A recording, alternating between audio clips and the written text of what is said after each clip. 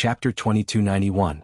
Looking at Xiaohua, Chen Yuan says with an apologetic smile, "It was my fault before. I didn't ask clearly before creating a rift with junior brother Xiao, Captain Shui. Just now, I apologized to Captain Shui and Vice Captain Zhen. Now, I'm going to apologize to junior brother Xiao again." No need.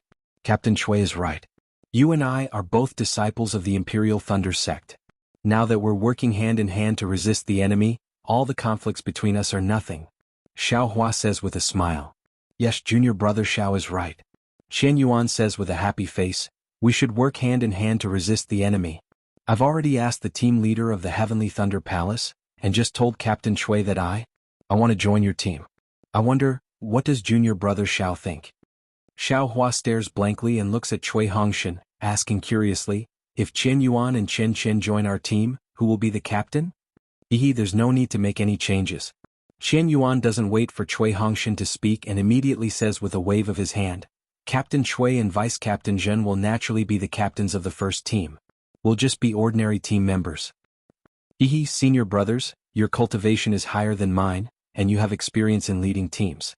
I originally wanted to give in, but since you insist, I can't do anything.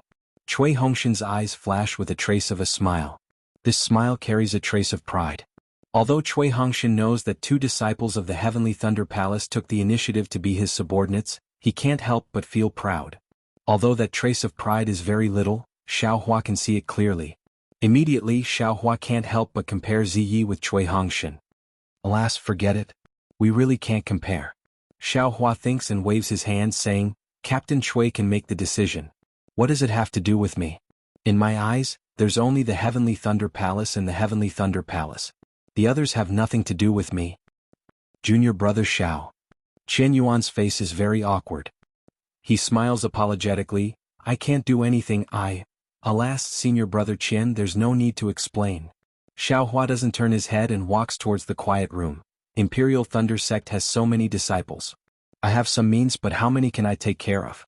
Senior brother Chen came to my first squad just to make things difficult for me. Xiaohua, the two senior brothers have their difficulties. Cui Hongshan hurriedly tried to explain. I've already said that fellow Daoist Cui is the captain of the first team. Don't ask me about these things. When Xiaohua saw that Cui Hongshan was using him to curry favor with the Heavenly Thunder Palace, he was immediately displeased. This Xiao is just doing his best and doing his job. After saying that, he left without saying another word. This guy has always been like this. Cui Hongshan's face was also filled with helplessness. My master was also infuriated by him in Myriad Thunder Valley. I know that all experts have weird tempers. The embarrassment on Chen Yuan's face didn't disappear. He smiled apologetically and said, what junior brother Xiao said is very reasonable. After all, is only a foundation establishment disciple of the Imperial Thunder sect. He can't influence the battle of swordsmanship. It's already good that he tried his best to protect a few disciples. Forget it, let's not talk about it. I'm sorry for my rudeness. Farewell. Chen Yuan knew that he couldn't continue. Although Cui Hongshan's tone had already agreed, he couldn't give a definite answer. Obviously, he wanted to know what Xiaohua was thinking. But Xiaohua had flatly refused. Even if Cui Hongshan really agreed to let him join the first team, Xiaohua didn't put him in his eyes. He was also estranged from the Heavenly Thunder Palace disciples. If he encountered a sword cultivator, he would still be the unlucky one. It was better to think of another way. This little brother respectfully sees you two senior brothers off. Cui Hongshan's face was still filled with a bitter smile as he accompanied the two of them out of the pavilion. Good boy, Martial Uncle Xiao is really amazing.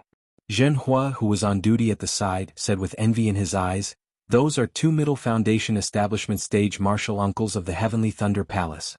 They can be considered to have some fame in the Imperial Thunder sect. They actually have to give face to the disciples of my Heavenly Thunder Palace. After Cui Hongshan saw the two of them off, he returned. There was no change in his expression. He didn't dare to answer Chen Yuan for a long time because he saw Xiaohua's attitude. If Xiaohua wasn't willing, he couldn't do anything. Moreover, his heart was even more at ease. Xiaohua still had Heavenly Thunder Palace and Myriad Thunder Valley in his heart. Not to mention Cui Hongshan returning to the quiet room to cultivate, Xiaohua was sitting upright in the quiet room.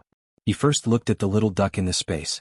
The blood stain on its neck had already coagulated and didn't worsen. It was sleeping soundly, similar to Goldie's original appearance. Good. Xiao Hua nodded inwardly. He took out the magic slip he had exchanged with the female cultivator. Full of expectation, he invaded it with his Buddhist consciousness. Then, after only a moment, he opened his eyes in extreme disappointment and said with a bitter smile, "Damn it, this young master thought it was something good." Unexpectedly, someone fought with this young master over it. It turned out to be nothing more than a record of the demon world, and a record of the space crack. That crack also belongs to the demon world. It has nothing to do with the Dawn Rain continent. This young master wasted a rejuvenation pill for nothing. A rejuvenation pill? Ah, that's a rejuvenation pill worth hundreds of thousands of top-grade spirit stones. Ah, this won't do. After the war, I must go to that female cultivator's sect to take a look. If I don't get a few more demon tools, I'll really suffer a loss. If it's a normal day, this young master will also take it as a pastime. There's no harm in looking at it. But now, how can I have the leisure to look at this? Not to mention that old ghost Jingsu, even that guy Li Qingxi was thinking about this young master. Xiao Hua still has to hurry up and cultivate. Right, the most important thing now is to help second senior brother refine the Dragon Silver Guild. He repeatedly warned me that this is a demon tool that concerns his life. I have to be careful. But this young master has been comprehending the blood drop paradise of the demon world for so long. It seems to be unable to cultivate in the Dawn Rain continent. Then, those so-called demon cultivators, what do they cultivate?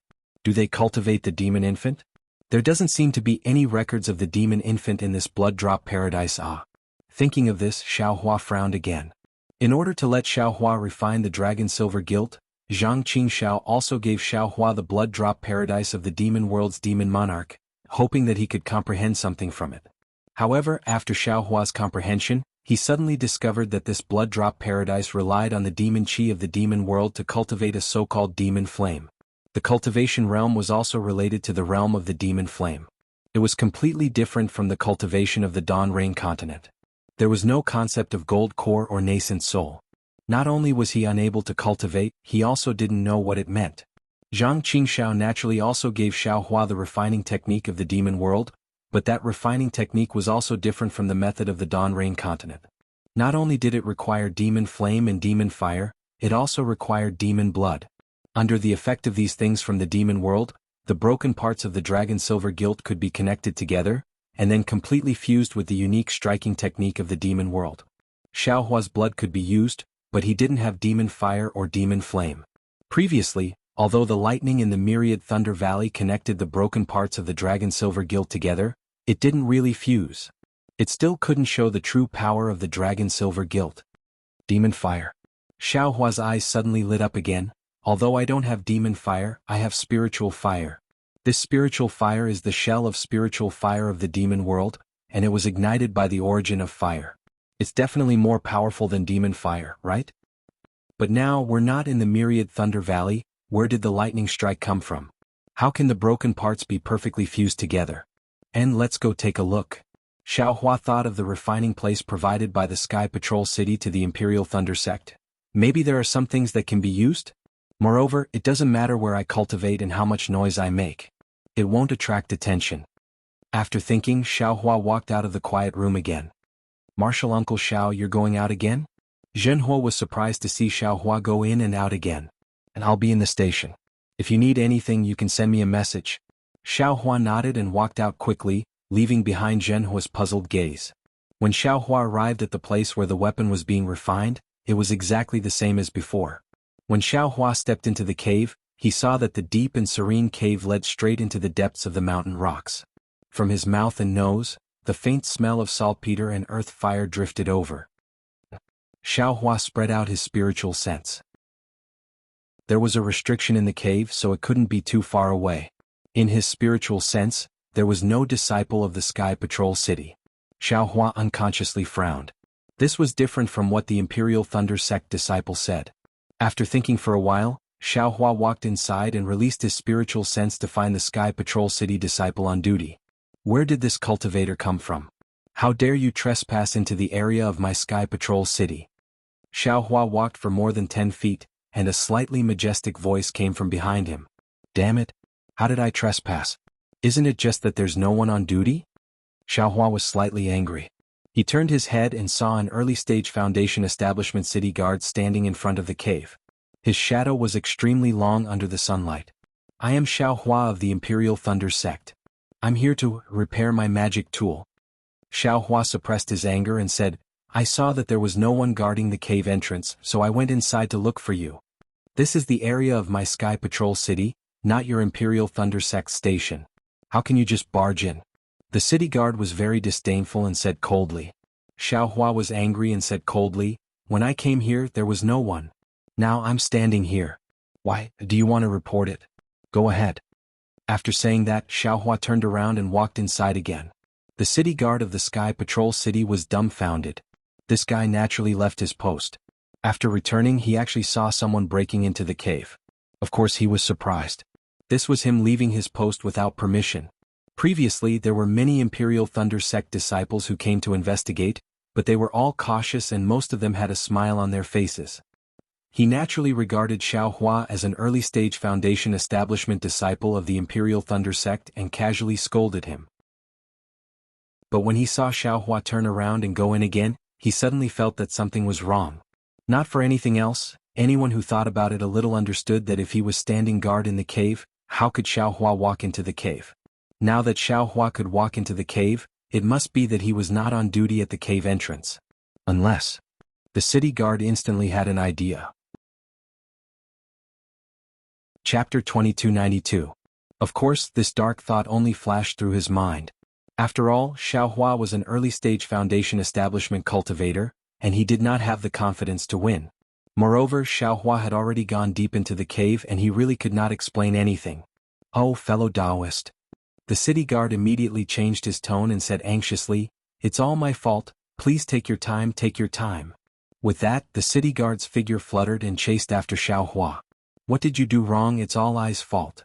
Xiaohua ignored him and continued walking. Senior brother, please don't leave. If you leave, I won't be able to keep my life. The city guard was almost crying.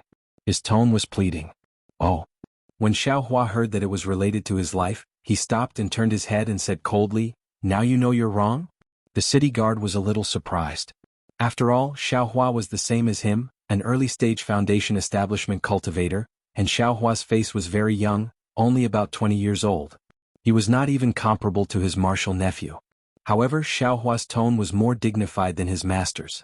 For a moment, the city guard almost treated Xiaohua as a senior in the Golden Core realm. Yes, it's indeed my fault. The city guard shook his head slightly and came back to his senses. He said more respectfully, I shouldn't have been so disrespectful to you. You're wrong. Xiaohua waved his hand and shook his head. It's not that you're disrespectful to I don't like it. It's your opinion of my Imperial Thunder Sect's disciples. The city guard was a little puzzled and he really could not understand. My Imperial Thunder Sect's disciples came to Sky Patrol City not to take advantage of your city, nor to tour the mountains and rivers. We're here to fight with sword cultivators. Your Sky Patrol City provides places for alchemy and weapon refinement, that's what you should do. Xiaohua said unceremoniously, these things shouldn't require any spirit stones. Not only did your Sky Patrol City ask for spirit stones, but you also have the face to treat my Imperial Thunder Sect's disciples. What do you mean this is the Sky Patrol City's territory and we can't trespass? Can we enter at will with spirit stones? Is trespassing without spirit stones trespassing? Fellow Taoist, fellow Taoist. The city guard hurriedly waved his hand and said, this matter is too serious. This lowly one is only a city guard, but because my cultivation is higher, I was sent here to guard the pill refining cave. This lowly one doesn't understand a single word you're saying. However, since I have offended you just now, the fee for entering the pill refinement cave can be reduced. But if he doesn't accept a single spirit stone, then I'll have to fork it out myself. Please be magnanimous. Well, that's more like it. Xiaohua was very satisfied in his heart. After asking about the amount, he took out the spirit stones and handed them over. He then asked, after I finish repairing the artifact, I still want to find a place to practice alchemy. Do I still need to pay spirit stones? Oh, there's no need. The city guard smiled apologetically and said, I'll let you know, fellow Taoist, the pill refinement location is the same as the weapon refinement location. Fellow Taoist, you only need to open a quiet room, and you will even have the materials to refine yellow talismans. Of course, the materials used by fellow Taoists also need to be kept in spirit stones. The price of the materials are all marked in the quiet room. Yes, Xiaohua nodded. I may stay in the quiet room for a bit longer. Are the spirit stones just now enough? How long does fellow Taoist need? The city guard obviously didn't expect Xiaohua to stay for a long time, and said, actually, the spirit qi in this quiet room isn't as abundant as the spirit qi outside. Moreover, the fire inside is vigorous, and the spirit qi of heaven and earth with fire attribute is somewhat complicated. It's not suitable for cultivation. At least 3 months, at most half a year. Xiaohua thought for a moment. This will depend on whether I have a mission or not. Right, the communication talisman can be sent here, right? Fellow Taoist, don't worry. Although there is a restriction here, it doesn't prohibit communication talismans. The city guard hurriedly said, just now, I only asked for a month's worth of spirit stones. If fellow Taoist wants to stay for a long time, you will have to spend more spirit stones. Alright. Xiaohua silently calculated, took out some spirit stones and handed them over, saying, if I comes out early, these spirit stones will still have to be returned to I. Of course. Fellow Taoist, please rest assured. The city guard received the spirit stones and handed Xiaohua a scarlet token with the number 13 on it. He smiled and said, in this alchemy cave, the fire in the first 50 quiet rooms is very hot. It's suitable for alchemy and refining. There are only 3 people assigned to the Imperial Thunder Sect. Fellow Taoist, you are the first Taoist from the Imperial Thunder Sect to come to the alchemy cave to repair artifacts. Oh, is that so? Xiaohua was slightly stunned. He thought that this was an alchemy cave specially left for the Imperial Thunder Sect disciples by the Imperial Thunder City. Only now did he know that it was actually a function of each sect. Then which sect has the most disciples? Xiaohua asked curiously. There are not many disciples in any sect. The city guard smiled and said, this is the first stage of the war. Those who come to the Imperial Thunder City are all cultivators below the Golden Core realm. How many of them know about refining artifacts and alchemy? Cultivators at your level of cultivation are as rare as phoenix feathers and Qilin horns. In other words, there are not many people in this alchemy cave now. To tell you the truth, there are many fellow Taoists who come to this alchemy cave. The city guard nodded. But most of them stay for a few days. At most, they leave after 20 days. There are only about 10 disciples in the alchemy cave now. When fellow Taoist comes out of the alchemy cave, you can use your magic power to activate this token. The token will fly to me. Before I rush to the quiet room, I will check how many materials you have consumed in the alchemy cave. The city guard explained again. Okay, got it. Thank you. Xiaohua took the token and did not ask any more questions. He followed the direction pointed by the city guard. Good boy. Although this cultivator is in the early stage of the Foundation establishment realm, his aura is restrained. He is different from the other cultivators I saw before.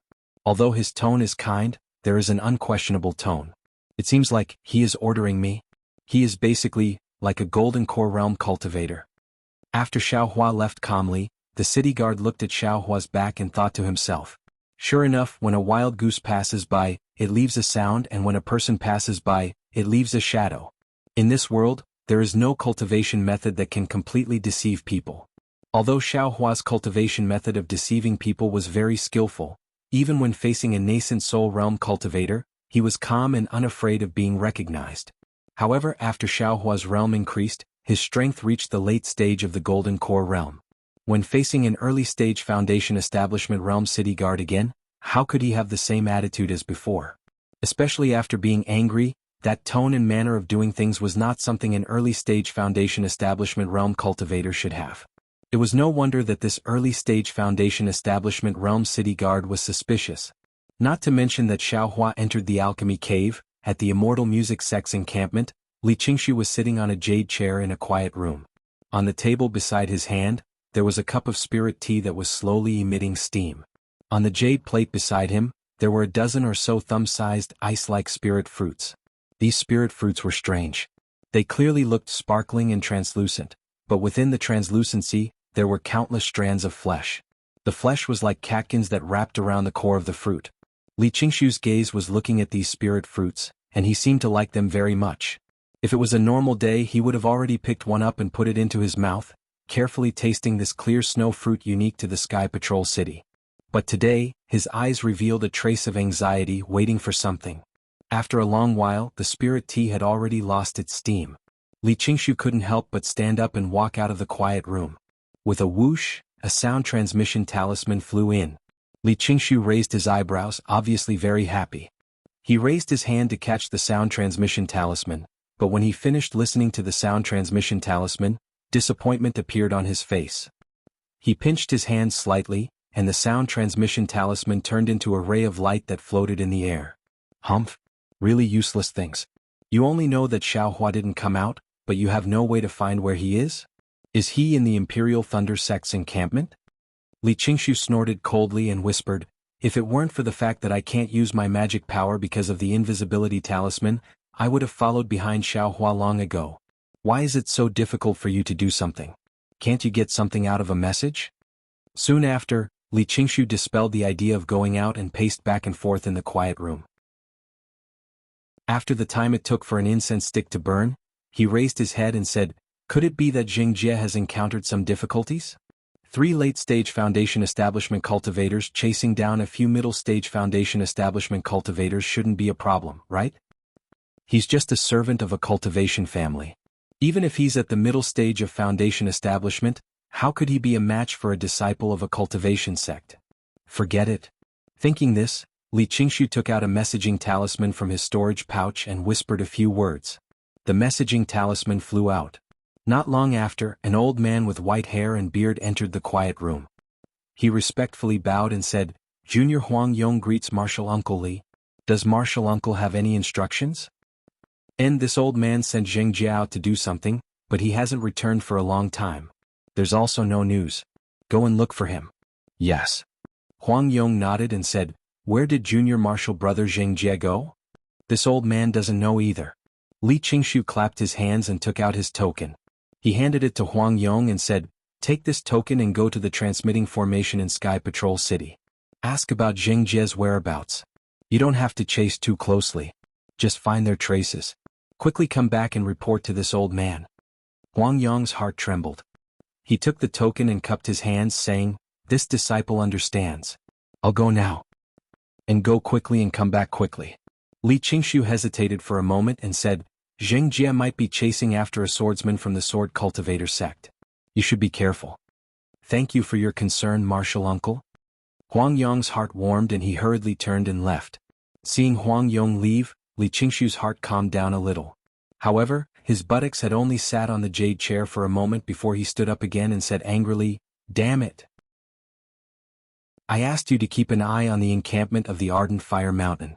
Why hasn't there been any news back yet? Did Huo Ping go out? Did she go to the auction? Did any strange disciples of the Imperial Thunder sect come to visit? Doesn't she know that I'm anxious? Chapter 2293. The soul of an 8th grade spirit beast was indeed too rare. Otherwise, it would be impossible for Li Qingshu to feel like he was sitting on pins and needles. He believed that the situation of the auction would soon reach Taoist Master Bluefeather's ears. He did his best, but, in the end he didn't get the beast cultivator's body. Even if he told Taoist Master Bluefeather about Xiaohua, the beast cultivator's body would have already arrived at Ardent Fire Mountain or died. What use would that be? Rather than that, he might as well directly tell Taoist Bluefeather that he didn't know that Xiaohua was the culprit and push the blame to another Jindan cultivator or even a nascent soul cultivator. This way he would be able to retain some face. Letting an early Foundation Establishment cultivator snatch something from his hands, even if it was during the auction, Li Qingshu couldn't afford to lose face. The Xiaohua is really cunning. He actually waited for that disciple in the tea house. This old man didn't dare to kill him on the street. When this old man chased after him, I didn't know where he went. This old man hurriedly mobilized disciples to guard the Imperial Thunder Sect's encampment. When I rushed to the Ardent Fire Mountain's encampment, this guy didn't go to the Ardent Fire Mountain. I don't know where he went in between. Could it be that he already sent the beast cultivator's body out? It's possible. When this old man saw Xiaohua, this guy didn't have a spirit storage bag on his waist.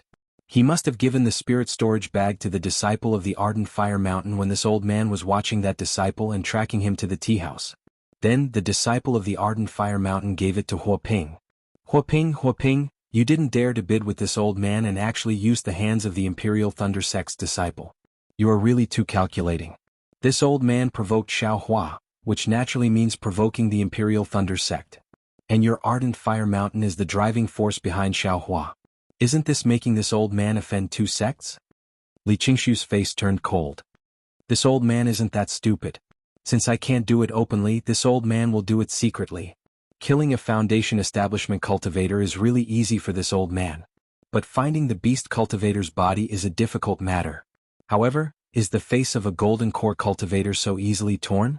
Since he dared to oppose this old man, he should be prepared to be killed. While Li Qingshu was lost in his thoughts, half a day passed quickly.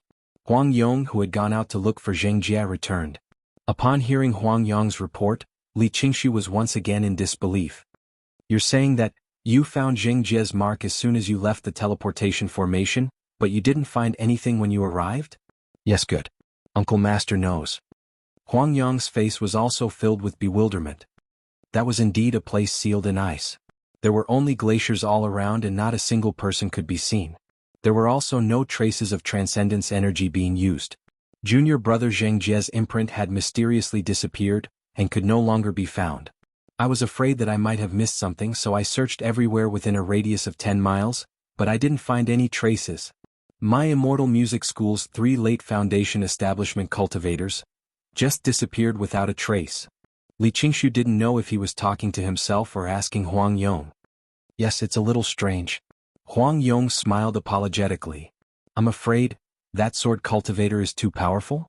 Even if it's an illusory sword cultivator, there should be traces of fighting. Of course, Li Qingshu knew that it couldn't have been done by a sword cultivator. He was just searching in his mind. In the end, which cultivation family was so bold and had such great ability to quietly kill 3 late-stage Foundation establishment cultivators from Immortal Music Sect? However, there were too many cultivation families in Sky Patrol City, so he really couldn't figure it out. It seems that this matter has to fall on Xiaohua. Li Qingshu secretly gritted his teeth. Well, you can go now. Li Qingshu waved his hand. Keep this matter a secret. Don't cause any panic in my school. I understand. I'll keep my mouth shut. Huang Yong panicked and bowed before leaving. I'll use the secret method of Sky Patrol City first to see if Zheng Jie and the others' natal spiritual tablets are broken. Li Qingshu thought as he left the quiet room and went to the meeting hall. 2 hours later, Li Qingshu appeared near the Imperial Thunder Sect's encampment. His face was extremely gloomy. Sure enough, Zheng Jie and the others' natal spiritual tablets are broken. To think that he had been killed without a sound. If I don't find out which cultivation family did it, how can I give up? Thinking about this, he sent out a message charm. Not long after, a cultivator wearing a camouflage cloth slowly flew over. When he saw Li Qingshu, he immediately removed the cloth. He was an Qi refining disciple. Disciple greets martial ancestor Li. Well, what's the situation? Li Qingshu waved his hand and asked softly. Martial ancestor Li, according to disciple's investigation, Xiaohua entered the Imperial Thunder Sect's encampment and never came out. That's all? Li Qingshu frowned slightly. Also, the disciple smiled apologetically. Martial ancestor Li, it's not that disciple didn't do his best. Now is the time of the war, so it's not normal. Disciple is a good friend of 1 or 2 disciples of the Imperial Thunder Sect. But they are the same as my Immortal Music Sect, and they are all divided into small teams. It is said that Xiaohua is in the Imperial Thunder Sect's first small team, and they live in a secluded pavilion. The pavilion is protected by restrictions, and those who have nothing to do with it cannot go near it. Oh? The first team of the Imperial Thunder Sect? Li Qingshu suddenly realized and secretly said, aren't they the disciples led by that Imperial Thunder Sect cultivator surnamed Chui? Did they just come back from Chicken Crow Mountain? That's right. Li Qingshu nodded. You're actually able to find out about the first team of the Imperial Thunder Sect. This old man will reward you later. Many thanks, martial ancestor. The disciple was very happy. Continue to wait here. As long as you see Xiaohua come out, immediately report to this old man. Li Qingshu whispered. Also, carefully investigate this first team of the Imperial Thunder Sect. If there are any other disciples. Yes, disciple understands. The disciple first cupped his hands, then said with difficulty, it's not too difficult to find out what disciples there are, but some Imperial Thunder Sect disciples leave the encampment wearing camouflage cloth. Moreover, the Imperial Thunder Sect disciples don't check their tokens. This little one can't determine which one is Xiaohua. No matter, you can only see. This old man won't blame you even if you can't. Li Qingshu said amiably, then immediately changed to Immortal Music School's encampment. This matter is really troublesome. This old man has to think carefully. While walking, Li Qingshu was still pondering. Xiaohua didn't know about this. Following the direction pointed by the city guard, he walked into the depths. Sure enough, after passing through a few bends, there were several forks in front of him. There were several spacious roads that led to several different directions. This road was extremely tall, and there were Minghua stones inlaid on it. At a glance, there were different gates arranged in different sections, looking very spectacular. Unfortunately, at this time it was silent. When Xiaohua's footsteps landed, it actually made an ear-piercing sound of footsteps that reverberated in the cave. Chapter 2294. Xiaohua looked around and chose the path in the middle. The doors on both sides of the path were even more magnificent, and the numbers on them were also within 100. As Xiaohua went deeper into the path, the numbers gradually became smaller. It's here. He saw a big 13 written on the door on his left. Xiaohua stopped and sized up the door from top to bottom.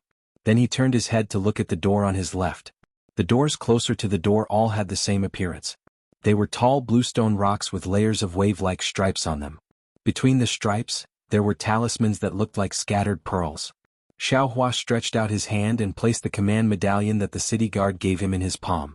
As soon as he opened his palm, the number on the door immediately changed. The number twisted strangely and turned into a talisman that Xiaohua was familiar with. Then, the talisman emitted waves of light that rippled from the center of the door to the outside. At the same time, the wave-like stripes also swelled, and the talismans in between the stripes emitted transformations. Whoosh! A strong suction force came from the door, and the token in Xiaohua's hand was sucked into it. Like a stone falling on the surface of a lake, a fist-sized rune splashed out from the restriction above the door. When this rune fell in a very strange manner, a milky white brilliance flashed from where the rune fell and split into two halves. It quickly separated into two sides of the door. It was like a stone hitting half the sky. The door suddenly became transparent. It was a huge door. How interesting! Xiaohua chuckled and scanned with his divine sense. He knew that the restriction had been opened and stepped into the door. Behind the door, the token floated in the air. Behind the door was a huge quiet room that was divided into three parts. On the left was some commonly used materials to refine yellow talismans. In the middle was the earth fire used to refine pills. On the right was the earth fire used to refine weapons. There were a lot of commonly used materials piled up there. A very rich and hot spiritual chi of heaven and earth rushed towards him.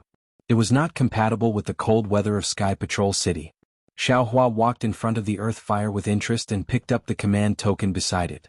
He tapped it with his hand and the command token flashed. A scarlet light rushed into the earth fire, and the earth fire gushed out. Looking at the yellow-red earth fire, Xiaohua inwardly nodded. The quality of this earth fire was indeed not bad. It was exactly what was used for refining pills and refining tools. Then Xiaohua extinguished the earth fire and walked to the refining side. He casually looked at the materials used for refining weapons, and a mocking expression appeared on his face. Damn it, Sky Patrol City is really black-hearted. Even if these materials were used in EG, they wouldn't be so expensive. It was no wonder that most of the disciples would rather go to EG and let the cultivators from other shops refine than refine here. Other than being convenient, there's really nothing good about it. Xiaohua released his divine sense and scanned the entire room. Knowing that there was nothing wrong, he took out a praying mat and sat down. With a slap of his hand, the silver-armored dragon flew out of the space. When he was in the Myriad Thunder Valley, Xiaohua used the Demon Realm's blood refining method to connect the silver-armored dragon together. However, it was obvious that there was nothing special about connecting these four demonic tools together. It was no different from being separated. Xiaohua himself was also clear that the connection was only a connection. The entire silver-armored dragon was not completely fused together. If he wanted to display the power of the silver-armored dragon to the extent that Zhang Qingxiao said it could save his life, he would have to put in a lot of hard work. Xiaohua opened his mouth and spat out the scarlet spiritual fire from his Buddha heart. It floated in the air as if it was still. Go! Xiaohua hesitated for a moment and formed a fire seal. The spiritual fire turned into a wisp of fire thinner than a hair and wrapped around the broken part of the silver-armored dragon. However, Xiaohua was surprised by what happened next. The spiritual fire seemed to be invisible and couldn't land on the silver-armored dragon at all, so there was no way to connect it. Spiritual fire can't be used to refine weapons? This was Xiaohua's first reaction. After he formed a few fire seals and couldn't do anything, Xiaohua kept the spiritual fire. It turned into a bean and stood quietly in the air. Staring at the spiritual fire that seemed to be able to melt everything but didn't seem to have any heat at all, Xiaohua was very puzzled. After a long while, Xiaohua suddenly raised his eyebrows and said with a smile, "Spiritual fire is the origin of fire. Naturally, it can contain all kinds of fire. How can it be used to refine weapons? I'm using a sledgehammer to crack a nut."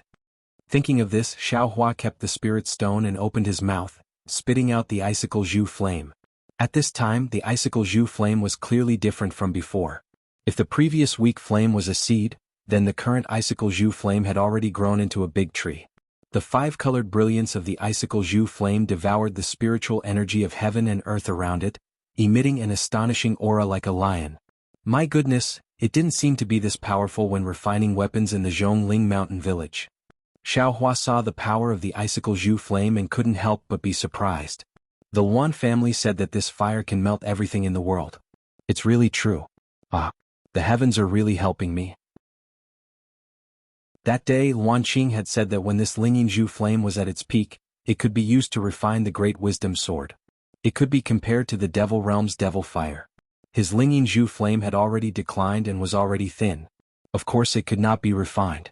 But now, this young master's icicle Zhu flame is gradually growing stronger under the nourishment of the ancient god technique. I'm afraid it can be used to refine the ancient dragon silver gilt. However, this young master has never seen any heart refinement technique until now. The 5 elements refinement technique of the world refinement technique is already the best refinement technique in the world. Thinking of this, Xiaohua silently recited the refining technique of the demon realm and urged the icicle Zhu flame to burn the ancient dragon silver gilt. After a cup of tea's time, Xiaohua's divine sense had already sensed that there was indeed some movement at the broken part of the ancient dragon silver gilt.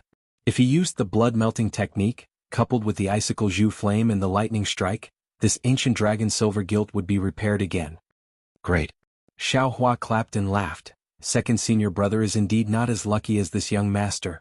If you had given me this demon jade slip when I was in Guihisi, I would have been able to repair the ancient dragon silver gilt when I was in seclusion. Why do you have to go through so much trouble now? Forget it, let's take a look at the demon jade slip in the blood drop heavenly cave. After the battle is over, I will return to the myriad thunder valley to refine this ancient dragon silver gilt. Xiaohua stored the icicle vermilion flame back into his Buddhist heart and began to nurture it like the spirit fire. He clapped his hands again and took out the many white bones and toad-like soul tools he had obtained from the Yi. Xiaohua knew that these white bones and soul items came from millions of Meng mountains. Ordinary Taoist techniques would not be able to find out the details of them, and ordinary cultivators would not know the use of these white bones. Otherwise they would not have left so many white bones on Yi and no one would bother with them. When Xiaohua closed his eyes, his nascent divinity in the mysterious dark clouds immediately sensed something. That nascent divinity was currently inside the layers of dark clouds, as if Xiaohua was sitting cross-legged inside the dark clouds. It was different from Xiaohua's imagination. That place was like a world of its own. The surroundings were dark and gloomy. Xiaohua's nascent divinity could only sense a small area around him.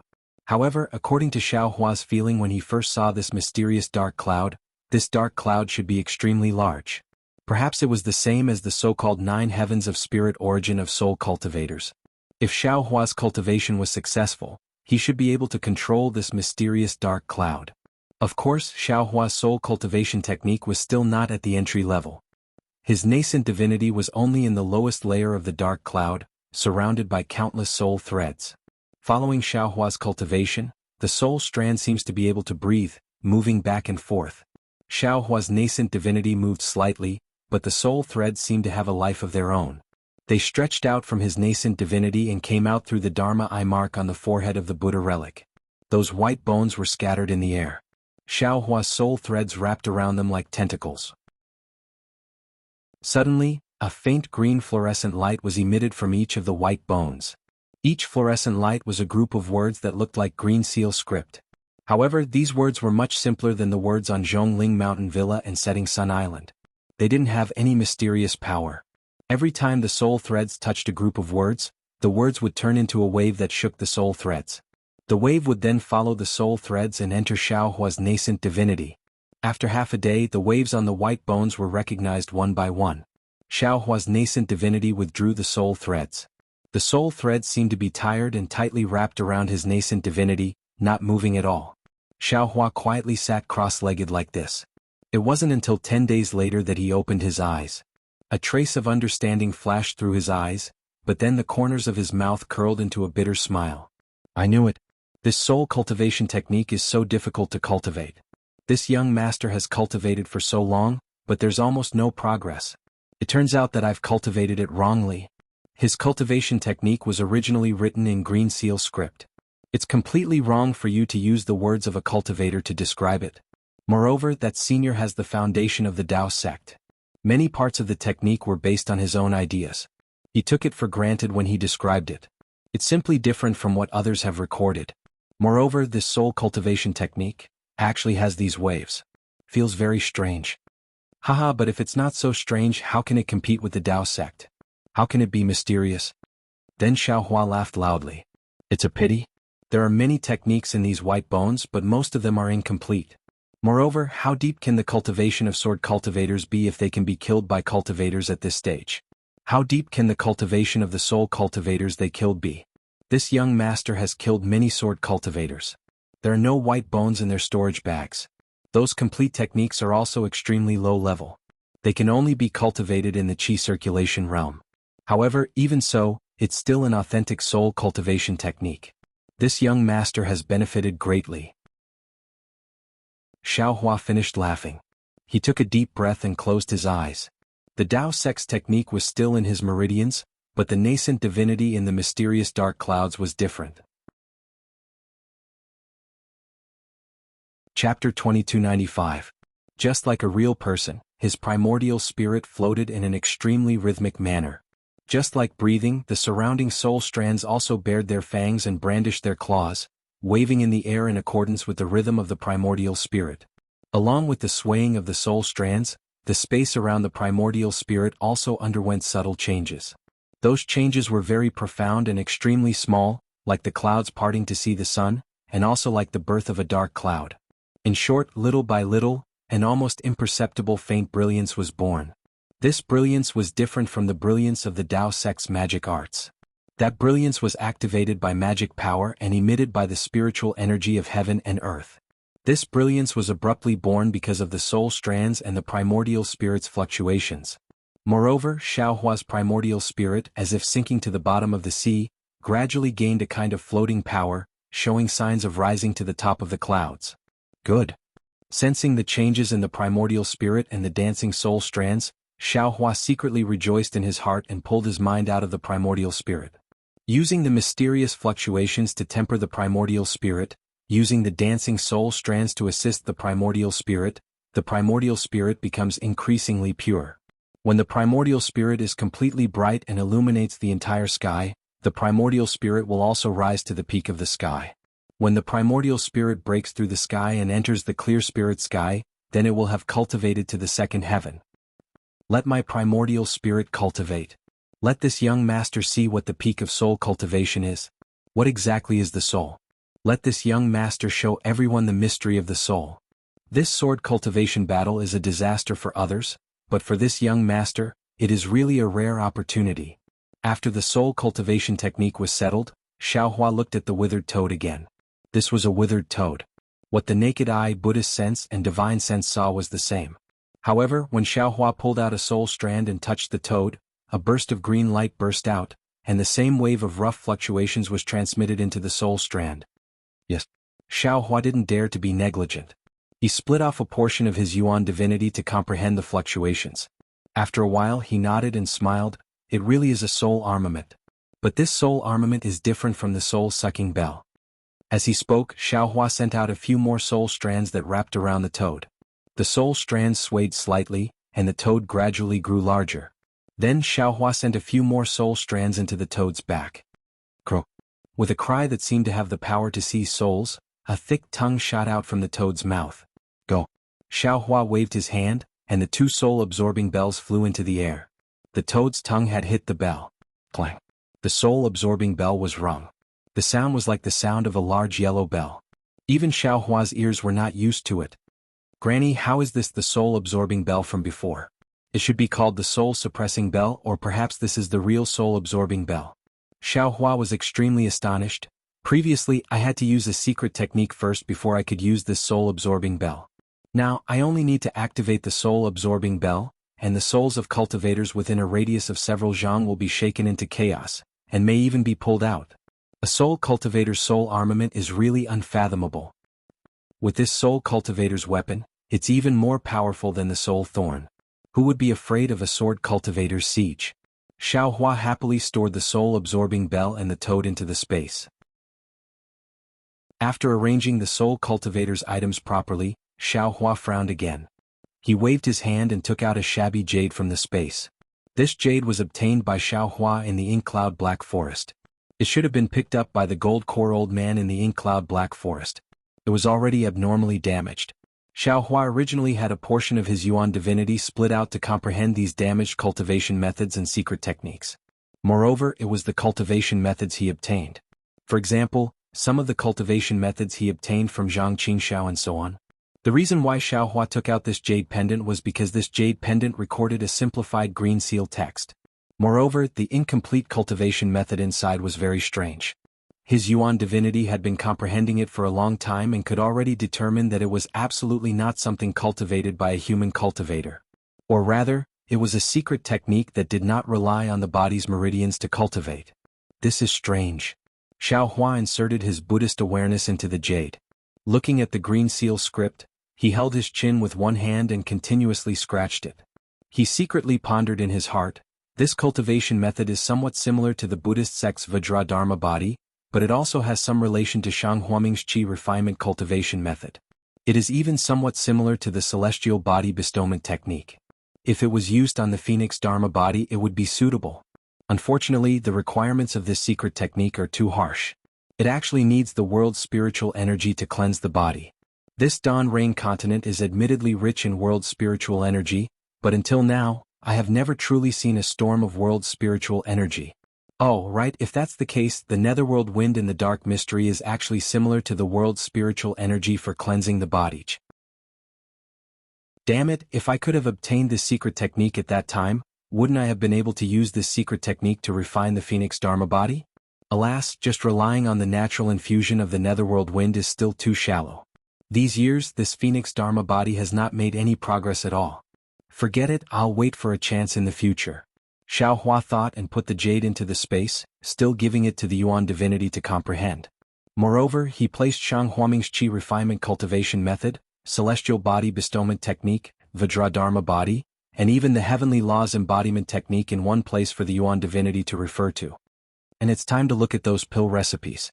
Xiaohua clapped his hands and held those jade slips that he had exchanged for at a great price in his hands. Xiaohua first looked at the pill recipe for the Azure Spirit pill. It was exactly as he had said to that cultivator.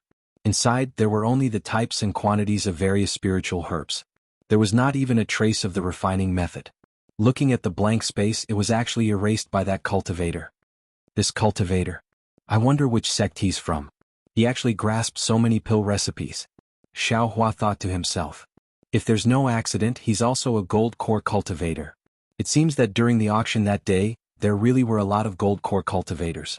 Alas, I'm really lucky. If these gold core cultivators all wanted to bid for Dai Er's body, it really wouldn't be easy for this young master to obtain it.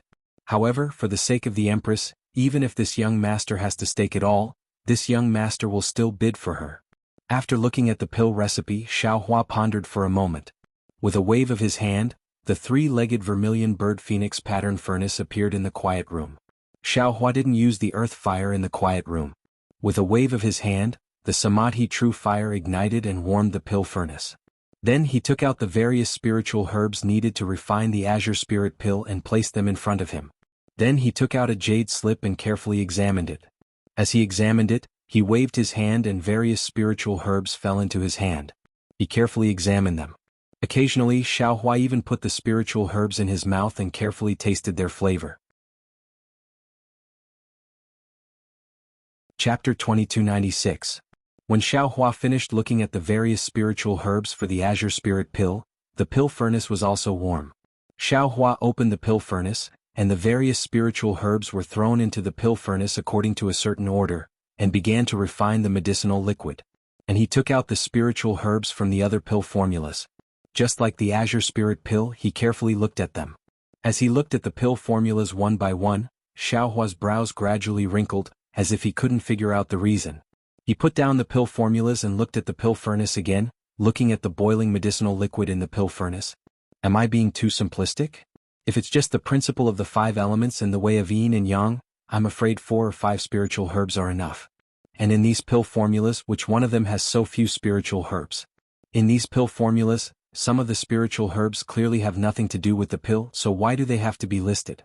This young master doesn't have the specific refining method, so I'm afraid I can't know the use of these spiritual herbs. What should I do? Xiao Hua secretly scratched his head and waited for a long time. Seeing that the pill liquid was almost refined and needed to be melted, Xiao Hua's brows suddenly relaxed, and he hit his forehead with his hand and said with a smile, "This young master is thinking too much. These pill formulas have been passed down for thousands of years, and in these years they have been tempered thousands of times, and after many changes, they have become what they are today. Presumably, in the beginning, there were only a few simple spiritual herbs. Only a pill formula that can be used to refine pills is a true pill formula. No matter how good yours truly's thoughts are, there are bound to be flaws in it. These useless spirit herbs must have been added in later during the refining process, right? Just like refining, adding some materials can enhance the performance of the magic tool, but if you don't add it, it doesn't matter." After thinking it through, Xiao Hua was spirited again, and he continued to look at the many pill formulas. He didn't lack spiritual herbs, but he needed time to refine pills. When the idea in his heart matured, he only needed to take the spiritual herbs and refine it. But at this time Xiao Hua thought of another thing. That was the legend of the 100 Herbs Sect's Medicine Farmer Peak that Zhang Qingxiao mentioned in Yellow Flower Ridge. Needless to say, since he wanted to trace the pill formulas used for refining pills, he naturally had to think of the legendary medicine farmer. Therefore Xiao Hua clapped his hands and took out the Medicine King tripod from the space. In fact, Xiao Hua had not intended to take the Medicine King tripod earlier. After all, the 100 Herbs Gate now belonged to Xiao Xinruei. Everything should be left to her or to Jianghu. He thought that Xiao Xinrui's cultivation had not yet recovered, and there were many matters regarding the 100 Herbs Gate that had yet to be resolved. Under Xiao Xinrui's persuasion, Xiao Hua also took it. His space was the most stable place in the Dawn Rain continent, so he could return it to Xiao Xinrui in the future. It's just an ordinary magic tool. Xiao Hua's strength had long reached the Jindan stage, so he knew the details of the Medicine King tripod just by scanning it with his divine sense.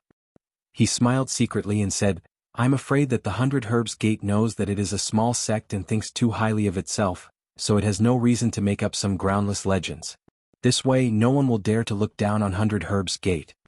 As he spoke, Xiao Hua was about to take back the Medicine King tripod. However, at that moment Xiao Hua suddenly stopped as if he had a telepathic connection. That's not right. If it's a compiled legend, it should have included the 100 Herbs Gate as well. But why is there only Yaonong Peak in the legend? Second senior brother's memory is no small matter. Something that can make the head of the heavenly demon sect say is not that simple. Moreover, after the ancient times, at that time the Taoist sect had just risen. Even an ordinary magic tool was extremely powerful. This Medicine King tripod looks ordinary. Could there be something else strange about it? Thinking of this, Xiao Hua waved his hand and placed the Medicine King tripod on the ground. He slowly hit it with different spells in his hand. After a while, there was no change in the Medicine King cauldron. Then Xiao Hua released the Buddha Sarira, the 2 Buddhist supernatural powers and the Buddhist consciousness, but the Medicine King cauldron still did not respond. In the end, Xiao Hua released the soul strands again, just like when he had refined the wizard puppet. As soon as the soul thread came out, there was a slight reaction in the Medicine King cauldron. It seemed that some green light was emitted from the Medicine King cauldron, but the light was blocked by the thick shell of the Medicine King cauldron. Oh, this is a soul tool? Or a wizard tool? Xiao Hua suddenly realized, but it was taken by the cultivators of the Taoist sect. With this wizard tool as the core, they sacrificially refined it into a magic tool. Damn it, isn't this buying the casket and returning the pearl? Immediately after, Xiao Hua opened his eyes and struck out a magic seal in his hand. The earth fire that he took out to refine tools was generated with a ting sound. Laozi was still thinking that this earth fire wouldn't move at all. It's hard to explain. Now it's good. I want to see who is so blind. Xiao Hua threw the Medicine King tripod on the earth fire, and the 5 elements refining technique was used after a little thought.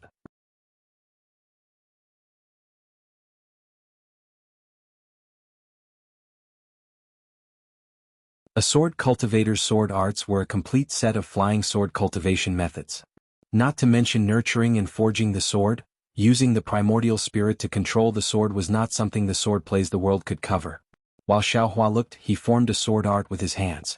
Buddha fire flew out of the execution dream, transforming into 2 colors of green and red, flying around in the quiet room. It was like a small swallow, sometimes fast, sometimes slow, sometimes high, sometimes low. Wong. With a huge vibration, the execution dream suddenly expanded to the size of an ordinary flying sword. It stood upright in midair. That faintly discernible sword intent waved out along with the green and red brilliance, unexpectedly also had a trace of sword-forming power. Using the primordial spirit to control the sword means using the primordial spirit as one's own body. While cultivating the flying sword, it is also tempering the primordial spirit. The more condensed the primordial spirit is, the more powerful the flying sword will be. That day in front of Rooster Crow Mountain, when the sword came from afar, thousands of swords bowed their heads. It was not because the flying sword was powerful, but because the sword intent was superb, and because the primordial spirit was arrogant.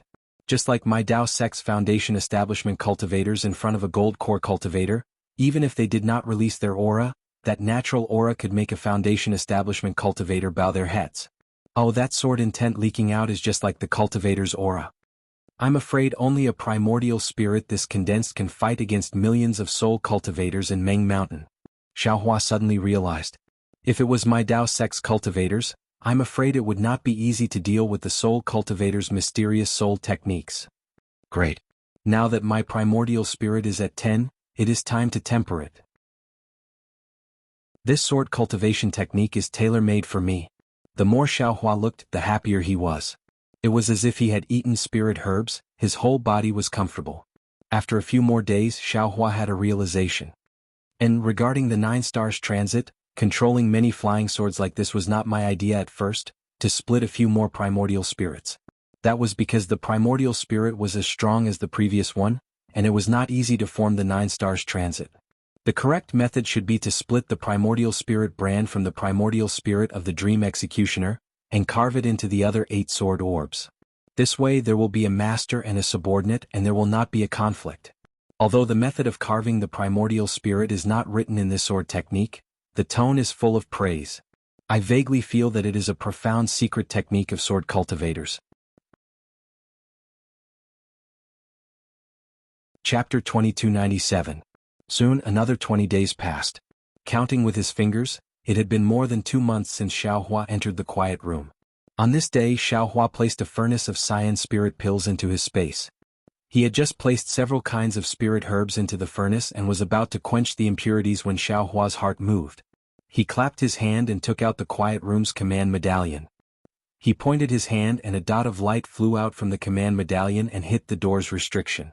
A fist-sized hole immediately appeared on the door and a summoning talisman flew in. Alas, what will come will come. Xiao Hua crushed the messaging talisman, and Cui Hongshan's voice came from it, telling him to go back. What a pity for this young master's pills. Xiao Hua looked at the 3-legged vermilion bird phoenix pattern furnace with heartache. I just threw in the spiritual herbs.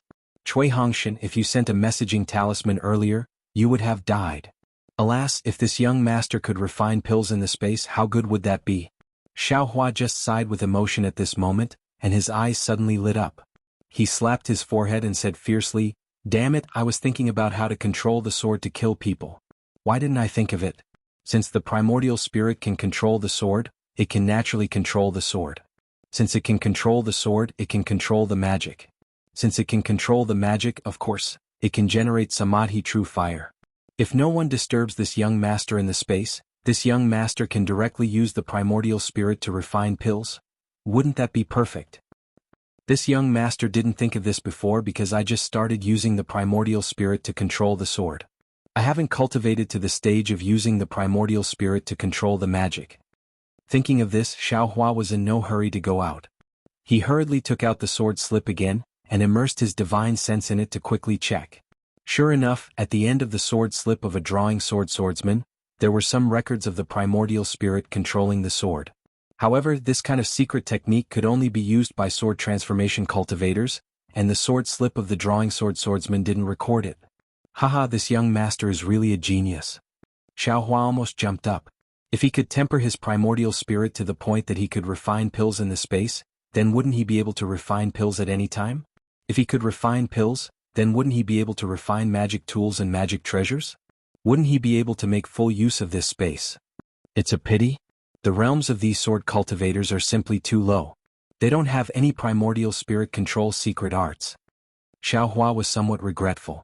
This young master will first take a look at the jade slips left behind by Li Xiubai and Taoist Master Brightsword. If there aren't any, then I can only kill more sword cultivators. Good heavens, a sword transformation swordsman. This young master still has to raise his cultivation. Otherwise, how can I kill a sword transformation swordsman? Thinking of this, Xiaohua put away the pill furnace and looked left and right to make sure he didn't miss anything. He was about to leave the quiet room. But after taking a few steps, Xiaohua stopped and turned his head to look at the refining area. He waved his hand and some of the commonly used refining materials were stored in the space. Then he looked at the refining area and took some of the materials as well. Only then did he walk out of the quiet room. Following the city guard's instructions, he slightly activated the token. The token whistled and turned into a ray of light that shot toward the entrance of the pill refining cave. Xiaohua stood at the side of the courtyard, waiting for the arrival of the city guards. At this time, a milky white brilliance flashed a bit further inside. Similarly, another cultivator came out from the pill refining cave's quiet room. Xiaohua heard the voice and looked over. It's actually him. Xiaohua was fine if he didn't look. Once he looked, his eyes unconsciously shrank. The person who came out from the pill refining cave's quiet room was none other than Li Qingshu of Immortal Music Sect. During this period of time, Li Qingshu was very unhappy. The disciples that he sent out to keep an eye on Imperial Thunder Sect and Ardent Fire Mountain were all empty-handed. He found several opportunities to probe Huoping but was always evaded by Huoping without leaving a trace. He almost wanted to directly force Huoping. Fortunately, Taoist Master Lan Yu, who was far away in Immortal Music Sect, didn't send any condemnation. He didn't know if Taoist Master Lan Yu didn't know about this matter or if Taoist Master Lan Yu wasn't in Immortal Music Sect. Li Qingshu naturally didn't dare to inquire further. Thus, Li Qingshu was really bored in Immortal Music Sect's encampment. The battle with the sword cultivators in front of him suddenly calmed down. He ran into the pill refining cave and repaired his magic treasure. Actually, rather than saying it was repairing, it was better to say that he needed to calm his mind and clear his head. But coincidentally, just as he had some plans in his heart, he met his enemy when he came out of the quiet room. Naturally, Li Qingshu's eyes flashed with a trace of astonishment at first, then it was followed by enlightenment, followed by killing intent. How could Xiaohua not know? He was also stunned. Then he hesitated. Of course, he wasn't afraid of Li Qingshu, but obviously if Li Qingshu made a move, he would definitely kill him. However, this was a golden core cultivator, especially a golden core cultivator sent by Immortal Music Sect to the conference hall.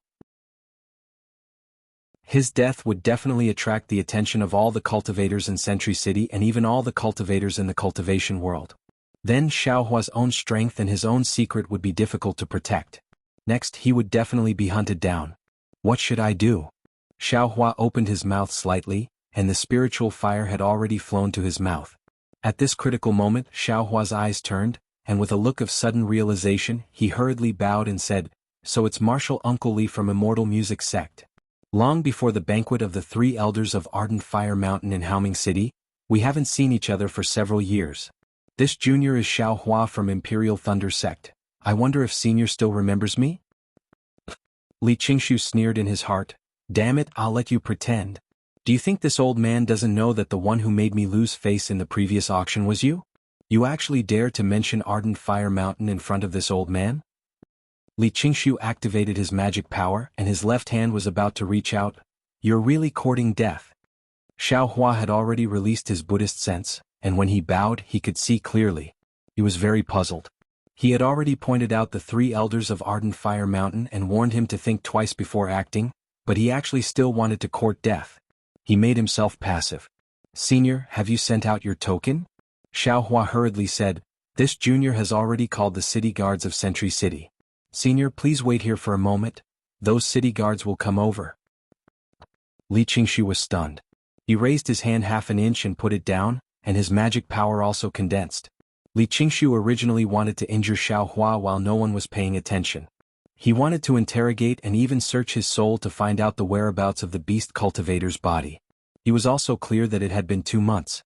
The beast cultivator's body had already fallen, or his soul had already been extracted. It was just that he really hated Xiaohua to the bone. After interrogation, he naturally wanted to kill him with his own hands.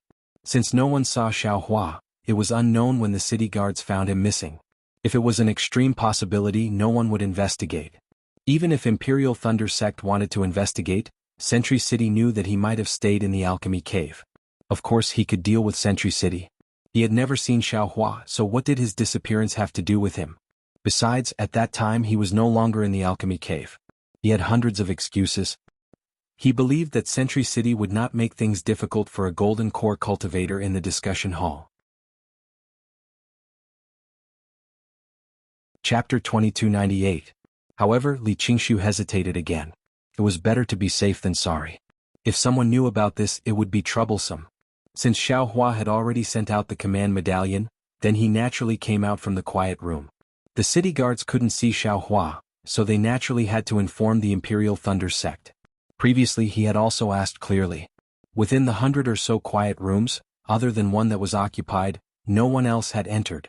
He couldn't defend himself because he was at the scene. Of course, maybe the Sky Patrol City wouldn't pursue Li Qingshu, and the Imperial Thunder Sect wouldn't care too much, but what about the Blazing Fire Mountain? When he thought of the ugly faces of the 3 elders of the Blazing Fire Mountain, Li Qingshu's heart was timid. Even though he hated Xiaohua so much, he could only withdraw the spell and put on a smile on his face. Oh, it's Nephew Xiao. I haven't seen you for many years. If not for your face, it doesn't change much, I wouldn't have recognized you. Damn it, what are you talking about? Xiaohua didn't know whether to laugh or cry. However, when he thought about how he had forced a Jindan stage cultivator to suddenly change from wanting to kill him to treating him like an amiable senior, Xiaohua could only forgive Li Qingshu due to such a huge difference in attitude. I'm panicking. Xiaohua whispered. I've been cultivating for so long, but I'm still in the early stage of foundation establishment. I really don't know how to face old friends. It's okay. As the saying goes, as long as you work hard and grind an iron pestle into a needle, as long as you concentrate on cultivating, you'll be able to walk on the Great Tao without any hindrance. Li Qingshu's attitude slowly changed. He was extremely kind and was almost the same as when he was in Haoming City.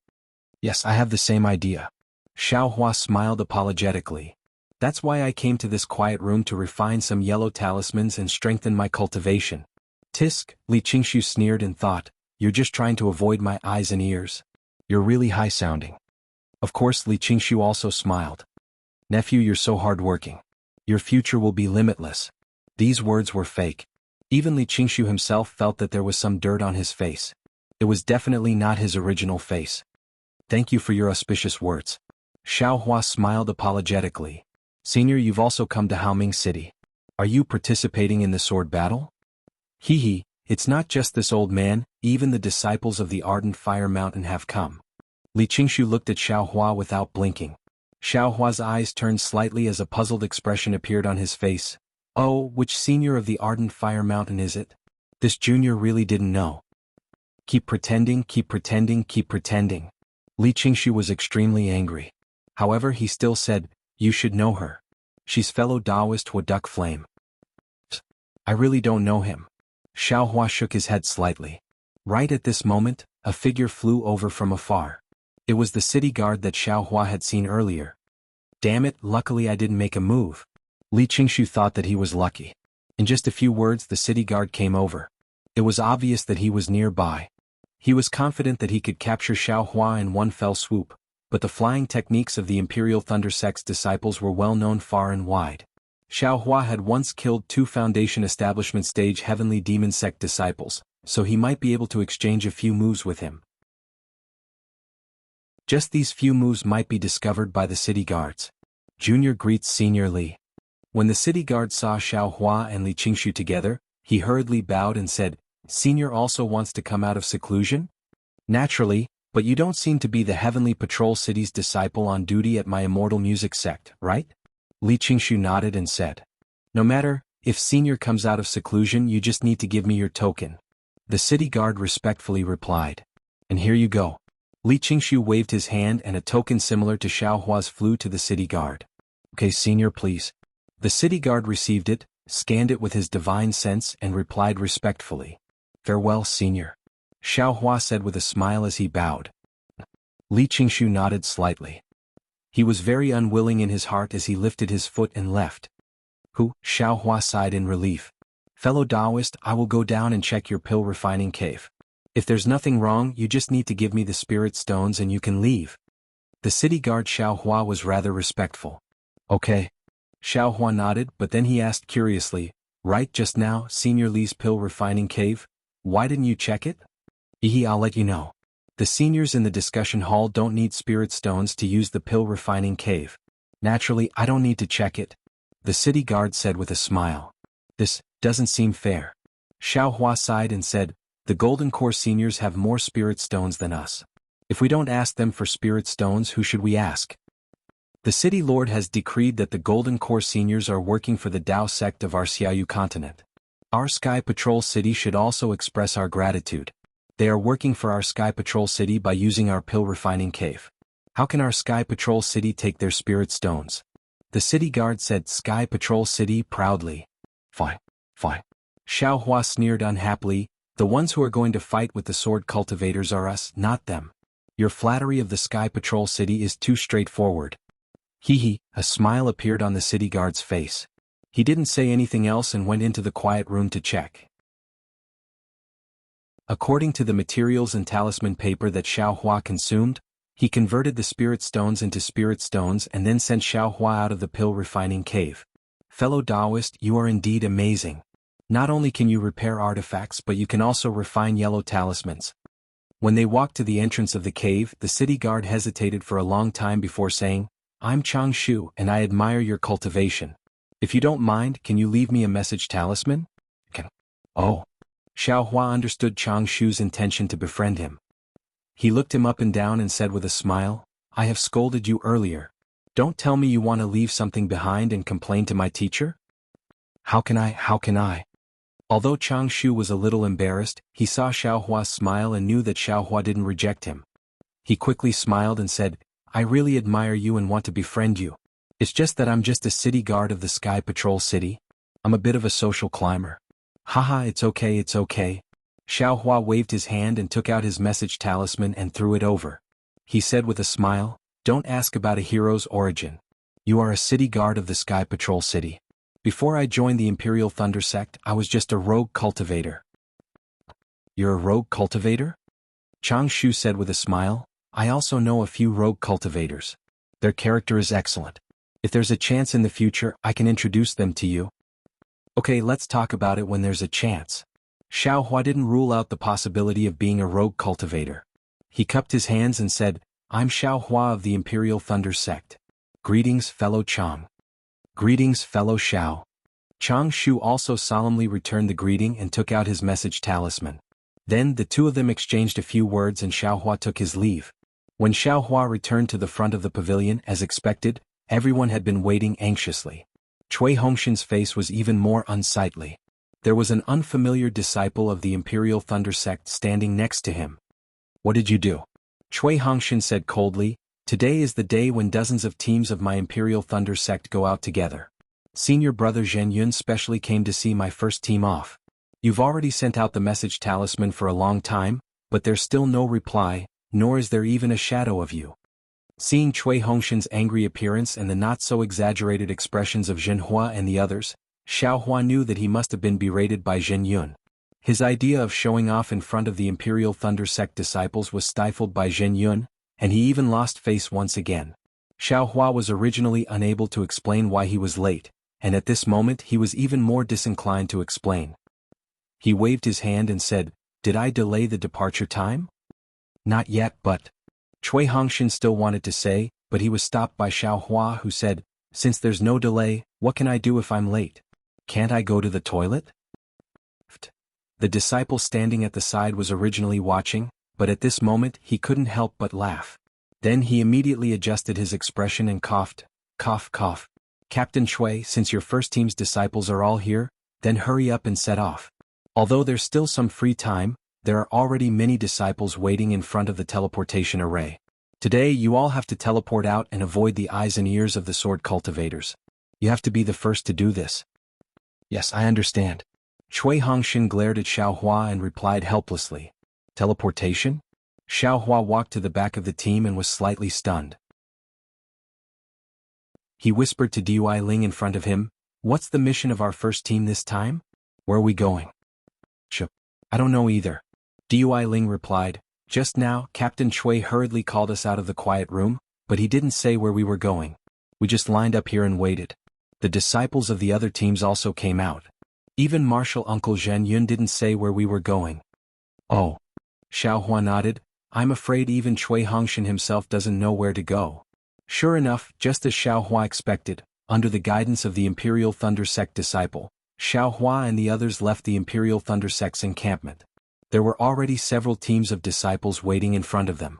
Several teams were gathered together and led by another disciple on duty to the teleportation array in Sky Patrol City. During this time Xiaohua asked Zhen Minghui again, but he was also confused. He only said that the disciple on duty held Jin Yun's token and called him and Cui Hongxin out. He didn't tell them where to go at all. Snow was still falling in Sky Patrol City, but it was much lighter than on the day of the auction. It was unknown whether it was because the snow was lighter or because today was the day of the Dao Sect's operation, but there were many more cultivators walking and flying on the streets of Sky Patrol City. Although Xiaohua and the others didn't fly slowly, it still took them half an hour to arrive at a teleportation array in the north of Sky Patrol City. In front of them was a mountain that was even larger than the location of the alchemy cave. The huge rocks were frozen into icicles that were a few feet long and emitted a silver light. The snowflakes that fell on them didn't block the brilliance and were quickly frozen in the brilliance. Xiaohua and the others obviously came a little late. In the huge square in front of the mountain, there were already many cultivators waiting. Chapter 2299. These cultivators wore different Taoist robes and stood in different areas. Some were whispering, some were transmitting their voices. Their expressions were also different. However, Xiaohua could clearly see that no matter what expression they had, the bottom layer of their eyes was a little excited and a little determined. Just wait here. The disciple on duty pointed to a corner of the square. There was already a group of Imperial Thunder Sect disciples waiting there. Yes. The team leaders all nodded and brought their respective disciples to the front. They stood casually and waited quietly. Soon, dozens of teams from various sects gathered. In the time it took to eat half a meal, the entire square was filled. Disciples on duty, come here. A loud and dignified voice rang out. Everyone looked up and saw dozens of golden core cultivators flying out of the teleportation array in midair. They were standing there, and the one in front was a hale and hearty old man. The voice had come from the old man's mouth. Li Qingxiu, who came out of the pill refining cave earlier, also stood there as if nothing had happened. In an instant, the entire square was silent. No one dared to say a word. Dozens of Foundation establishment cultivators flew into the air from various parts of the square. They bowed in front of that cultivator and said, "Greetings, Martial Uncle Yuan." This cultivator was the Kunlun Sect's golden core cultivator on duty today, Yuan Zhongyu. And, in order to prevent sword cultivators from finding out the purpose of this operation, you all will follow the usual practice. Collect the team leader tokens from each sect and throw them into this container. The mission of each team will also be sealed in the team leader tokens. The restriction will only be removed after you leave the transportation array. Even I don't know where your teams are going and what mission you have. As he spoke, Yuan Zhongyu slapped his hand. A large square cauldron flew out from his storage bag. When that square cauldron landed in the air, it immediately expanded. It was only half a zhang in size. Red and green light gushed out of the square cauldron. Yes, this junior understands. The dozens of Foundation establishment cultivators cupped their hands and flew back. With a wave of his hand, Cui Hongxin and the other team leaders hurriedly took out their team leader tokens and flew into their hands. The Utopia faction, Yuan Zhongyu took out another Jade Archive, immersed his divine thought in it and read aloud. Disciple is here. A Foundation establishment cultivator hurried forward. Yuan Zhongyu glanced at the disciple and nodded. Put the token in. Yes. The disciple of the Utopia faction waved his hand, and dozens of tokens fell into the square cauldron. After a while, the tokens flew out again, and when they fell into the disciple's hand, they became dim again. Go. Yuan Zhongyu waved his hand and said, return the tokens to each team. According to the arrangement of Sky Patrol City, all of you will leave through different teleportation formations. Yes, disciple understands. The disciple bowed, turned around and descended into the air. The disciples of the Utopia faction, who were standing in a corner of the square, were led by the city guard of the Sky Patrol City to the mountain in front of them. Then Yuan Zhongyu did not rush to call the second faction. He waited for the disciples of the Utopia faction to enter the mountain. After a while, he called for the disciples of the Imperial Thunder faction. After a meal, the disciples of the Imperial Thunder faction were called. When Cui Hongshan received the return team leader token and fell to the ground, several city guards of the Sky Patrol City, who were not far away, raised their hands and asked the disciples of the Imperial Thunder faction to follow them into the mountain. Xiao Hua and the others entered from the leftmost side of the mountain. It was a huge cave guarded by dozens of city guards of the Sky Patrol City. There was a strong fluctuation of magic power in front of the cave, which indicated that there was a very powerful restrictive spell in the cave. Just as Xiao Hua entered the cave, he did not forget to slightly release his Buddha's sense. It was very strange. Li Qingshu did not look in this direction, as if he did not know that Xiao Hua was in the first team of the Imperial Thunder faction. Oh, what is this guy planning to do? Xiao Hua was a little confused. Forget it, let's deal with all changes by sticking to the status quo. If he doesn't come, it's fine. If he comes, we must kill him. The inside of the cave was very spacious, which was several times larger than the elixir production cave. The high ceiling of the cave was several feet high, and the width of the cave was also several feet. When they walked in, there were some noisy echoes. At the end of the cave there was another huge space. A layer of green, red, and yellow light shield firmly protected the space. The city guard stopped in front of the light shield and turned to the disciples of the Imperial Thunder faction and said, "Fellow cultivators, please enter with your team leader token in your hand. All disciples of the Imperial Thunder faction should also take out their own tokens. The defense array of this teleportation device will allow you to enter with the token in your hand. All cultivators without a token will be attacked. In addition, please note that the token can only be used once. Those who enter will not be able to enter again after exiting. The order of entry must also be careful. Wait for one team to enter before the other teams can enter. Otherwise, the cultivators in the first team will not be able to enter again." There were probably 10 teams following the Sky Patrol City's city guard, which made up about 100 people. After hearing the Sky Patrol City's disciples' reminder, one of the team leaders nodded and said, "In that case, let's follow the names of the teams. Whoever is in front will enter first." "Great." Another team leader nodded. "I am the 10th team. Is there anyone with a smaller number than mine? I am the first team. I will enter first." Cui Hongshan raised the token in his hand, feeling a little proud. Compared to the team's number, who could be ahead of them? The first team? The team leader of the 10th team was obviously a little stunned. However, when he saw the number 1 on the token in Cui Hongshan's hand, he nodded and cupped his hands. "Junior brother Cui, please. I hope that after this battle we can still see the number of the first team." The Heavenly Thunder Palace's disciples' words sounded very awkward. It could even be interpreted as a provocation or a curse toward the first team. However, Cui Hongshan did not think so. After the battle at Chicken Crow Mountain, he knew that the cultivators who participated in the battle, regardless of whether they were Qi Refinement or Foundation Establishment, were insignificant. Their life and death were only separated by a fine line. Hence, he cupped his hands and said, "Thank you, Senior Brother Qian. I also want to drink and chat with you in the Sky Patrol City after this battle." "Great. It's a deal." A smile appeared on Senior Brother Qian's face as he reached out and clapped hands with Cui Hongshan. "Let's go." After that, Cui Hongshan waved his hand and stepped into the light shield without another glance. Just as the city guard said, as soon as Cui Hongshan's figure touched the light shield, a burst of brilliance surged and rushed toward Cui Hongshan like dense dark clouds. At the same time, the token in Cui Hongshan's hand emitted a faint green and red light. Like a needle, it pierced toward the brilliance of the surging clouds with incomparable sharpness. Chapter 2300. Rumble. There was a sound in everyone's ears. A crack was torn in the light barrier and Cui Hongshan's figure passed through it. Next was Zhen Minghui. When he passed through, the crack had already healed. However, this healing was like two turbulent waves sandwiching Zhen Minghui. Zhen Minghui's face was a little pale. After all, there was a strong spiritual power in this brilliance that had a tendency to tear his body apart. However, just as the light engulfed Zhen Minghui, his token also emitted a faint green and red light. These two lights wrapped around his entire body and blocked the surging light. Taking advantage of this moment, Zhen Minghui passed through. Good boy. The means of the Sky Patrol City are really powerful. Even if it's a gold core cultivator or an early nascent soul cultivator, if they come here, I'm afraid they will suffer a great loss. Xiaohua was the last to pass through the brilliance. He could not help but feel a little speechless. However, thinking about it, it was normal. This was the teleportation array of the Sky Patrol City.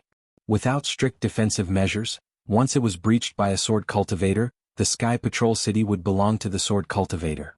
After entering the light barrier, there were several large teleportation arrays in front of them. They were similar to the ones Xiaohua had seen before, but the scale was much larger. Could teleport more than 10 people at a time. These teleportation arrays emitted a black and white brilliance from time to time, and groups of Path Sect disciples were teleported out. Could it be that there is no fixed destination? Seeing that his team was randomly assigned to a teleportation array, Xiaohua suddenly realized, everyone is teleported to any place without any purpose, and then the team leaders go to the destination according to the instructions in the token. This way, even if a sword cultivator wants to find the purpose of this operation, it is impossible. Could it be that this operation is extremely important? It's your turn. A Sky Patrol City disciple in the late stage of Foundation establishment pointed to the teleportation array that had just been vacated and said to Cui Hongshan and the others. Yes. Cui Hongshan did not say anything and stepped into the teleportation array. After waiting for everyone to enter, Dui Ling could not help but ask, Senior, where does this teleportation array teleport to? Little girl, you will know when you get there. The cultivator smiled faintly and raised the small flag in his hand. A black and white brilliance flashed around Xiaohua and the others and they disappeared. Next team. The cultivator's expression didn't change as he called out again. Inside the teleportation array, Xiaohua only felt his vision turn gray.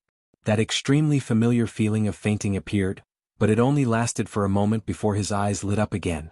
Xiaohua didn't dare to be careless, and his divine sense immediately swept out. A shocked voice sounded in Xiaohua's ears. At this moment, Xiaohua's divine sense also scanned that person. It was actually a cultivator in the middle stage of the Golden Core realm. Greetings, Senior. Xiaohua was slightly startled. He hurriedly withdrew his divine sense, raised his eyebrows and bowed towards the source of the voice. Are not bad. That voice had already regained its calmness and said faintly. Xiaohua smiled bitterly. He could now clearly see that this was a space with a radius of 3 meters. The space was surrounded by craggy stone walls, and there were some icicles and light green moss on the walls. An extremely cold chill instantly wrapped around him. Needless to say, this must be an extremely cold place in the northern part of the country of Shi. Moreover, since it was the other end of the teleportation array of the Sky Patrol City, it must be heavily guarded and even kept secret. If there were no Golden Core Realm cultivators guarding it, how could the Sky Patrol City be at ease? He was overthinking. Looking at Cui Hongshan and the others, the few Foundation Establishment Realm cultivators were still fine. Their figures were slightly staggering, and they looked like they couldn't stand the distance of the teleportation array. Looking again, the few Qi Refinement Realm cultivators were already paralyzed in the teleportation array. That's right, the Sky Patrol City doesn't seem to have given us special yellow talismans for teleportation. Xiaohua suddenly thought. This disciple used to be a body cultivator. Xiaohua understood the Golden Core Realm cultivator's meaning. That's right, in a distant teleportation array without a yellow talisman to coordinate with the teleportation array, how could one resist the changes in space? Xiaohua being able to stand steadily in the teleportation array naturally surprised the cultivator. The Golden Core Realm cultivator didn't ask any more questions. He waved his hand and said to the dozens of Qi Refinement Realm cultivators beside him, quickly go and help them out. There will be another group of cultivators coming soon. Yes. The Qi Refinement Realm cultivators quickly came in and helped one person out of the teleportation array. Senior, where is this place? Xiaohua saw that Cui Hongshan and the others were still dispirited and didn't pretend anymore. He cupped his hands and asked, where is this place? Hee hee, you'll know when you get out. The Golden Core Realm cultivator laughed.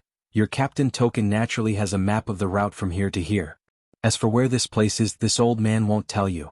After teleporting you here, this old man will have to move this temporary teleportation point. Telling you the location is meaningless. Yes, this disciple understands. Xiaohua suddenly understood. He looked at the teleportation array again and smiled apologetically. This junior is very curious. This teleportation array, can it be moved? Hehe, you're really curious. The Golden Core Realm Cultivator laughed. Teleportation arrays are divided into two types, fixed and temporary. Fixed ones don't need to be set. As long as it's set up, it can't be moved. This is a temporary teleportation array specially set up for this operation. It's very simple and can only be used for a short period of time. It's also because of this that my Sky Patrol City didn't have time to make so many yellow teleportation talismans, causing you to suffer. At this point, the Golden Core Realm Cultivator said meaningfully, "Little guy, this old man has been in charge of the teleportation array for a long time. You're the first cultivator who can walk out of the teleportation array normally without using a teleportation talisman. I'll leave this group of disciples to you.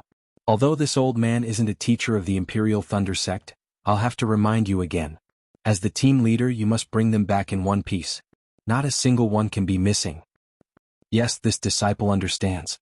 Xiaohua didn't make it clear and replied respectfully, "Don't give up, don't abandon, don't abandon." Good. The Golden Core Realm Cultivator's eyes flashed with surprise and nodded. The Imperial Thunder Sect is indeed a famous sect in the country of Shi. A Foundation establishment disciple can speak such profound principles. This old man is truly impressed. Hehe, senior, this teleportation array. How did it move? And how was it set up? Xiaohua suddenly revealed his true colors. Hehe, if you were a disciple of my Sky Patrol City, this old man would consider. Unfortunately, you're a disciple of the Imperial Thunder Sect. Do you think this old man will tell you? A smile appeared on the Golden Core Realm Cultivator's face. We're all disciples of the Dao Sect. Senior, why do you have to be so formal? Xiaohua was also thick-skinned. Ah. The Golden Core Realm Cultivator flicked his sleeve and said, "If you want to know, then use your Imperial Thunder Sect's Thunder Escape technique in exchange." Tiske. Senior, you're making things difficult for this junior. Xiaohua smiled. How would this junior know about the Thunder Escape technique? Yes, aren't you making things difficult for this old man as well? The Golden Core Realm Cultivator smiled and flicked his sleeve. A yellow talisman appeared in midair and said, "Your disciples have rested. Take this escape talisman and activate your magic power to leave this place." Yes, thank you, senior. Xiaohua took the yellow talisman with a smile. Behind him, Cui Hongshan and the others had rested and were standing there listening to Xiaohua's banter. Xiaohua left an escape talisman for himself and gave the others to Zhen Minghui. When everyone stuck the yellow talismans on their bodies and activated their magic power, their figures involuntarily flew up into the air and flew toward the top of the cave that was covered in frost. After waiting for half a cup of tea's time, the figures of Xiaohua and the others appeared above a barren glacier.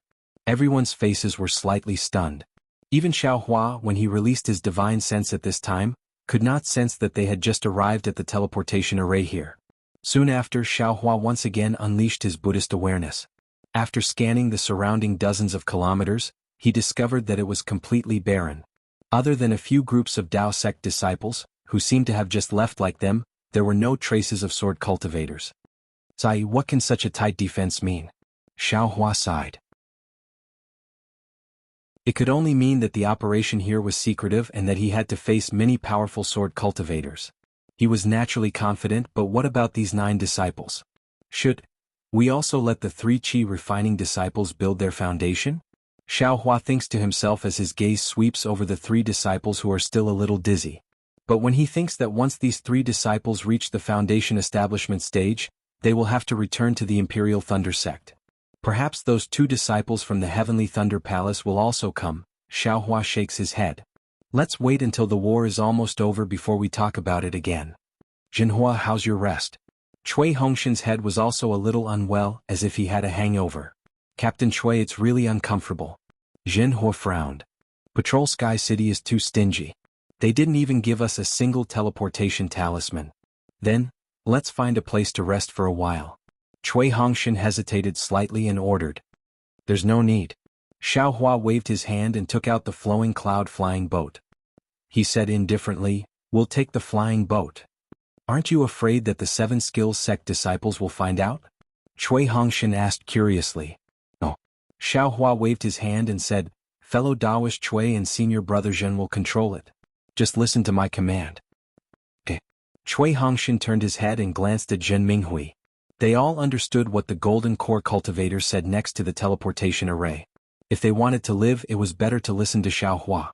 After boarding the flying boat, Zhen Minghui casually flew slowly to the north. Cui Hongshan took out the captain's token and looked at it with his divine thought. His face showed a look of realization. He glanced at Xiao Hua, who was sitting cross-legged and ignoring him, and handed the token to Zhen Minghui. I see. After Zhen Minghui looked at it, he nodded and activated his dermic power. The flying boat circled slightly and accelerated towards the northwest. Chapter 2301. Hongshan, what exactly is the mission? Dui Qiming chuckled. Her vision was much higher than Cui Hongshan's. After discussing with Ming Mao, she had long determined that Xiao Hua's cultivation was at the peak of the late stage of foundation establishment, which was comparable to the early stage of Golden Core. With such a powerful disciple with them, they naturally did not need to panic. The most important thing was that this guy did not care about the position of team leader and was working hard for Cui Hongshan. As Cui Hongshan's future dual cultivation partner, how could she not be happy? Hearing Dui Qiming's question, Cui Hongshan glanced at the gloomy sky and said, Quanjin Mountain. Quanjin Mountain? Where is that? Not only had Dui Qiming not heard of it, even Su Qing was slightly stunned and asked softly. Sigh, of course we have not heard of it. Cui Hongshan sighed.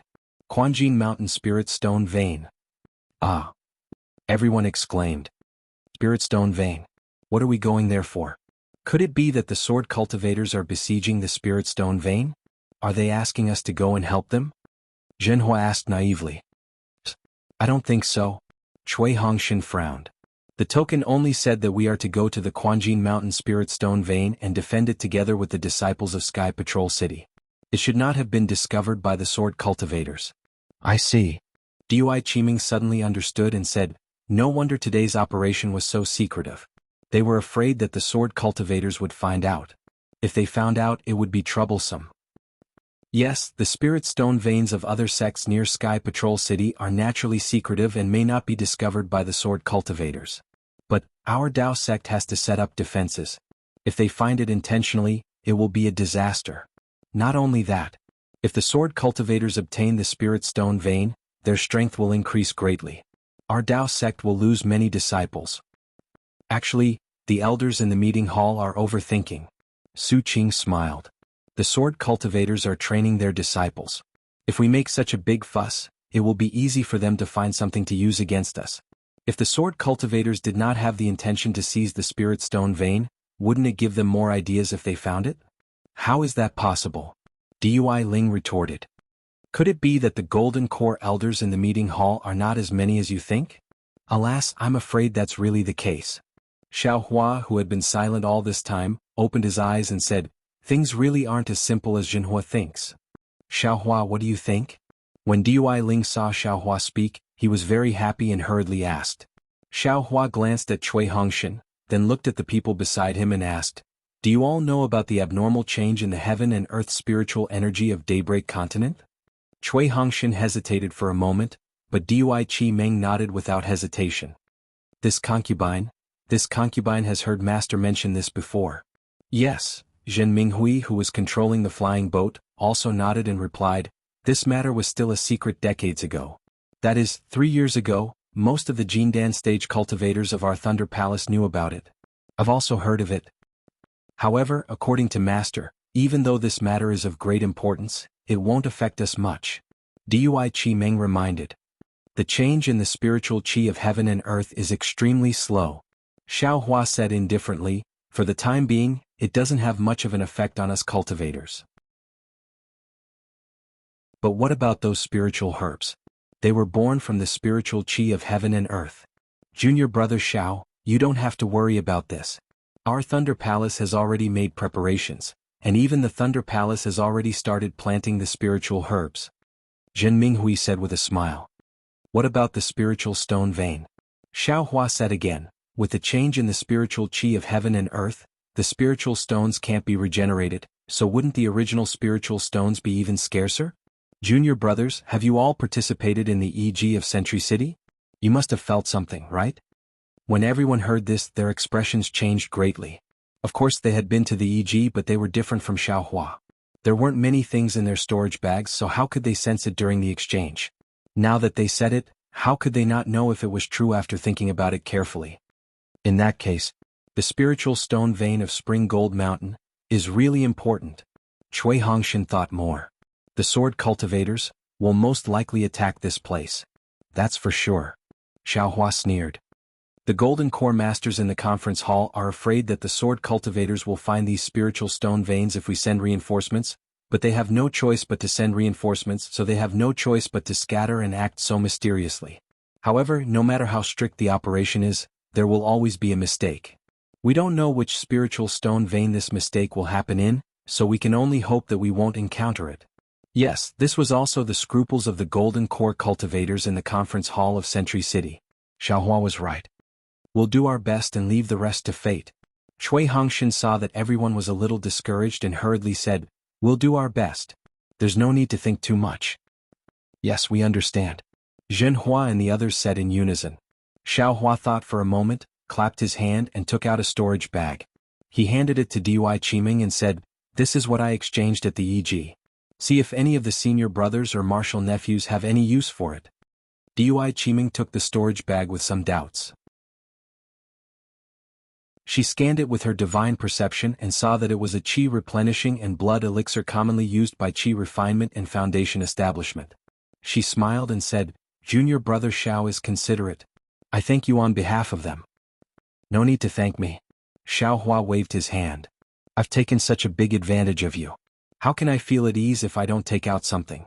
After saying that, Xiaohua didn't speak anymore and closed his eyes to adjust his breathing. Under Dui Qiming's arrangement, the others divided the elixir in the storage bag and hid far away from where Xiaohua was resting. They looked at Xiaohua with reverence and some envy. Xiaohua was really too mysterious. The shocking cultivation of Chicken Crow Mountain and the generous amount of elixir he gave out was far from the poor disciple of Myriad Thunder Valley in their hearts. Even Dui Qiming was a little stunned. The elixir in the storage bag was definitely not something that Cui Hongshan could take out. "Senior brother Minghui, you rest for a moment and let me steer the boat." Cui Hongshan's heart also felt uncomfortable for no reason. He turned his head and sat next to Zhen Minghui as he instructed in a low voice. Zhen Minghui smiled and said, "I just steered the boat and was flying happily. You just wait at the side for a moment." Cui Hongshan didn't answer and placed his hand on the boat. He activated his true origin and fused his magic power into the flying boat. There was a moment of silence on the flying boat. Only the whistling of the cold wind could be heard, and the snowflakes began to drift down from the dark clouds that were as gloomy as winter's day. Suddenly Xiaohua said in a low voice, "Senior brother Jin, let's lower the flying boat by 10 feet and fly towards the left."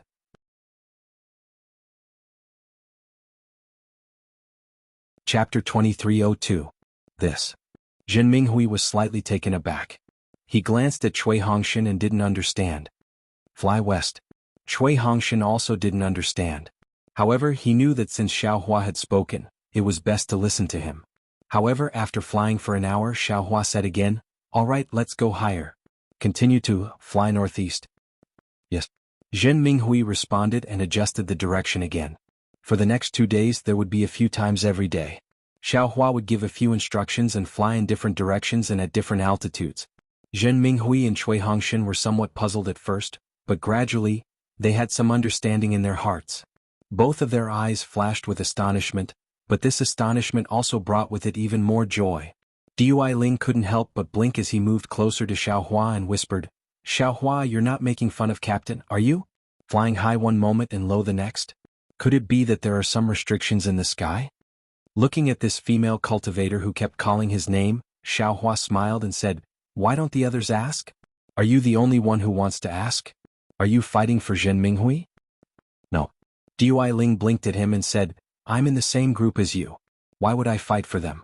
It's just that I saw that they were having a hard time flying, so I wanted to ask you. We are magnanimous people. There's no need to lower ourselves to their level. Hee, if they don't want to suffer, then get a higher grade flowing cloud flying ship. We just need to put in spirit stones and activate it a little." For this kind of low-grade flying ship, we really need them to put in some effort. Xiao Hua said without any trace of politeness. And that's right. They are the captains. If they don't put in some effort, who will? Dui Ling laughed and said, however, let's stop before going too far. We've already taken many detours in these 2 days. Next, let's just fly directly. If we can arrive earlier, then we should. Dui Ling. Dui Qiming berated in a low voice. What do you know? Come back quickly. How could Dui Qiming not know about Dui Ling's favorable impression of Xiao Hua? Although she knew that Xiao Hua already had Shui Shui and Huan Hua sect's fairy Hongxia, she still wanted Dui Ling or Ming Mao to get familiar with Xiao Hua. No one said that a cultivator could only have one female cultivator on dual days. Since there were 2, what harm was there in having 3? Of course, if Cui Hongshan wanted 2, he could forget about it. Martial uncle. Dui Ling truly wanted to mediate the conflict between Xiao Hua and Cui Hongshan out of goodwill. Seeing Dui Qiming berate him, he felt somewhat wronged. I'm afraid there's some danger ahead. That's why junior martial brother Xiao changed the direction of the flying boat. Dui Qiming had no choice but to voice her conjecture as she looked towards Xiao Hua. Isn't that so, junior brother Xiao? Maybe it's possible. Xiao Hua smiled but didn't say anything. He closed his eyes again. How could that be? Dui Ling pursed his lips and said, Xiao Hua is only at the initial stage of foundation establishment. Although he has a true-blood Dharma body and his strength is comparable to the late stage of foundation establishment, his divine perception can't be more powerful than martial uncle Zhen's, right? Hearing Dui Ling's nagging, Zhen Minghui smiled bitterly. He had already released his divine perception when Xiao Hua had first warned him. He had scanned the area in front of him more than once. Although he had looked again and again, he had never seen anything wrong. If he couldn't see anything wrong, then Cui Hongshan definitely couldn't see anything. These few days he could only let Xiao Hua wander around by the nose. Another 10 days passed. Just like before, Xiao Hua would let Zhen Minghui and Cui Hongshan change direction every half a day. After that, no one asked any more. Even Dui Ling knew that flying like this was already very far from Sky Patrol City. There were already sword cultivator disciples moving around in the vicinity. They hadn't encountered any swordsmen for more than 10 days. If Xiao Hua hadn't been able to see them in advance, what other explanation could there be? Everyone felt even more admiration for Xiao Hua. It was noon again today. The miserable sunlight was faintly sprinkled down. The fluttering snowflakes had disappeared, and the entire sky was devoid of life. Xiao Hua was cultivating when he suddenly opened his eyes. What's wrong? Is something the matter? Dui Ling was the most concerned about Xiao Hua and immediately asked anxiously. Xiao Hua squinted his eyes, but the expression in his eyes couldn't be seen. Do we have to change direction again? Zhen Minghui also asked anxiously. The flying boat slowed down. No need. Go straight. Xiao Hua said coldly. Zhen Minghui nodded and continued to urge the flying boat. To the right. Xiao Hua didn't sit down this time. Instead, he stood at the bow of the boat, placed his hands behind his back and looked forward. The whistling cold wind blew through the flying boat's defense, blowing Xiao Hua's hair and robe up. A fierce aura was emitted from Xiao Hua's body. Okay. Zhen Minghui agreed without hesitation. Junior brother Su. You haven't used your fire-controlling fan for a long time, right? Do you want to exercise today? Xiao Hua suddenly spoke, but his eyes weren't looking at them. Oh, yes. Su Qing was obviously caught off guard and hurriedly jumped up from the flying boat. Okay, you all get ready. Xiao Hua flicked his sleeves and said coldly, this Xiao was wrong. Then Xiao Hua didn't say where he was wrong and just stood there quietly. He really had the demeanor of an expert. They flew straight for nearly an hour. During this time, Xiao Hua actually changed direction again and again as if he was chasing sword cultivators. Suddenly Zhen Minghui cried out in alarm. Dui Qiming and the others also discovered it and couldn't help but become nervous like Zhen Minghui. It was no wonder that Dui Qiming and the others saw through their divine senses that there were about 30 swordsmen, all of whom were at the unsheathed sword realm. They were casually flying in their direction on their swords. When Zhen Minghui and Dui Qiming's divine senses swept over these sword cultivators, these swordsmen had already discovered it. The swordsmen were already flying over. Don't be afraid. Back then, Rooster Crow Mountain had 1,000 swordsmen and hundreds of unsheathed swordsmen. Didn't we also fly out safely? Xiao Hua said coldly, these crooked melons and cracked dates are only here to deliver flying swords to us. Hearing Xiaohua call unsheathed swordsman crooked melons and cracked dates, Ming Mao couldn't help but laugh. She charmingly glanced at Xiaohua. Go to the left. Pretend to escape. Xiaohua instructed in a low voice. Zhen Minghui circulated his magic power, and Cui Hongshan also stood up from the flying boat. His divine senses weren't enough to see the swordsman, so he could only walk to Dui Qiming's side. Dui Qiming whispered a few words and Cui Hongshan nodded slightly. He glanced at Xiaohua and didn't say anything else. In just the time it took for an incense stick to burn, they could already see the 30 sword cultivators whistling over from behind the flying boat. Beneath the feet of these sword cultivators were flying swords that radiated light in all directions.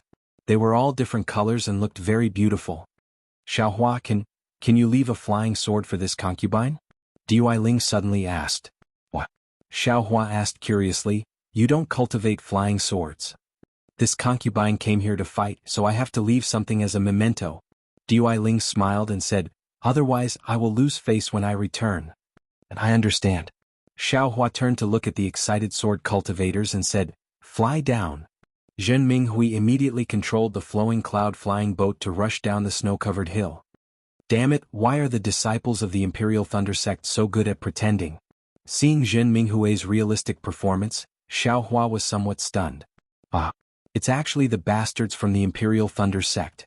This sword thought they were disciples of the Seven Skills Sect. The one in the lead was a tall swordsman with a black beard on both sides of his face. Go. The swordsman formed a sword seal with both hands, and the fiery sword light under his feet split into two with a hoo sound. It pierced straight towards Zhen Minghui and Dui Qiming who were steering the boat. He shouted, this daddy made the first move, so this daddy wants to have a taste of that beautiful lady first. See, hearing this, Cui Hongshan's face instantly changed. It was as if the rock under his feet had been frozen solid for 10,000 years. Go! 2 lightning pearls flew out from Cui Hongshan's hands and nimbly arced through the air, attacking the 2 swordsmen. Little gigolo. You still dare to make a move? The swordsman didn't care at all. He slightly changed the direction of one of his flaming swords and stabbed towards the lightning pearl. Kacha! The 2 lightning pearls collided with each other, and a thumb-sized bolt of lightning struck the flying sword. Crackle! The fiery light of the flying sword in the thunder light dimmed all of a sudden, revealing its fist-thick true body. Kakad, the Imperial Thunder Sect has long since declined. The swordsman laughed loudly and urged his sword origin. A fiery red sword light came out from the flying sword and hit the lightning pearl that had just flown to the side. With a ka sound, the lightning bead lost control and flew diagonally into the air. Hongshan. Dui Qiming was very anxious. Seeing Cui Hongshan's pale face, she hastily slapped her hand and the lightning bottle flew out from her storage bag. What's the hurry? Xiaohua coldly said. It was unknown whether he was talking to Dui Qiming or Cui Hongshan. As soon as his voice fell, Xiaohua's figure suddenly rose from the flying boat and rushed towards the swordsman at an extremely fast speed. Sword Cultivator's flying speed was originally fast, and Xiaohua was even faster. In the blink of an eye, Xiaohua flew in front of the flying sword. Haha, another one has come to court death. The swordsman once again controlled his sword, wanting to cut down Xiaohua under his sword. Unfortunately, although the flying sword was stabbing towards his head, Xiaohua's figure slightly swayed and easily dodged the flying sword in a situation where it couldn't be avoided. The swordsman was greatly surprised. Sword cultivators had always used this kind of close combat method to deal with cultivators with higher realms. This was the first time he saw a cultivator take the initiative to fight in close combat. Unfortunately, just as he let out a strange cry, Xiaohua shook his Taoist robe. The swordsman suddenly felt a fierce and almost irresistible force appear out of nowhere and tightly wrap around him. The sword origin around his body completely solidified, and he was simply unable to mobilize it. Not good. The swordsman was greatly alarmed. Just as he was about to open his mouth and spit out a small sword to break this restriction, Xiaohua waved his hand again. A golden light flashed and cut the swordsman in half from the waist. The 2 halves of the corpse fell from the sky.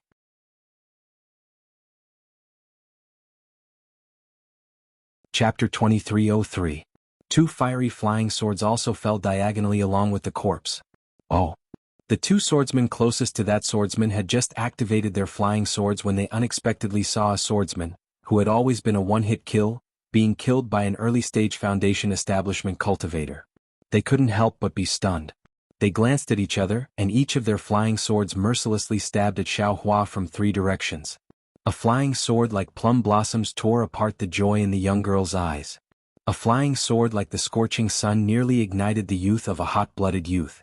A flying sword like a cool breeze, gentle like the charm of a fairy's tongue. These 3 swords had already enveloped Xiaohua's entire body, and the intense sword intent seemed to want to tear apart the fierce wind. Whoosh whoosh, Xiaohua's figure suddenly moved, leaving behind an afterimage in the air. He had already left the wind of the 3 swords behind him. Like a boorish man who didn't understand romance, he was even more like a gust of wind brushing against willows. His Taoist robe fluttered continuously, and then 3 golden flashes followed. Another 3 corpses fell from the air. Ah? Kill? Seeing 4 swordsmen killed by Xiaohua as soon as they came face to face, the remaining swordsmen were furious. 20 or so swordsmen simultaneously activated their flying swords and stabbed at Xiaohua. 20 or so flying swords. How could 3 flying swords compare? Just the flashing sword light was enough to dazzle people's eyes. Jie. The sound rang out. Xiaohua's shoulder leaped, and the phoenix Dharma body flew out from his body. The Dharma body, which was nearly 300 meters long, immediately covered the area around Xiaohua. The clear cry of the phoenix resounded through heaven and earth, piercing into the swordsman's ears like a sharp awl. Wu, following the cry of the phoenix Dharma body, 2 enormous wings spread out. Lightning as thick as a thumb flashed between the wings. In an instant, the 20 or so flying swords were knocked askew. However, there were still several flying swords that broke through the phoenix Dharma body's defense and stabbed at Xiaohua. Kachacha, the phoenix Dharma body's 2 claws swiftly clawed forward. Lightning as thick as a fist was born again, precisely hitting these flying swords, mercilessly knocking them out of the air. Ah? The cultivators who drew their swords used their primordial spirits to control their swords. The phoenix Dharma body repelled all the flying swords, so their primordial spirits were naturally damaged. They also deeply experienced the vast power of lightning above the phoenix Dharma body. They couldn't help but be shocked. But Xiaohua didn't give them any time to be shocked or hesitate. The phoenix celestial body flapped its wings, and the dark clouds in the sky suddenly tumbled like a tidal wave. Crack! The phoenix celestial body waved its claws again, and several thick bolts of lightning descended from the sky, striking several sword cultivators at lightning speed. Without a doubt, those sword cultivators were instantly struck down from the clouds. At the same time, Xiaohua wasn't slow either. His figure flew up again, and everywhere he went he used the heaven and earth sleeve technique, and the soaring dragon scissors followed. He was like a wolf in a flock of sheep, slaughtering the swordsmen one after another. Ah! Not only were the sword cultivators stunned, even Cui Hongshin and the others on the flowing cloud flying ship were stunned. Last time on Chicken Crow Mountain, when Xiaohua showed his invincible might, they were pretty much scared out of their wits. They only thought of running away, so they really didn't observe carefully. Now that they saw Xiaohua actually encounter sword cultivators, he didn't say anything and went all out to kill them.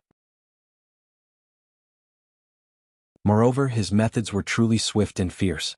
The sword cultivators who drew their swords were simply no match for him. How could they not be shocked?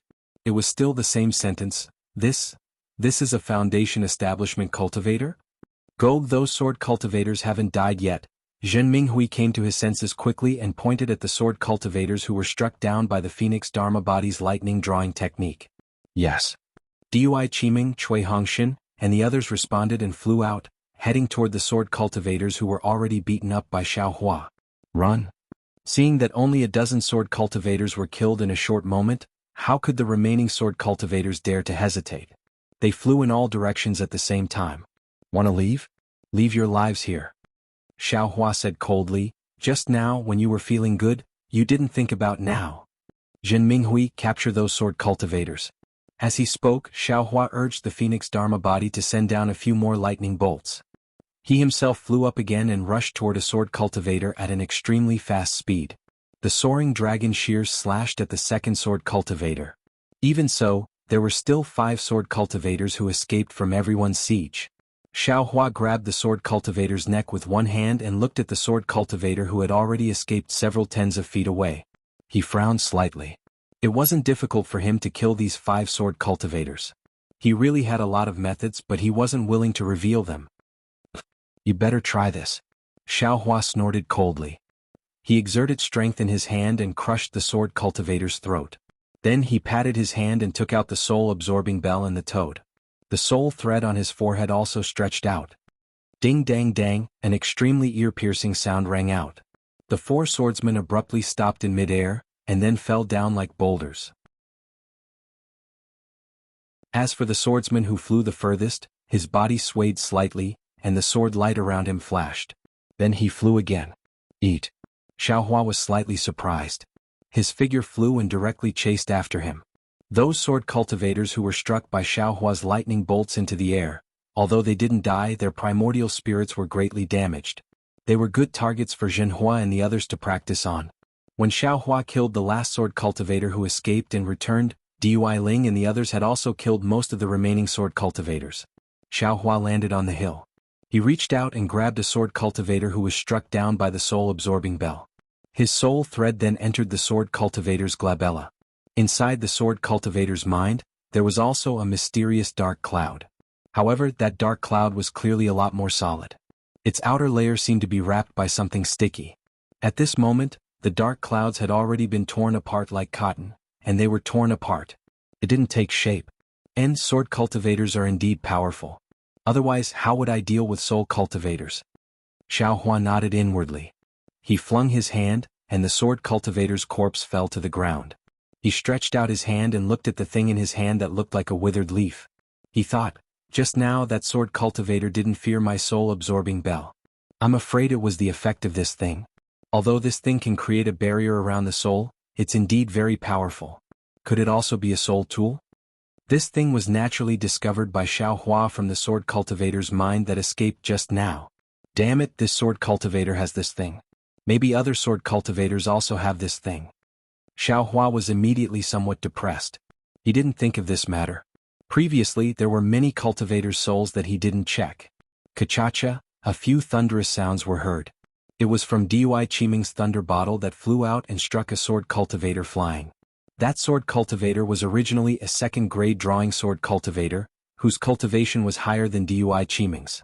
However, after being struck by the Phoenix Dharma body's lightning, his sword essence was damaged.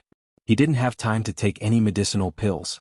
Even the lightning in his body was still entangled with the sword essence, preventing the sword essence from circulating and healing.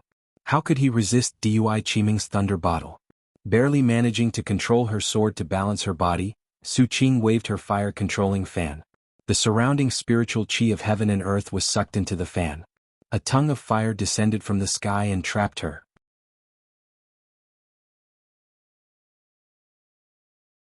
Chapter 2304. The sword light around the swordsman's body faintly appeared, and he curled up like a hedgehog. Although the flames were fierce, they could hardly break through his defense. Zi-la-la, another sound that made the swordsman's heart tremble was heard. It was actually Zhenhua's thunder-trapping bead. A seemingly weak lightning covered his head. The swordsman hurriedly raised his hand, and a sword light appeared in his palm, sweeping a large gap in the lightning net. However, the rest of the lightning still fell on the sword light on the swordsman's body. This lightning wasn't very powerful, but when it fell on the sword light, a purple-red color suddenly appeared in the sword light. It was the lightning that was wreaking havoc in the swordsman's body. Under the pincer attack, the sword light suddenly dimmed. Su Qing's flames took advantage of this and immediately ignited the swordsman's entire body. At the same time, the other three swordsmen were easily killed by the combined forces of Cui Hongshan, Zhen Minghui and the others. At this point, the 30-plus swordsmen were completely annihilated by the Imperial Thunder Sect's first team. 30 drawn swordsman is this young master's limit. Xiaohua's divine sense swept over, and he had a plan in his heart. If he didn't reveal his full strength, he would have to protect these 9 Imperial Thunder Sect disciples and not let a single swordsman escape. He could only face 30 drawn swordsmen, and there couldn't be many drawn swordsmen. The chances of 30 drawn swordsmen appearing in the first stage of the battle aren't many, right? Xiaohua thought to himself. Zhenhua Dui Ling, bring the corpses of these swordsmen over. Xiaohua withdrew his phoenix celestial body and instructed them. Yes. Dui Ling answered crisply, her face full of excitement. Just now, she used lightning strike to smash a drawn swordsman into the ground from midair. This was definitely something she could show off in the future. Apart from Cui Hongshan and Zhen Minghui who didn't move, Dui Qiming, Ming Mao, and the rest of the 7 people all moved. They flew to different places and brought the corpses of the 30-plus swordsmen over. The swordsmen killed by the lightning and fire didn't seem to be much, but the swordsmen killed by the soaring dragon shears were very miserable and bloody. Dui Qiming and the other 2 female cultivators couldn't bear it. Even Cui Hongshan frowned slightly. Xiao Hua saw this and didn't say anything. He only said, "Burn their corpses and take out everything from their storage pouches. Everyone can choose a flying sword. If there are any pills, spirit herbs, spirit stones and other items from my Dao sect in the storage bag, please distribute them to everyone.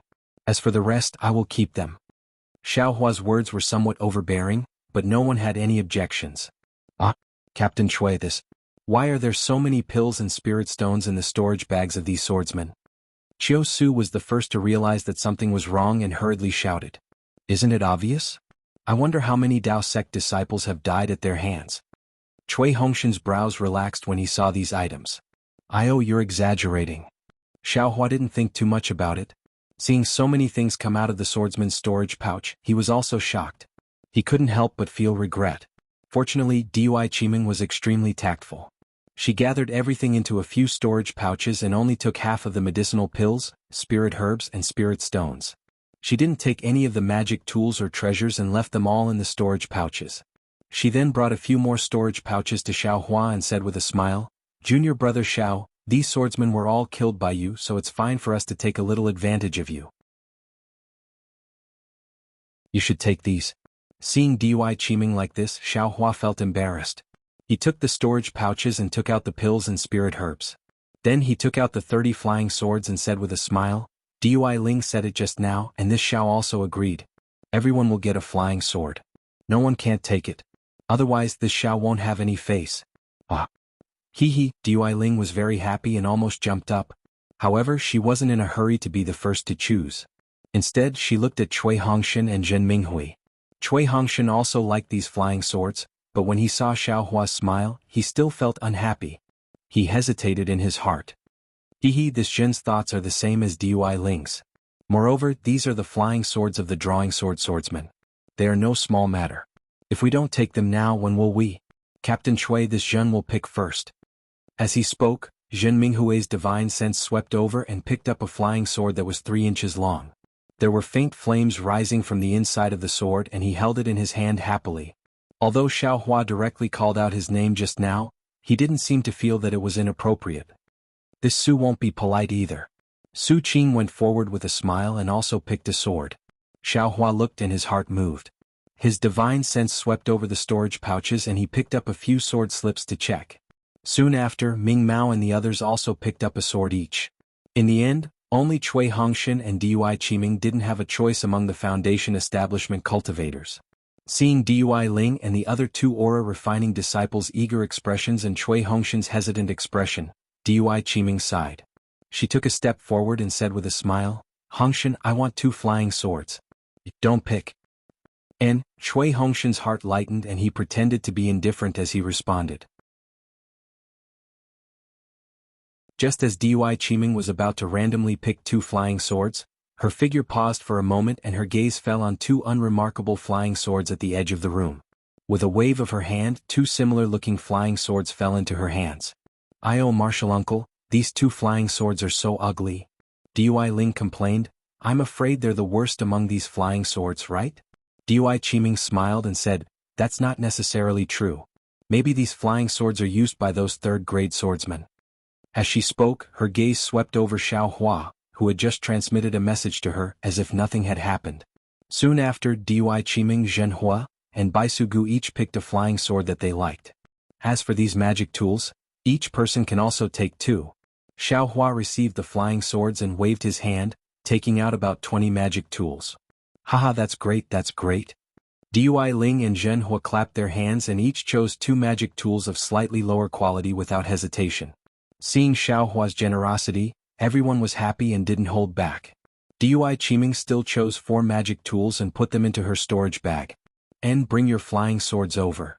After giving them some trivial things that Xiao Hua didn't care about, Xiao Hua finally said, "These flying swords still have the primordial spirits of sword cultivators. I'm afraid they can't be used. This Xiao will help you erase them." Dui Ling didn't understand these things. When he heard Xiaohua mention it, he was naturally the first to agree and took out the flying sword that had a faint plum blossom on it. Xiaohua took the flying sword and a green and red sword light flashed from his hand, wiping it on the flying sword. The sword light of the flying sword instantly dimmed, and even the faint plum blossom from before had disappeared. This. Dui Ling saw the unsightly appearance of the flying sword and pouted. Hee, don't be unsatisfied. Xiaohua smiled and stuffed the flying sword into his hand. There's a sword cultivator's primordial spirit inside the flying sword. Be careful, he might take over your body. You keep that sword cultivator in your storage bag every day. Aren't you afraid? Yes. Dui Ling came to his senses and became happy again. After Xiaohua erased all the primordial spirits of the flying swords, he instructed, Senior Brother Zhen, let's get on the ship. Let's go in the same direction as before. Yes. Zhen Minghui set up the flying boat. Everyone boarded the flying boat and flew in the direction they came from.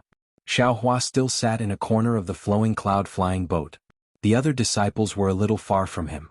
They gathered at the side and took out their own flying swords, gesturing non-stop and showing off their own gazes. Xiaohua was very happy in his heart. He clapped his hands and the palm-sized withered leaf appeared in his hand. Then he took out a sword slip. This sword slip was taken from the swordsman's storage pouch. Xiaohua looked at it for a moment and frowned. This withered leaf was called a spirit armor, and the method to control it was mainly based on sword energy and primordial spirit. However, Xiaohua clearly felt that this item should be a soul item. Using sword energy to control it was probably the same as using the Dao Sex method to cultivate the soul technique. After thinking for a moment, Xiaohua put away the sword slip and released the soul strand. When the soul strand touched the withered leaf immediately emitted a faint green light and gradually became smaller. Great. Xiaohua was secretly happy. He put away the soul strand and the green light turned into the size of a mung bean. It flew into his transcendence eye and then followed the soul strand to the side of the mysterious dark cloud. Cui Hongshan and the others naturally saw the green light and saw it fly into Xiaohua's glabella. Their eyes flashed with surprise as they exchanged glances with each other. Then they looked at Xiaohua's safe and sound appearance before turning their gazes outside the airship. It was as if they didn't notice anything. Xiaohua was really too mysterious. They didn't think much of it before, but the more they interacted with him, the more they didn't understand. They were all disciples of the Imperial Lightning School and Myriad Thunder Valley, but the difference between them wasn't just big. Cui Hongshan was even more certain now. Even if his master was helpless, no. Even if all the disciples of the Myriad Thunder Valley were to face off against the 30 or so swordsmen, they would have been completely wiped out. There was no way the situation would have been reversed like this. Xiaohua, he infiltrated my Myriad Thunder Valley. What is he planning? Cui Hongshan couldn't help but be puzzled. Xiaohua put away the spirit armor around the dark cloud. The green light was entangled by countless soul strands and immediately grew in size. It was a green armor that looked like a fishing net. Xiaohua thought for a moment. The soul strands slowly trembled and tried to transmit different kinds of fluctuations to the spirit armor. After less than an hour, the spirit armor suddenly emitted an extremely bright light. Lines appeared on the green armor, and these lines were formed by runes that were entangled with each other. These runes were similar to the green seal text. Countless runes rapidly circulated and gradually grew in size. The spirit armor flew toward the dark cloud under the guidance of the soul strands and firmly protected the dark cloud. The dark cloud surface also seemed to be somewhat solid.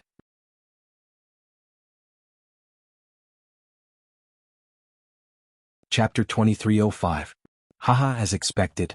Xiaohua was overjoyed when he saw the armor protecting his soul. He kept the soul strand and opened his eyes. We're almost there. Xiaohua said in his heart as he released his Buddhist awareness. After another cup of tea, Xiaohua instructed, Senior Brother Zhen, stop the flying boat. Okay. Zhen Minghui stopped the flying boat and listened to Xiaohua's instructions. Everyone, look over there. Xiaohua sighed and pointed to the right side of the flying boat. It was a valley between the mountains. Cui Hongshan and the others were puzzled. When they stood up and looked down, their faces were filled with shock. Especially Dui Ling, Zhenhua, and the other Qi refinement disciples. Their eyes flashed with panic and anger. That's right, in the valley on top of the pure white snow, there were dozens of Dao sect cultivators' corpses, staining the pure white snow with blood. These corpses were in a mess too horrible to look at. In particular, there were several female cultivators, all naked. Their Taoist robes had long been torn into countless pieces. Senior sister, do I take Ming Mao and Dui Ling and bury the corpses of the female disciples? Xiaohua ordered with his eyes closed. Yes. Dui Qiming suppressed the grief in her heart and waved her hand, taking Ming Mao and Dui Ling with her.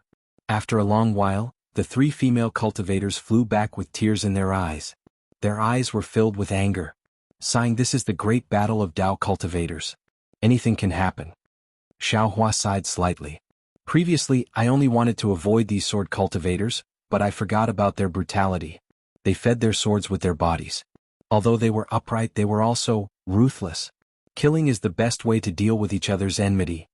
Only now did everyone know why Xiaohua had his eyes on the 30 or so swordsmen who drew their swords and wanted to kill them all. It turned out that he had already seen the tragic situation here. Without waiting for Xiaohua's order, Cui Hongshan flicked his sleeves and said, Su Qing, you and the others go and clean up the other corpses. Yes. Su Qing and the others gritted their teeth and flew out, gathering the remaining corpses and burying them. What about the tokens and other items of those disciples? When Su Qing and the others returned, Dui Qiming clapped his hands and took out the token that was scattered on the snow and casually thrown away by the sword cultivator. Leave it all to me. Cui Hongshan sighed and said, they should be the three teams from Cool Breeze Valley, Mo Sang Mountain and Thousand Leaf Ridge. I wonder if they have the same mission as us. It's also a merit for us to bring the tokens back to Sky Patrol City. Where are their storage pouches? Xiaohua asked in grief and indignation. Cui Hongshan shook his head. That's a different story. It belongs to whoever takes it. And? Xiaohua clapped his hands and took out a few more tokens. There were even 3 captain tokens. Cui Hongshan also dejectedly put them away. As the flying boat took off again, everyone was silent. Obviously, their previous joy was defeated by the cruelty of reality, and Xiaohua no longer pointed out the direction of the flying boat. Another few days passed. These few days were not easy. Just like the frequency of Xiaohua's reminders, they would encounter more or less sword cultivators every half a day. However, with Xiaohua, a cultivator who concealed his cultivation and still had the strength of an early-stage golden core cultivator, the first team of the Imperial Thunder Sect was not in danger at all. Most of the time, Xiaohua did not even make a move and only let them fight on their own. Blood and hatred were often the driving force for cultivation advancement. In just a few days, the 9 people's cultivation had improved by leaps and bounds, and even in terms of cooperation, they had become more perfect. Seeing this, Xiaohua could not help but sigh. It's not unreasonable for sword cultivators to start a war. After fighting for several years, not only will their swordsmanship improve greatly, but their realm will also definitely break through. Compared to experience, it's really effective. On this day on the flying boat, Dui Ling, Bai Sugu, and Zhenhua had sword wounds on their arms that had not yet healed. They were asking Dui Qiming and Qiu Su about their doubts about cultivation when they heard Xiaohua, who had been silent all this time, say, Senior brother Minghui, there's another strange enemy on the right in front. Moreover, it seems to be a fellow Taoist from the Tao sect. Stop in the time it takes to brew a cup of tea, we'll fly over. Yes. Zhen Minghui did not hesitate to change the direction of the flying boat and fly over. Xiaohua closed his eyes again. After the time it takes to brew a cup of tea, Zhen Minghui stopped the flying boat as instructed. Xiaohua put away the flying boat, and everyone flew forward under Cui Hongshan's lead. Quick! Xiaohua urged. He changed his habit of always flying at the back and took the lead to fly forward.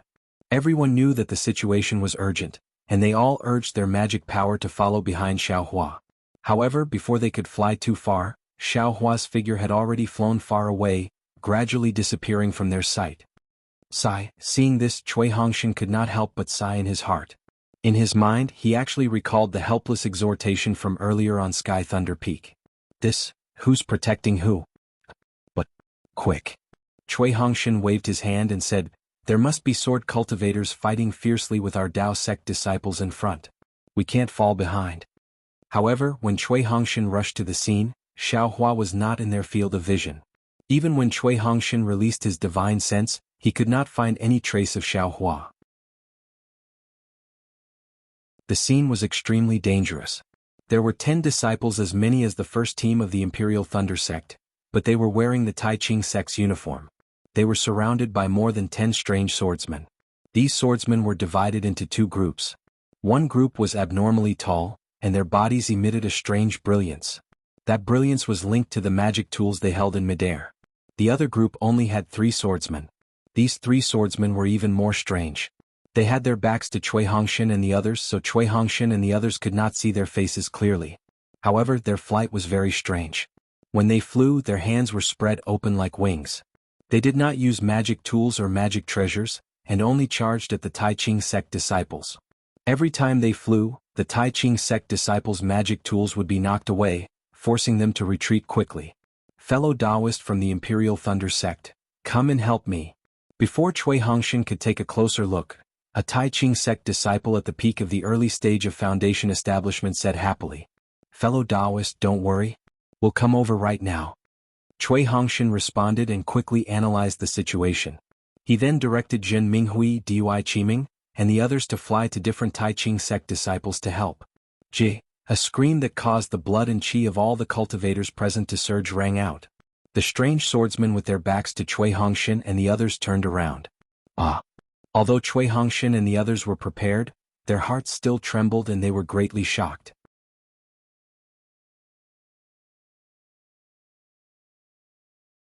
Chapter 2306. The bodies of these 3 swordsmen were extremely thin and shriveled. Moreover, their skeleton-like faces were extremely prominent. Their mouths and noses were pointed forward, like the beaks of birds. Their eyes were withered and yellow, and their gazes were sharp and ferocious when they looked back. Bird Cultivator. Cui Hongshan and the others immediately understood that this was the Bird Cultivator they had been warned to be careful of several times in the encampment of the Imperial Thunder sect in Sky Patrol City. Whoosh, the Bird Cultivator who was attacking the early stage Foundation establishment cultivator clapped his hands. Cui Hongshan saw that his hands under his Taoist robe were extremely thin and long, and they actually emitted a sharp cold light. Faintly, some yellow feathers were emitted from his Taoist robe. As the Bird Cultivator waved his hands, a powerful wave of air surged out. The Bird Cultivator's body flew out in a strange manner, drawing an arc in the air as he charged into Cui Hongshan's defensive range. Go! Cui Hongshan had already taken out his Thunder Pearl. Following the activation of Cui Hongshan's Dharma power, he attacked in front of the Bird Cultivator. However, how could the Thunder Pearl compare to the Bird Cultivator's agility? When one of the Thunder Pearls flew in front of the Bird Cultivator only waved his left hand slightly. His entire body was like a bat flying sideways. The Thunder Pearl slid down the Bird Cultivator's back, and the Bird Cultivator's hand was already in front of Cui Hongshan's forehead. Hiss, this was the second time Cui Hongshan had seen such fast flying. He was shocked and at the same time he sucked in a breath of cold air. All the hair on his body stood on end. He waved his hands naturally and almost reflexively he cast a defensive spell. However, how could such a hurried spell block the Bird Cultivator's fierce attack? Before the spiritual chi of heaven and earth could condense, it was shattered by the Bird Cultivator. Cui Hongshan could almost hear the sound of the wind piercing the air between the Bird Cultivator's claws. The sharp cold light was reflected in Cui Hongshan's eyes. The situation was too urgent. Naturally, the early-stage Foundation establishment cultivator who was originally entangled by the Bird Cultivator also hurriedly activated the green ring-shaped magic weapon to smash the Bird Cultivator's back. However, it was clear that the Bird Cultivator didn't care about the green hoop at all. He didn't defend himself at all and Cui Hongshan, who was willing to be injured in order to help, died under his claws. Something strange happened. Just as Cui Hongshan was about to hurriedly throw out the other 2 Thunder Pearls, the Bird Cultivator suddenly screamed. His Taoist robe straightened, as if the feathers under his Taoist robe were standing up. His 2 sharp claws didn't care about hurting Cui Hongshan. Instead he turned around to protect his head. His orange eyes flashed with panic. Fight! When Cui Hongshan saw this, the other 2 lightning beads flew out and took the opportunity to collide with each other. A flash of lightning instantly appeared, and the thumb-sized lightning struck the Beast Cultivator. Crackle! Blue lightning instantly enveloped the Bird Cultivator. At the same time, the Tai Ching sect cultivator's green ring also struck down. Pooh! A dull sound rang out, and an earthy yellow light appeared on the Bird Cultivator's back. The Bird Cultivator was instantly knocked down by several dozen feet. However, a yellow light flashed across the Bird Cultivator's face. He spread his wings and was about to fly again. This Bird Cultivator is too powerful, right? Cui Hongshan was very surprised. He was confident that he wouldn't be able to take a hit from the green ring, let alone the lightning from the Thunder Pearl. Fight. At this moment, Chiu Su, who was also in the early stage of Foundation establishment, finally threw out his own magic tool Thunder Net. However, the timing of Chiu Su's Thunder Net was just right. It landed on the bird cultivator's body when he spread his wings, trapping the bird cultivator in an instant. Good. The Tai Ching sect cultivator almost clapped his hands and hurriedly circulated all the magic power in his body. The green ring flashed with an intense green light and suddenly enlarged, producing an extremely strong confining force that enveloped the bird cultivator. Then it trapped the bird cultivator from top to bottom. Following that, it rapidly shrank, tightly and firmly trapped the bird cultivator. Dui Ling, Cui Hongshan was overjoyed when he saw this. He hurriedly called out to Dui Ling, who had a thunder seal in her hand, wanting her to use her thunder seal to attack. However, Dui Ling was a few dozen feet away, urging her thunder seal to attack the magic tool with the wavering blue light. How could she have the time to help them? Watch this, Xiao. Right at this moment, Xiao Hua's voice resounded. Cui Hongshan turned around and saw Xiao Hua leisurely flying over from the direction they came from. The cloud suppression seal, which hadn't appeared for a long time, was already in the air. So, Xiao Hua? The Tai Ching sect cultivator saw this and his face showed a pleasantly surprised expression. He even called out Xiao Hua's name. He, fellow Taoist, we meet again. Xiao Hua said with a smile. This Tai Ching sect cultivator was none other than He Fang Yuan, who was forced to Foundation establishment by Xiao Hua during the Feather Immortal Assembly. Junior brother Xiao, quickly come and help me. Seeing that Xiao Hua's cloud suppression seal was actually 10 feet in size and overflowing with an earthen yellow brilliance, as well as the heaven and earth spiritual energy that had formed a jade necklace, He Fang Yuan shouted in joy. Go! Xiao Hua chanted an incantation and pointed his finger. The cloud-suppressing seal rumbled with a deafening sound as it smashed towards the bird cultivator. The cloud suppression seal flew dozens of feet above the bird cultivator's head, and that powerful sealing force trapped the bird cultivator. The bird cultivator was already unable to break free from the green rings and lightning net, and now he couldn't move at all. His entire body was flattened as if it was flat. Boom! The cloud suppression seal landed and smashed the bird cultivator into the ground without any suspense. When the cloud suppression seal was pulled out again, 2 lumps of mangled flesh and blood could be seen on the sunken ground. On top of it was a small lump of colorful feathers. It was the corpse of a spirit bird, and below it was an ordinary human corpse. Great! He Fang Yuan said in joy, to think that junior brother Zhao's treasure would have such power now, I am truly envious. Fellow Taoist, you must be joking. Xiao Hua pointed his finger, and the cloud suppression seal flew into the air and shrunk slightly, protecting him. He smiled, this treasure's power is not bad but its speed is too slow. If this bird cultivator wasn't trapped by fellow Taoist I wouldn't have been able to kill him with the cloud suppression seal. With every advantage there is always a disadvantage. Why is junior brother Xiao so obsessed with perfection? He Fang Yuan's divine sense swept over the other disciples, and he knew that with the support of the Imperial Thunder Sect's disciples, he had completely reversed the previous situation, so he stopped and said to Xiao Hua with a smile, moreover, this magic treasure seems to have been repaired by junior brother Xiao, and its power is even more powerful. Is there anything junior brother Xiao is not satisfied with? Saying this, He Fang Yuan seemed to have thought of something and blinked. However, according to what I know, Changbai sect seems to have an even more famous overturned sea seal than this cloud suppression seal. Its power is even greater, and its flying speed is even faster. It fits junior brother Zhao's expectations. Overturned sea seal? Xiao Hua shook his head. I don't seem to have heard of it. Yes, it has been a long time since I last saw it. I heard it was lost, but Changbai sect doesn't admit it.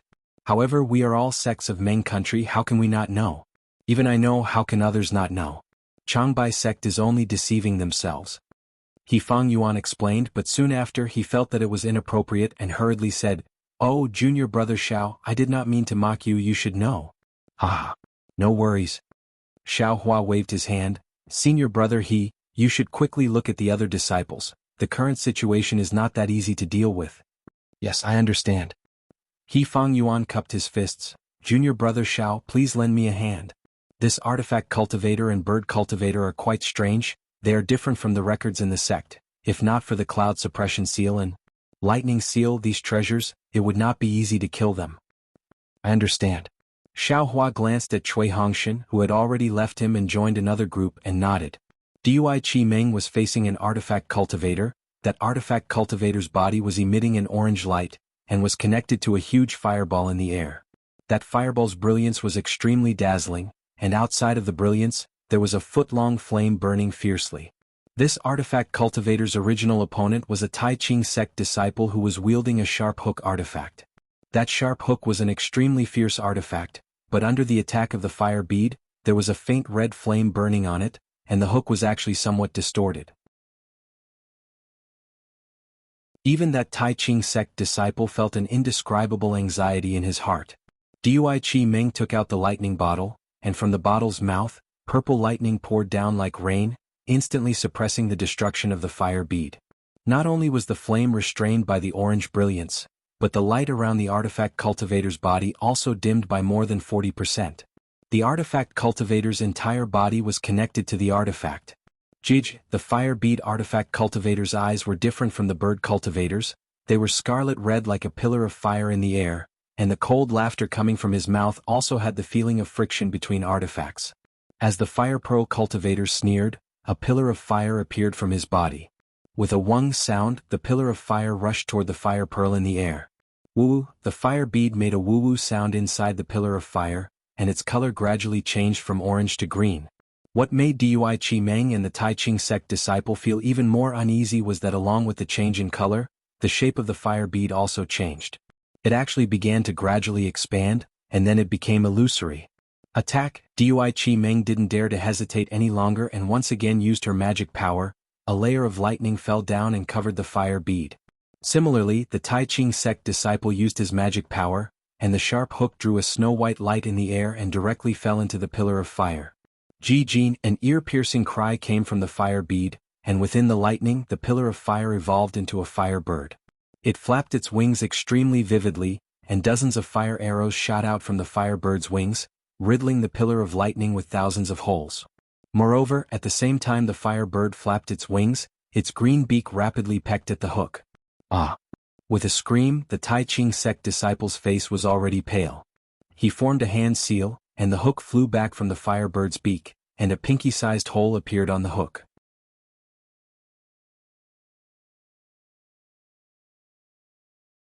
Chapter 2307. Seeing that the equipment cultivator was so powerful, Dui Chi Meng's heart trembled. She once again circulated her magic power, but this time she changed her hand seal. Absorb! Dui Chi Meng shouted, and another lightning net was thrown down. The lightning net flowed within, and the lightning bottle produced a strong suction force. The flames around the firebird were sucked up and slowly entered the bottle. The fire pearl equipment cultivator was slightly stunned. At this time, the fire pillars around him were gradually extinguished, leaving only an orange flame connected to the firebird.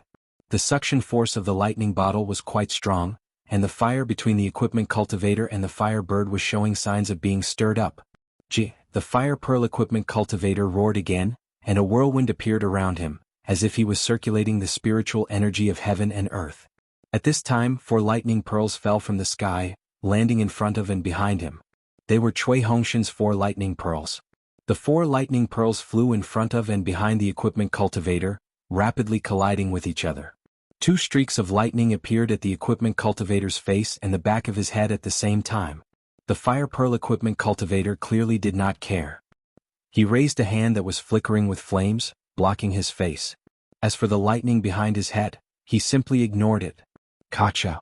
The lightning in front of his face was blocked by the equipment cultivator. However, the equipment cultivator had clearly underestimated the lightning from the lightning pearls. This lightning was much stronger than the lightning from Dui Chi Meng's lightning bottle. This lightning actually passed through the gap between the equipment cultivator's fingers and hit the front of his face. Just this lightning alone was naturally only able to injure one of the equipment cultivator's hands. It was extremely difficult for it to injure his vitals. However, at this time, the lightning behind the equipment cultivator's head also struck. Between these 2 lightning bolts, a faint purple lightning bolt suddenly appeared. This lightning was extremely thin, almost as thin as a strand of hair. However, its power was extremely strong, and it directly pierced through the equipment cultivator's head. A crack that was invisible to the naked eye appeared between the weapon cultivator's eyebrows. At this time, the firebird also let out a miserable cry, and a similar crack appeared on its forehead. Great. Dui Chi-Meng was delighted and took the opportunity to circulate her magic power, increasing the suction force by 30%. The Firebird finally couldn't hold on any longer. With a wail, it fell into the lightning bottle. Dui Chi-Meng didn't hesitate to summon the lightning bottle back to her when she saw the Firebird fall into the bottle. At this moment, the lightning bottle suddenly expanded, and some red light appeared. Inside the thunder bottle's mouth, a brilliant flame was born. It was precisely the brilliance of the connection between the Firebird and the tool Cultivator. The thunder bottle actually swayed and was about to fly in the direction of the beast Cultivator. Fight! Cui Hongshan scolded again, and the 4 lightning pearls drew 4 strange arcs in the air, and collided with each other again. 2 bolts of lightning were produced once again. Simultaneously, one from the front and one from the back, they struck towards the weapon Cultivator. At this moment, the flames on his body had already been extinguished, revealing his normal body. Roar! The weapon Cultivator panicked. How would he dare to let the lightning strike him again? He flew towards Dui Chi-Meng and spat out another stream of Samadhi True Fire. Withdraw. Seeing this, Dui Chi-Meng used her flying technique to avoid the weapon Cultivator. At the same time, she used all her strength to activate her magic power. She clapped her hands, completely ignoring the changes in the lightning bottle. She wanted to snatch the lightning bottle from the weapon Cultivator and keep it in her storage bag. The lightning pearls were extremely fast.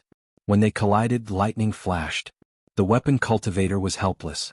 He could only turn his head and spit out his Samadhi True Fire at one of the bolts of lightning, drowning it. Taking advantage of this opportunity, Dui Chi-Meng suddenly activated her quintessential essence. The lightning bottle disappeared from her hand and was kept in her storage bag. She looked at the weapon Cultivator with the fire pearls. As the Firebird was kept, the brilliance on his body dimmed, and his eyes were filled with panic. Ka-cha-cha. The lightning behind the equipment Cultivator struck him. Ah!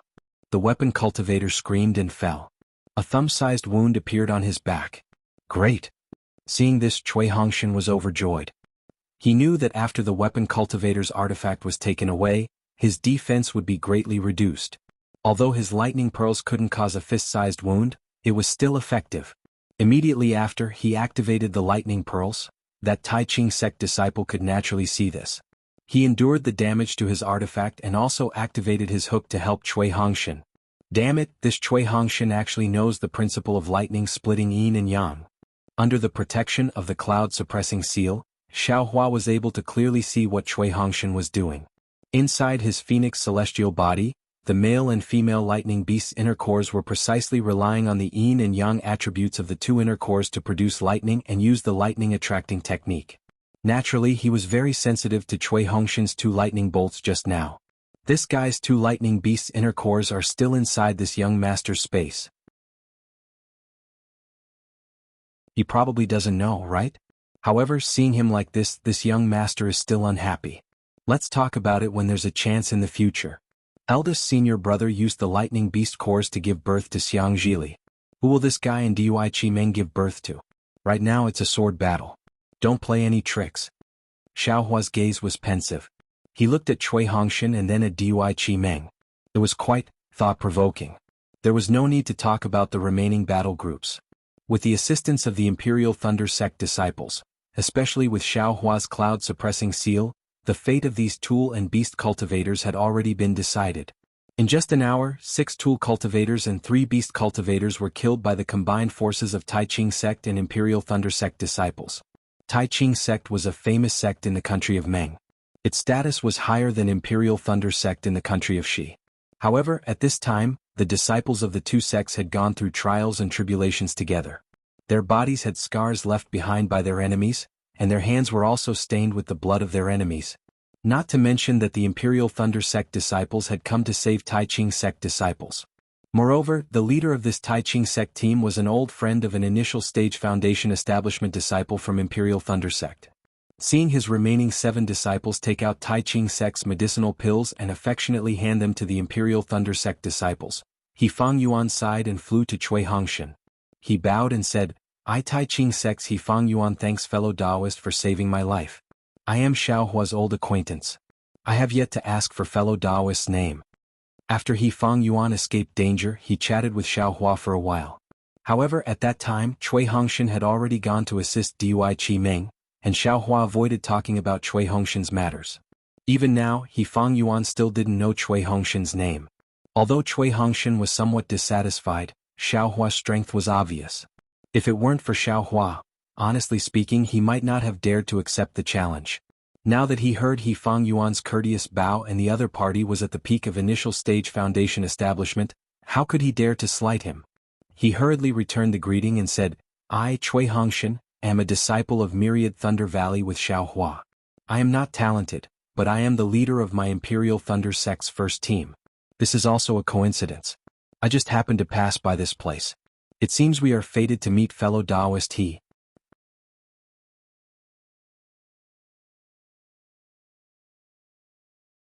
Chapter 2308. Indeed, indeed. Fang Yuan glanced at Xiaohua and smiled. Back then I met Dao friend Xiaohua at the Feather Immortal Assembly. To think that in the Sword Path battle in Patrol Heaven City, I was saved by Lightning Imperial Sect's disciple, and this leader is even Dao friend Zhao's junior brother? It's senior brother. Cui Hongshan reminded in a low voice. Senior brother? Fang Yuan was slightly dazed as he glanced at Xiaohua. Xiaohua acted as if he did not hear him at all. He was slightly surprised. He clearly felt that Xiaohua's magic power surpassed Cui Hongshan's. Moreover, if Cui Hongshan was Xiaohua's senior brother, Xiaohua would have introduced him. Since Xiaohua did not introduce him, he naturally thought Cui Hongshan was Xiaohua's junior brother. However, Fang Yuan only thought for a moment before smiling. In short, I am really fated to meet Imperial Thunder Sect.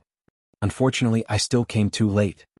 Cui Hongshan saw several Tai Ching sect disciples cleaning up the corpses on the ground and knew they were Tai Ching sect's disciples who died, so he comforted them. Sai, if you did not come, my Tai Ching sect would have been completely wiped out. Fang Yuan smiled bitterly before looking into the distance and frowning. Actually, if not for that strange maze cultivator, even if you came to help, I'm afraid. Oh, why do you say that? Zhen Minghui and the others took the pills and also came forward to greet Fang Yuan. After Cui Hongshan finished with them, Zhen Minghui asked curiously.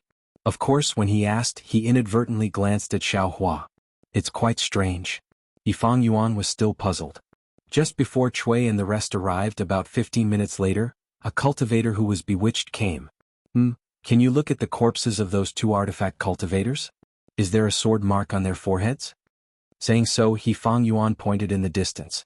There were two corpses that were a head taller than the two artifact cultivators that Cui Hongshan and the others dealt with. Zhen Minghui's divine sense swept over them and his eyes flashed with shock as he nodded. That's right. The skin and bones of these artifact cultivators are extremely hard, even magic treasures cannot penetrate them. Sword marks? Could it be the work of a sword cultivator? Sword cultivator? How is that possible? Fang Yuan laughed. If a sword cultivator appeared here, how could we still be alive? It was impossible for a sword cultivator to kill a weapon cultivator. This is probably the work of a senior from the Changbai sect, right? Senior what is going on? Please explain clearly. Dui Ling was greatly surprised and hurriedly asked. These two artifact cultivators are the most powerful of the dozen or so. Fang Yuan said with lingering fear on his face. When my clavicle hit them, it was no different from hitting a magic treasure. It could not injure them at all. And their magical weapons are even more powerful. They should have the attack power of the peak of the middle stage of the Foundation Establishment realm. We just fought with them and 3 of our disciples were killed by these 2 weapon cultivators. I don't dare to let them fight with the other disciples, so I can only face them myself. Just as I was about to take out my clavicle, the artifact cultivator's magic treasure sent my clavicle flying. It looked like I was about to die at the hands of that artifact cultivator. A green and red sword light appeared in front of the artifact cultivator's eyes. I saw it very clearly. That weapon cultivator only lasted for 2 rounds and was not a match for that fast and sharp flying sword at all. In the 3rd round, the flying sword pierced through the space between his eyebrows and he fell to the ground. Only now did that senior Miho's figure appear 100 feet away. Fang Yuan said with envy. Next, that green and red flying sword did not stop at all. It flew towards another extremely powerful artifact cultivator. That artifact cultivator was even more powerful than before. His entire body was covered in green light and was as hard as his magic treasure. Moreover, this artifact cultivator's flying speed was also extremely fast.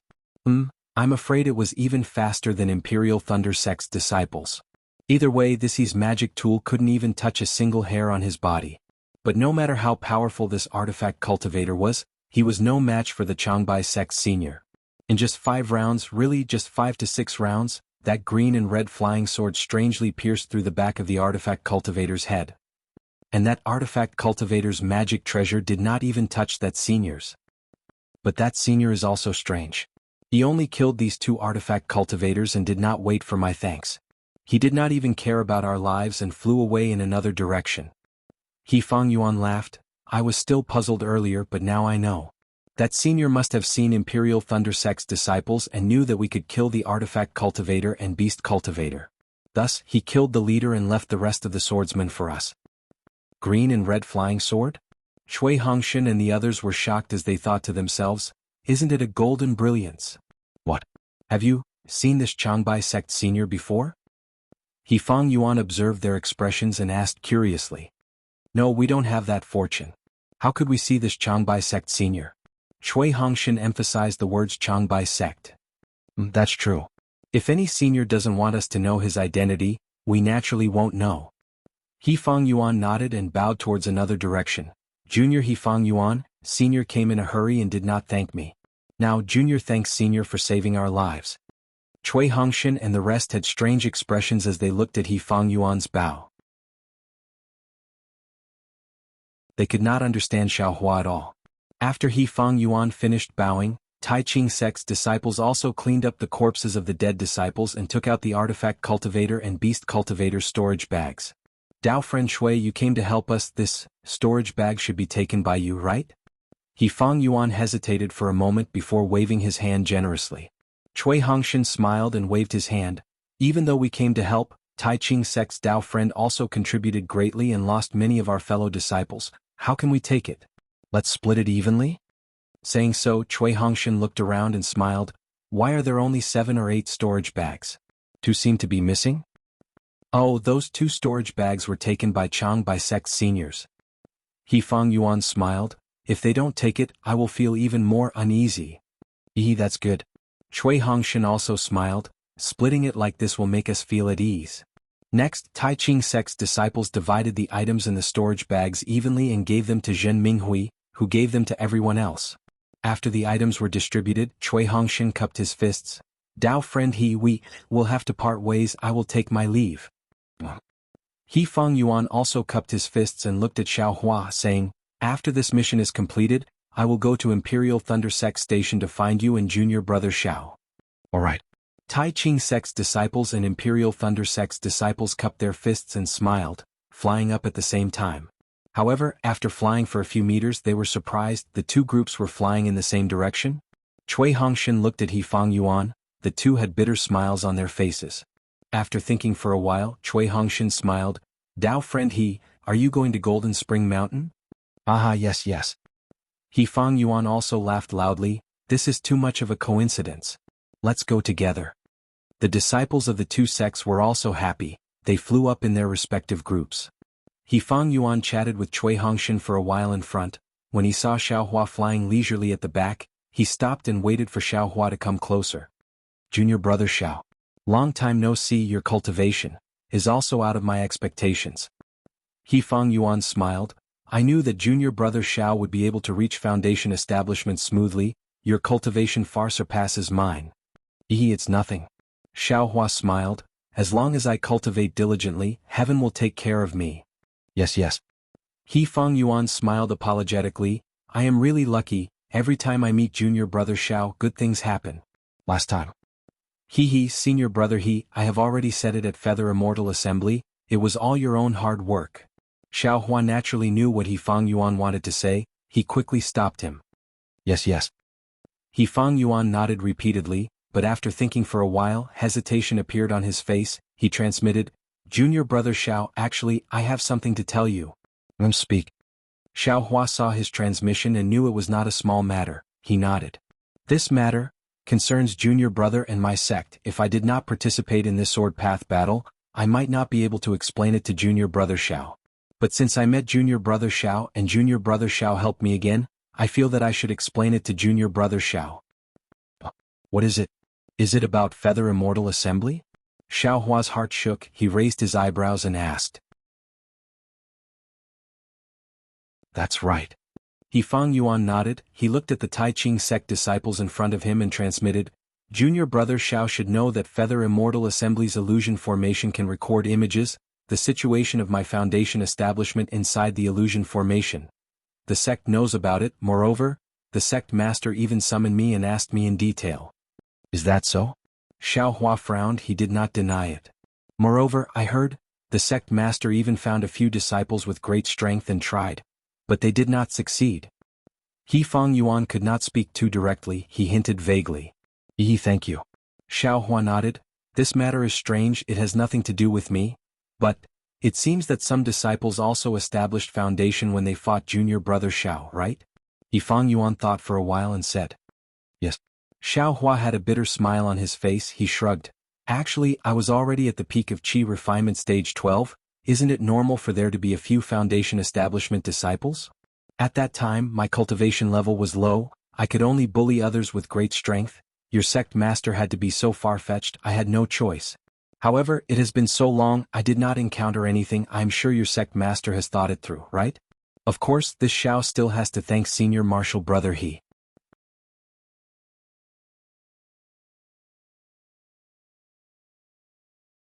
Chapter 2309. Xiaohua said it was fine, but his heart was thumping as he became vigilant. Although this wasn't a special secret of his, if it were to fall into the eyes of someone with ulterior motives, especially the masters of sects like the Tai Ching sect, it would definitely be more dangerous than secrets like the Buddhist sect's cultivation level and the dragonization art. No need to thank me. Fang Yuan cupped his fists, I hope that by going to Jinquan Mountain with Junior Brother Xiao, I will be able to return safely. I think so. Xiaohua thought inwardly and answered casually, these weapon cultivators and sword cultivators are only so. Senior Brother He's luck is so good, of course you will be fine. Sai, don't talk about weapon cultivators and beast cultivators. Hearing this, Fang Yuan smiled bitterly, before coming to patrol Heaven City, I searched the sect's records to study the weakness of weapon cultivators, sword cultivators and beast cultivators. However, I did not find the weakness, instead I found that sword cultivators are better, but weapon cultivators and beast cultivators are different from the records in the sect. What's the difference? Xiaohua was surprised, he did not have time to look at Imperial Thunder Sect's records, so he did not know what Fang Yuan was talking about. Junior Brother Xiao, you didn't notice? Fang Yuan looked at Xiaohua, that beast cultivator, is strange. Xiaohua smiled bitterly and shrugged, I smashed it to death, I really did not notice. Junior Brother Xiao, you really have nothing to worry about. Fang Yuan was speechless. Didn't you see that beast cultivators actually refine spirit beasts into their bodies? Is that so? What's so strange about it? Isn't that how beast cultivators do it? Xiaohua asked. The ignorant are fearless. Fang Yuan sighed and thought for a while before asking, do you know Shi Country's spirit husbandry sect? I do. Xiaohua nodded, they rear spirit beasts and use them for battle, of course I know. That's good. Fang Yuan nodded, actually in Tai Ching sect's records, beast cultivators are similar to spirit husbandry sect, but beast cultivators are stronger and their spirit beasts are of higher grade. Moreover, beast cultivators are the same as sword cultivators. They can place their primordial spirits in spiritual beasts and control them more flexibly. Only now did Xiaohua understand Fang Yuan's words and shouted in shock, isn't that so? The beast cultivators I saw today had the bodies of humans but their heads were the heads of spirit beasts. Exactly. Fang Yuan nodded solemnly, beast cultivators can actually refine spirit beasts into their bodies, this is a symbiosis with spirit beasts. Not only do they have the strength of cultivators, they also have the innate abilities of spirit beasts. This is something that our Dao sect cultivators cannot compare to. That tool cultivator, is he alright? Xiaohua probed. Not necessarily. Fang Yuan shook his head again, weapon cultivators are the same as sword cultivators, they have the cultivation path of man and sword as one. But that's only possible if you reach the transformation stage, which is the same as my Dao sect's nascent soul stage cultivators. Those weapon cultivators just now were obviously only at the middle stage of the foundation establishment stage, but they were actually able to connect their bodies with magic treasures. They were only one step away from transforming into a weapon. This is simply inconceivable. And what I don't understand the most is that they seem to have a problem with their brains. What do you mean? Xiaohua asked again. Let's not talk about that Changbai sect senior. He escaped after killing 2 weapon cultivators. It is normal that these weapon cultivators and beast cultivators did not escape. He Fang Yuan explained again, but when Dao friend Xiao and the other Imperial Thunder sect disciples came, they were clearly not our match and should have escaped. But they simply did not run, they stubbornly defended until we killed them one by one. Don't you think this is strange? That is true. Xiaohua really did not think so much. Only when Fang Yuan mentioned it did he realize that these were indeed some inexplicable details. Maybe they have a mission?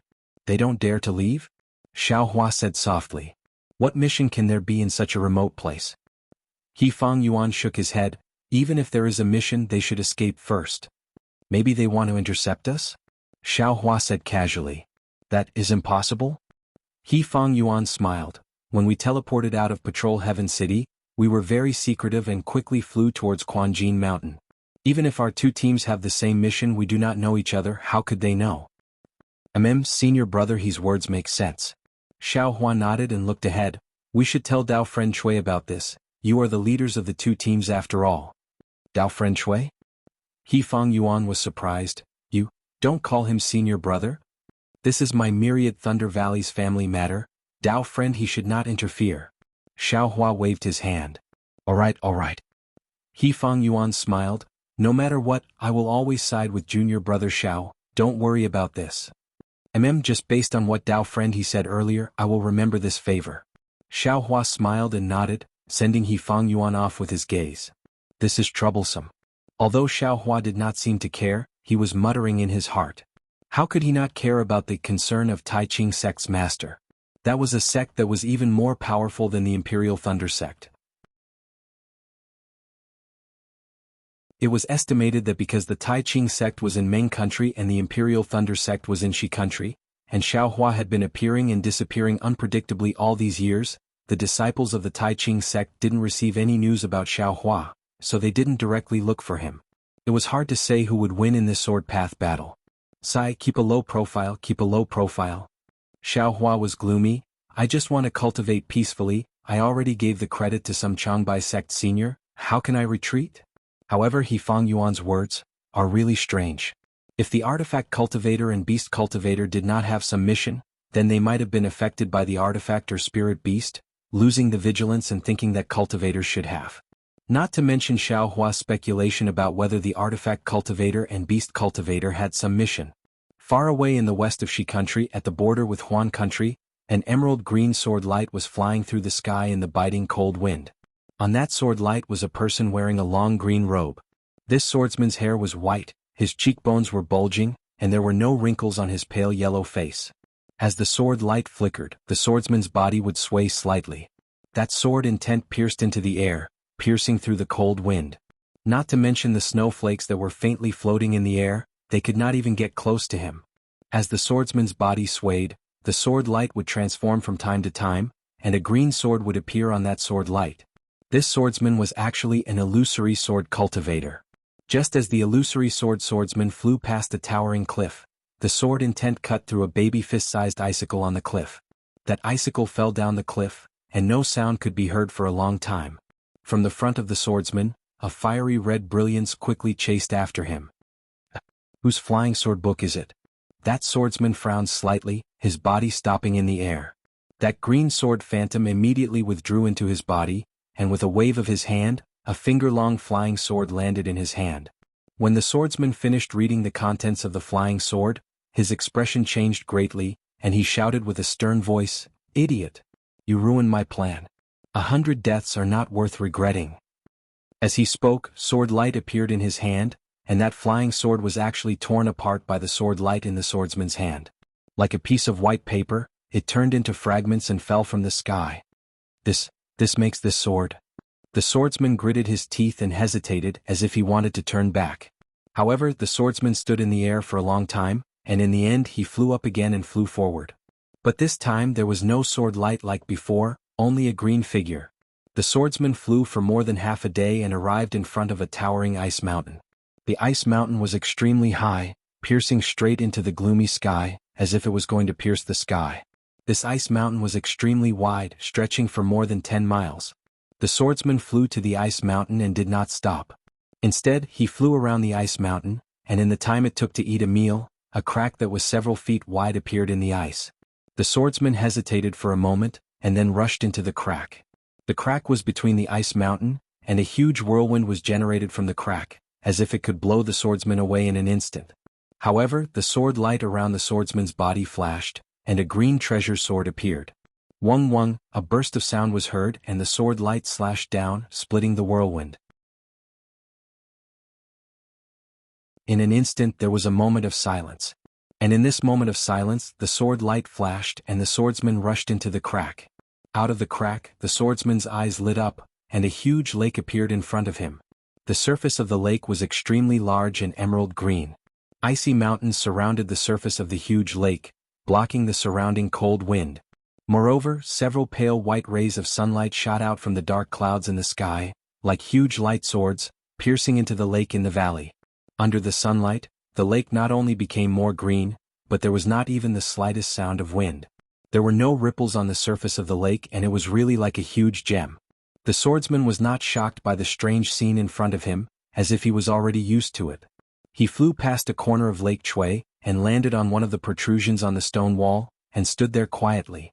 On the left side of the stone wall he was standing on, not only were there rare spirit grasses growing everywhere, even under the stone wall near Lake Chui, there were spirit grasses that were the size of a fist and looked like lotus flowers that were full of vitality. The lotus-like spirit fruits emitted a delicate fragrance, and even if the swordsman stood high up, he could still faintly smell it. However, the swordsman was distracted and did not pay attention to it. Looking at the surroundings of Lake Chui on the stone wall, there were dozens of protrusions. And at this time on these protrusions, there were many different swordsmen. Among these swordsmen, most of them were similar to the swordsman who just came. They stood there quietly with their eyes slightly closed, and their entire body seemed to be in a trance. Each one of them was like an unsheathed sword, and the shape of the sword was faintly discernible. These swordsmen were actually at the illusory sword realm.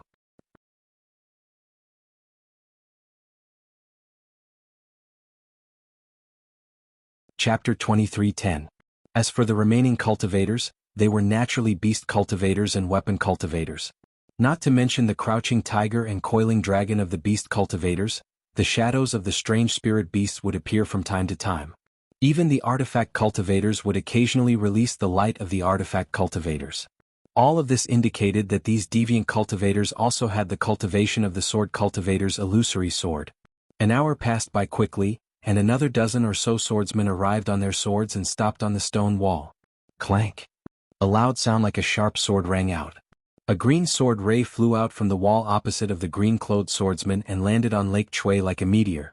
The sword energy on the sword ray was like frost, and layers of ice began to form on the surface of Lake Chui. Wung wung, on the stone walls surrounding Lake Chui, all the swordsmen released their sword intent, creating a fierce hurricane. Every swordsman's body let out a sword cry. Welcome, fellow swordsmen. The emerald green sword light receded, revealing a woman in emerald green sword attire. The woman's face was extremely cold, and there was a murderous aura between her eyebrows. Although she called out to everyone, there was not much warmth in her eyes.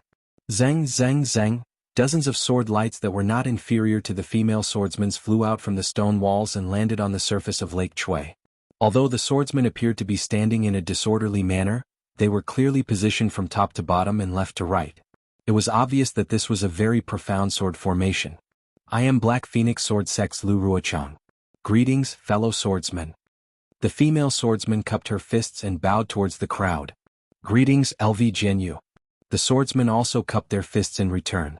Lu Ruochang straightened up and said coldly, "The Sword Dao War has been going on for more than a year. Our sword cultivators have suffered great losses. On the other hand, the Dao sect cultivators did not suffer many losses either. The Dao sect has the advantage in numbers. If we sword cultivators are unable to find a way to win and obtain victory in a short period of time, we will definitely be forced to retreat in the end." LV Jianghu, that's easy for you to say. Do you have a way to win? A tall, middle-aged sword cultivator dressed in red swordsman attire coldly replied, "We sword cultivators have fought countless battles with the Dao sect. We've always had the upper hand in the beginning. Later on we were gradually pushed back.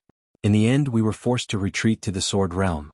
There were even many great battles where we were forced to retreat at the beginning. Could it be that my sword cultivator seniors aren't as smart as you? Hehe, so it's Qin Jian of the Void Heaven Sword School. A rare smile appeared on Lu Ruochang's face. Swordsman Qin, you're now famous in the Dao sect. They've searched the entire border between the state of Shi and the Sword region to find you. I heard that your bounty has risen to an extremely high level. Haha, this Qin is untalented. Qin Jian laughed coldly. A Qin do not know how to win. I only want to kill as many cultivators as possible. Once I kill them one by one, wouldn't the cultivators retreat? If it's a sword friend, Qin said, then it's simple. Another old man dressed in khaki swordsman attire shook his head. There are as many cultivators as there are hairs on a cow. Even if they stand there and let us kill them, I'm afraid we won't be able to kill them all. Swordsman Yuan Qin, does everyone in the skyscraper sword school have such thoughts? Are you scared witless by a bunch of pigs? Qin Jian glanced at the old man and sneered. Haha, I won't be so stupid as to kill those useless pigs. Yuan Qing of the Matian sword sect smiled and did not refute. Sigh, yes, if it were so simple, then there wouldn't be thousands of remains of sword cultivators in the sword tomb. There wouldn't be thousands of broken swords wailing. Lu Ruochang also sighed.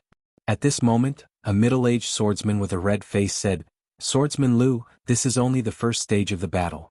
We only need to follow the instructions of our masters and kill as many cultivators as possible so that we won't be forced back to the sword realm. Why are you so pessimistic? Chu Jianchong from the Shenzhen sect? Lu Ruochang glanced at the middle-aged swordsman and asked, How is Duan Yuming, Swordsman Duan? The 4 people from your Shenzhen sect have all died at the hands of cultivators. Our battle this time also originated from your Shenzhen sect. You should be on my side. Thank you for your concern, Swordsman Lu. Senior Duan's primordial spirit has returned and has entered the Shenzhen sect sword pool to recuperate. If he can find a suitable body, he can take over it. Otherwise, he can't use the secret technique of weapon cultivators to feed the sword with his body and become a sword spirit. Chu Jianchong said in a sorrowful voice. How sad. Lu Ruochang sighed softly. This sword is naturally on LV Jianyo's side. Chu Jianchong cupped his hands and said, However, Chu thinks that we don't need to think too much. We only need to exhaust the strength of the Shenzhen sect in the early stages of the battle and kill all the Qi refinement and foundation establishment disciples. This is to complete the task given by our masters. It's all nonsense. A drawn-out voice sounded. It was a weapon cultivator whose body was flashing with a faint brilliance. The weapon cultivator was extremely tall, like a bamboo pole. In the brilliance, there were several sections of a pagoda faintly visible. Didn't I hear that LV Jianchong was going to set up a formation in the sword catacomb? What's the situation? The weapon cultivator said coldly, I thought that everything was in order. I only need to lure all the cultivators to the sword catacomb. That's why I came over. If I'm going to listen to your nonsense, I'm going to turn back. Hehe, so it's Senior Fan Kuiyuan from the 7 Spiritual Mountains. Lu Ruochang smiled and said, Senior Fan, don't be anxious. How can the illusory sword formation be easy to set up? Moreover, a simple sword formation may not be able to trap so many cultivators. I've left some assassins in the illusory sword formation. This isn't something that can be done easily. Then I've wrongly accused you? If there's anything you need the 7 Spiritual Mountains to do, just say it. If those formation weapons are to be used, I'll personally go into battle. With Senior Fan's words, I'm 100 times more confident. Lu Ruochang cupped his hands and said, I've invited all of you here to ask about your preparations. So you've already made preparations. Not bad, not bad. Fan Kuiyuan nodded with a smile. Sword friends from the Clear Sword Sect, Lunar Sun Sword Sect, Flame Bamboo Sword Sect, Failing Sword Manor, and Soaring Wind Sword Sect? What's your situation? Can you tell us about it? Lu Ruochang's gaze swept across everyone, and the green-robed swordsman shrunk his neck slightly. Lu Ruochang was very sharp, and a trace of sternness flashed in his eyes. He then looked at the others. Zhong Haoshuan from the Clear Sword Sect greets all of you. An extremely robust swordsman cupped his hands and said, My Clear Sword Sect has already found the sword spirit used in the illusory sword formation. If I'm not wrong, we should be able to find it within 3 months. Good. Lu Ruochang clapped his hands and praised, The yin-yang sword spirit that the Clear Sword Sect is looking for is the most demanding. I didn't expect sword friend Zhong to be so capable to have found it in such a short period of time. It's really praiseworthy.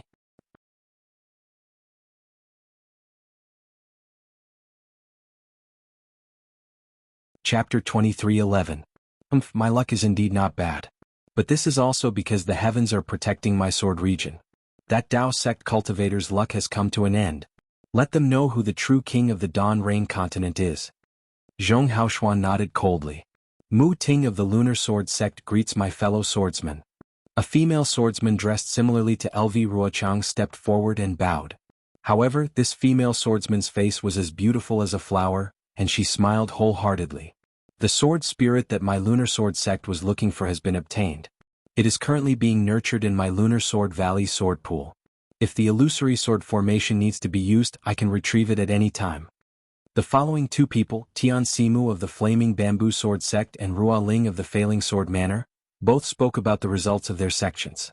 The sword spirit and other items that they needed were all prepared. As long as LV Ruochang gave the order, the illusory sword great battle could begin. Good. Seeing that the swordsmen had completed their tasks extremely well, LV Ruochang smiled and said, "Thank you for your assistance, fellow swordsmen. I am extremely grateful. Back then, when you recommended me to take charge of the illusory sword formation, I was very nervous. With all of you sword friends working tirelessly, this sword finally has some confidence in my heart." LV Jianghu. The weapon cultivator, Fan Mingyuan, frowned slightly and said, "I know about this illusory sword formation. I have used it before. Just by relying on it, this formation can kill Dao sect cultivators in the middle stage of the Golden Core stage, but it will be troublesome to deal with those in the late stage of the Golden Core stage. Moreover, with so many foundation establishment and chi refinement cultivators, the illusory sword formation might not be able to withstand it, right?" Senior Fan is right.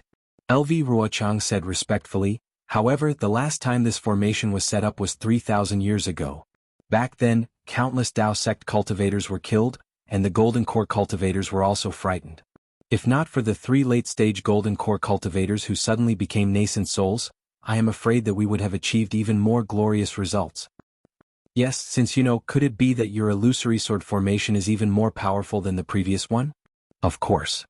Lu Ruochang nodded his head confidently. This time I have set up the illusory sword formation in the sword tomb. Firstly, I can make use of the sword intent of the remnant sword in the sword tomb to increase the lethality of the illusory sword formation.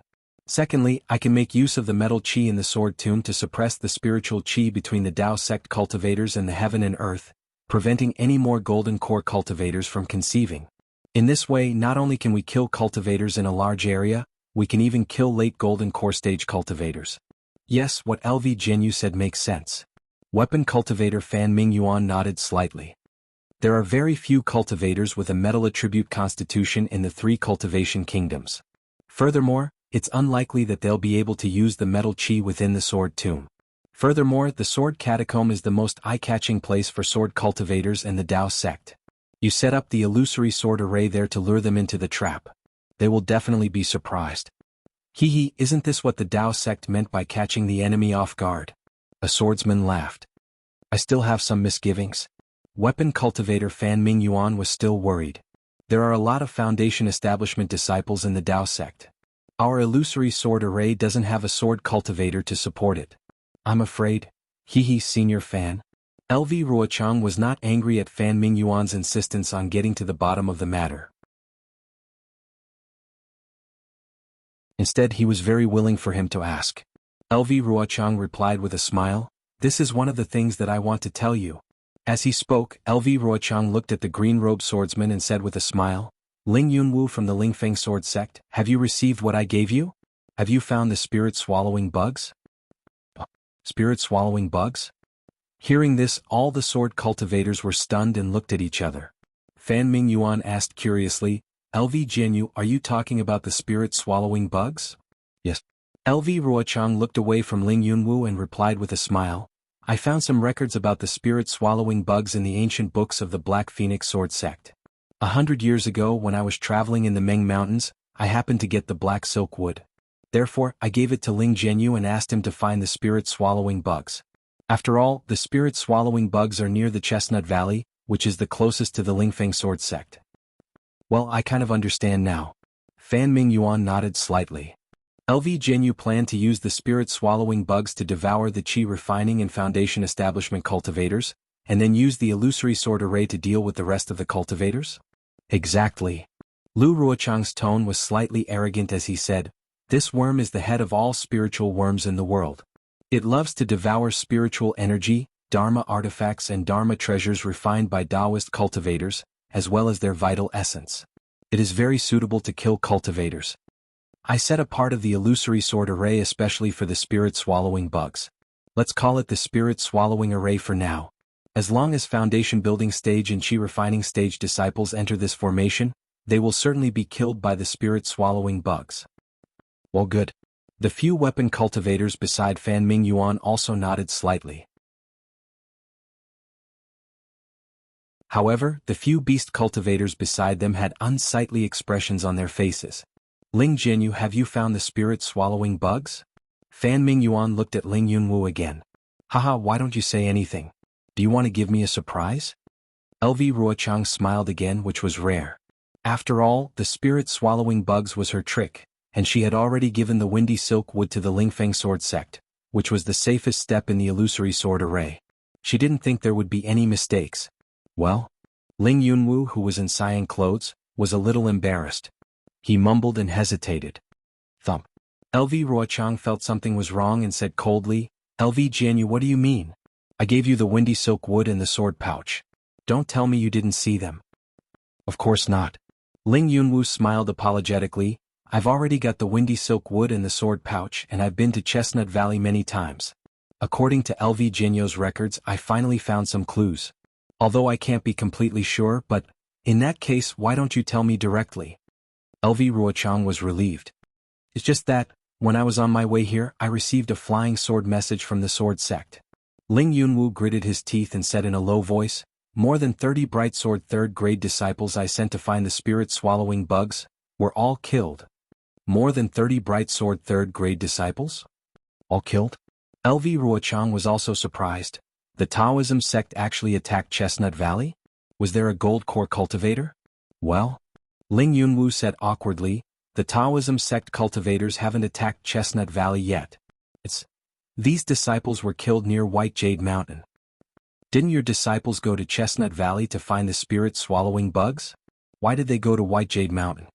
LV Ruochang sneered, "Ling Jin, you don't tell me, you gave the sword pouch and the black silk wood to your disciples." That's right. That's right." Ling Yunwu's expression was uncertain. LV Ruochang's expression changed greatly. He stared at Ling Yunwu for a long time and sneered, "Ling Jianyu, you're really at ease. That's the black silk wood, one of the few spiritual woods that can be used to find the spirit-swallowing bugs. You actually let your disciples, who are only at the bright sword realm, be in charge of it. And that sword pouch, although it's empty, it's still a treasure. You don't have to worry about letting people hold it. Do you really think that the things of my Black Phoenix sword sect are not things?" Alas, no matter what LV Jianyu says, I can't refute it. Ling Yunwu smiled bitterly. "I already had a plan last time. I was going to go there personally, but with LV Jianyu's spiritual sword summoning me, I dare not come. Moreover, I was afraid of delaying LV Jianyu's important matter, so I sent my capable disciples. I wanted to give you all a surprise during this period. But who knew? That your proud disciples actually ran to the White Jade Mountain and were killed by the practitioners of the Gold Core realm?" LV Ruochang seemed to be ruthless and said coldly, "I've already explained the matter of the spirit-swallowing bugs clearly. The spirit-swallowing bugs are the most important part of the illusory sword formation. If your Lingfeng sword sect delays this matter, you'll have to bear the consequences." Yes. What else could Ling Yunwu say? He cupped his hands and said, "I feel guilty. When this matter is over, I'll immediately go to the White Jade Mountain and find the black silk wood and the sword pouch to atone for my mistakes." "Atone for your mistakes? What kind of achievements do you have?"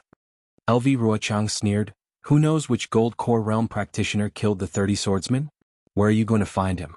LV Jianyu, a beast practitioner who had been silent for a long time, whispered, "You don't only need the black silk wood to find the spirit-swallowing bugs, right? There are a few other kinds. And if we know the approximate location of the spirit-swallowing bugs, our Quilted Mountain sect has a secret technique that can help us find them." LV Ruochang looked up at the beast practitioner who was as short as a baby and sighed, "Where are we going to find the other kinds of spiritual objects?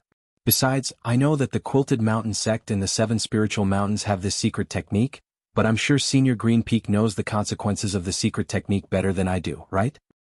"Alas, what's the point of talking about the consequences at this point?"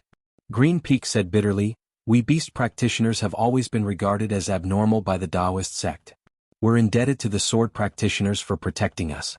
Now, as long as we can use our beast practitioners, we'll do it even if we have to sacrifice our lives." "Okay." LV Ruochang nodded and didn't comment. "Let's wait for my news." Ling Yunwu felt very guilty and smiled apologetically. "If news of my death comes, Senior Green Peak will make the decision." "What are you talking about?" Fan Mingyuan scolded. "Although we don't cultivate Taoist techniques and don't understand karma, we're still cultivators in the world.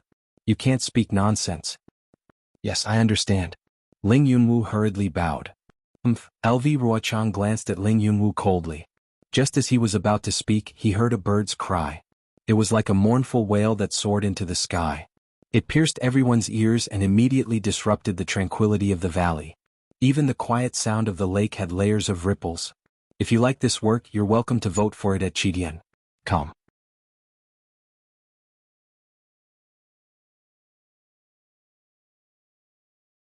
Chapter 23:12. Who is it? The swordsmen were shocked and turned to look. A yellow light flashed, and from the light, a giant rock that was hundreds of feet in size rushed into the valley, closely rubbing against the cracks in the valley. Once the giant rock entered the valley, it immediately spread its wings. Its huge wings flapped and the wind howled, casting its shadow on Lake Chui. The giant rock did not stop. Instead, it circled above Lake Chui, and its sharp eyes swept past the swordsmen. The swordsmen, weapon cultivators, and beast cultivators felt a chill in their hearts. Then their faces became respectful again, and they bowed in unison. After the giant rock circled around Lake Chui, it proudly landed on the stone wall and retracted its wings. At this moment, 2 distinct figures, one tall and one short, were revealed on the giant rock's back. The most conspicuous one was naturally the tall one. This person was 3 feet tall, had thick arms and a muscular body. On his head, which was much larger than a dipper, was a big red nose. It was very eye-catching. Looking at the short figure, he was shorter than an ordinary person by more than half, and only reached the giant's knees. There was nothing special about this dwarf, but there was always a cunning look in his 2 small eyes from time to time. Peng! The giant landed on a protrusion on the stone wall, and the stone wall shook slightly. "Greetings, Senior Qi." The swordsmen bowed in unison. The giant rock was Qi Peng, the valley master of the Osprey Valley in the Hung country. He was a beast cultivator whose cultivation was comparable to a sword transformation realm cultivator. Wait for me." Qi Peng withdrew his figure and reverted to a middle-aged man covered in yellow light. He raised his hand and gestured. "Yes." The swordsman stood up. "How did the discussion go?" Qi Peng asked. "We respected what you said and only delayed the Path Sect's cultivators near Sky Patrol City. Moreover, we are setting up a large formation in the Sword Tomb, and we are preparing to give the Path Sect a head-on blow." Lu Ruochang replied respectfully. Just as he was about to introduce his plan, Qi Peng waved his hand and said, "This is something that you should worry about. Don't tell this old man. It's not my turn to step up yet." "Yes, I understand. This is a chance for us to train." LV Ruochang didn't dare to say much and replied respectfully. "Yes, this old man is here to bring you some news." Qi Peng raised his hand and said, "This is the chief of the mountain-crossing giant tribe, Lian Xiaoqiao. This is the chief of the Cloud Cave dwarf tribe, Gao Dezhuang. I believe all of you sword friends know that the giant tribe and the dwarf tribe are also participating in this war under the persuasion of the sword cultivator elders. Everyone hasn't seen the 2 tribe leaders yet, right?" Although the giant had given him an extremely Xiao name, and the dwarf had given him an extremely De name, none of the swordsmen dared to laugh. Their faces were all unusually respectful. When he heard Qi Peng's introduction, he bowed again and said, "Greetings, Patriarch Lian and Patriarch Gao." "Yes, get up, get up." Gao Dezhuang was very happy and waved his hand to signal everyone to get up. Even Xiaoqiao didn't say anything. "It's great news that the giants and dwarves are joining the war," Qi Peng said again. "However, this old man has even better news to share with all of you. This old man has joined forces with the elders of a few weapon cultivators and beast cultivators to head to Alchemy Valley. I have already convinced the 2 hidden experts in the valley. As long as the 2 elders appear, the nascent soul cultivators of the Taoist sect will definitely not be their opponents. Moreover, what's even better is that it will definitely not cross the bottom line of the Taoist sect's spirit-severing stage-old monster. When the swordsmen heard this, they all had strange expressions on their faces. Indeed, they didn't even know where the Alchemy Valley was in the Huan country, let alone the hidden experts. Senior Qi, what you said is... Fan Mingyuan seemed to have thought of something and stuttered. Yes, it's that old man. Qi Ping nodded. Moreover, there's another old man who I'm afraid you don't even know. He seems to be even more powerful than the old man you mentioned. This matter is not set in stone yet, so don't think too much. We definitely can't ask them to take action now. In the end, we just need them to appear and control the situation. Yes, this junior understands. Fan Mingyuan hurriedly bowed and replied. Haha, this old man was just in a moment of happiness. This old man is here today to bring you some news. Qi Ping laughed again. Clan leader Gao's people are the best at the earth amplification technique, which is even more powerful than the Taoist sect's 5 elements escape technique. The dwarf clan's people found many Taoist sect cultivators moving in the east of the Sword Realm. Moreover, they seem to be moving to a few fixed places. Hence, clan leader Gao told this old man about this matter. This old man was with clan leader Lien. When I thought of you all here, I came to inform you. Yes, thank you for your message, Senior Qi. LV Ruochang bowed and thanked him. This is also a topic that we are discussing here. This is a task that my master and I have assigned to us. Oh? I see. Qi Ping smiled and nodded. The younger generation will surpass us in time. Alright, you all can discuss the arrangements. This old man won't interfere anymore. After he finished speaking, Qi Ping's body glowed with a strange brilliance. It looked faint, but it covered his entire body. When the brilliance disappeared, the giant rock appeared on the stone wall again. With a long cry, the giant rock bent its neck toward the sky. Its cry shook the sky. Then it flapped its wings and slowly flew up. Gao Dezhuang and Lien Xiaochao hurriedly jumped up and landed on the giant rock's back. Lien Xiaocao's body was so big that even the stone wall shook. However, when she landed on the giant rock's back, the giant rock didn't even sway. This junior respectfully sends Senior Qi off. LV Ruochang and the others bowed respectfully and watched as the giant rock spread its wings and flew through the gap in the valley sealed by the hurricane. When the giant rock's figure disappeared into the gap, LV Ruochang and the others straightened up. Their eyes were still filled with respect. Senior Qi is indeed a godly person. Fan Kuiyuan sighed with emotion. Not only did he find the giant clan, but he also found the mysterious dwarf clan. The most incredible thing is that person, he actually knew where to go. He invited him out. Who is that person? Who is that person? LV Ruochang couldn't help but ask in a low voice. Haha, Senior Qi has given the order. This old man doesn't dare to speak carelessly. Fan Kuiyuan said with a smile. Besides, this old man doesn't know who the other person is. Forget it. LV Ruochang said with a smile. What will come will come. We just have to do our own thing. That's right. Fan Kuiyuan nodded. Then he asked curiously, Senior Qi's news is very important. I'm afraid it's a new plan of the Taoist sect. Why did LV Jianghu say that you already have a plan?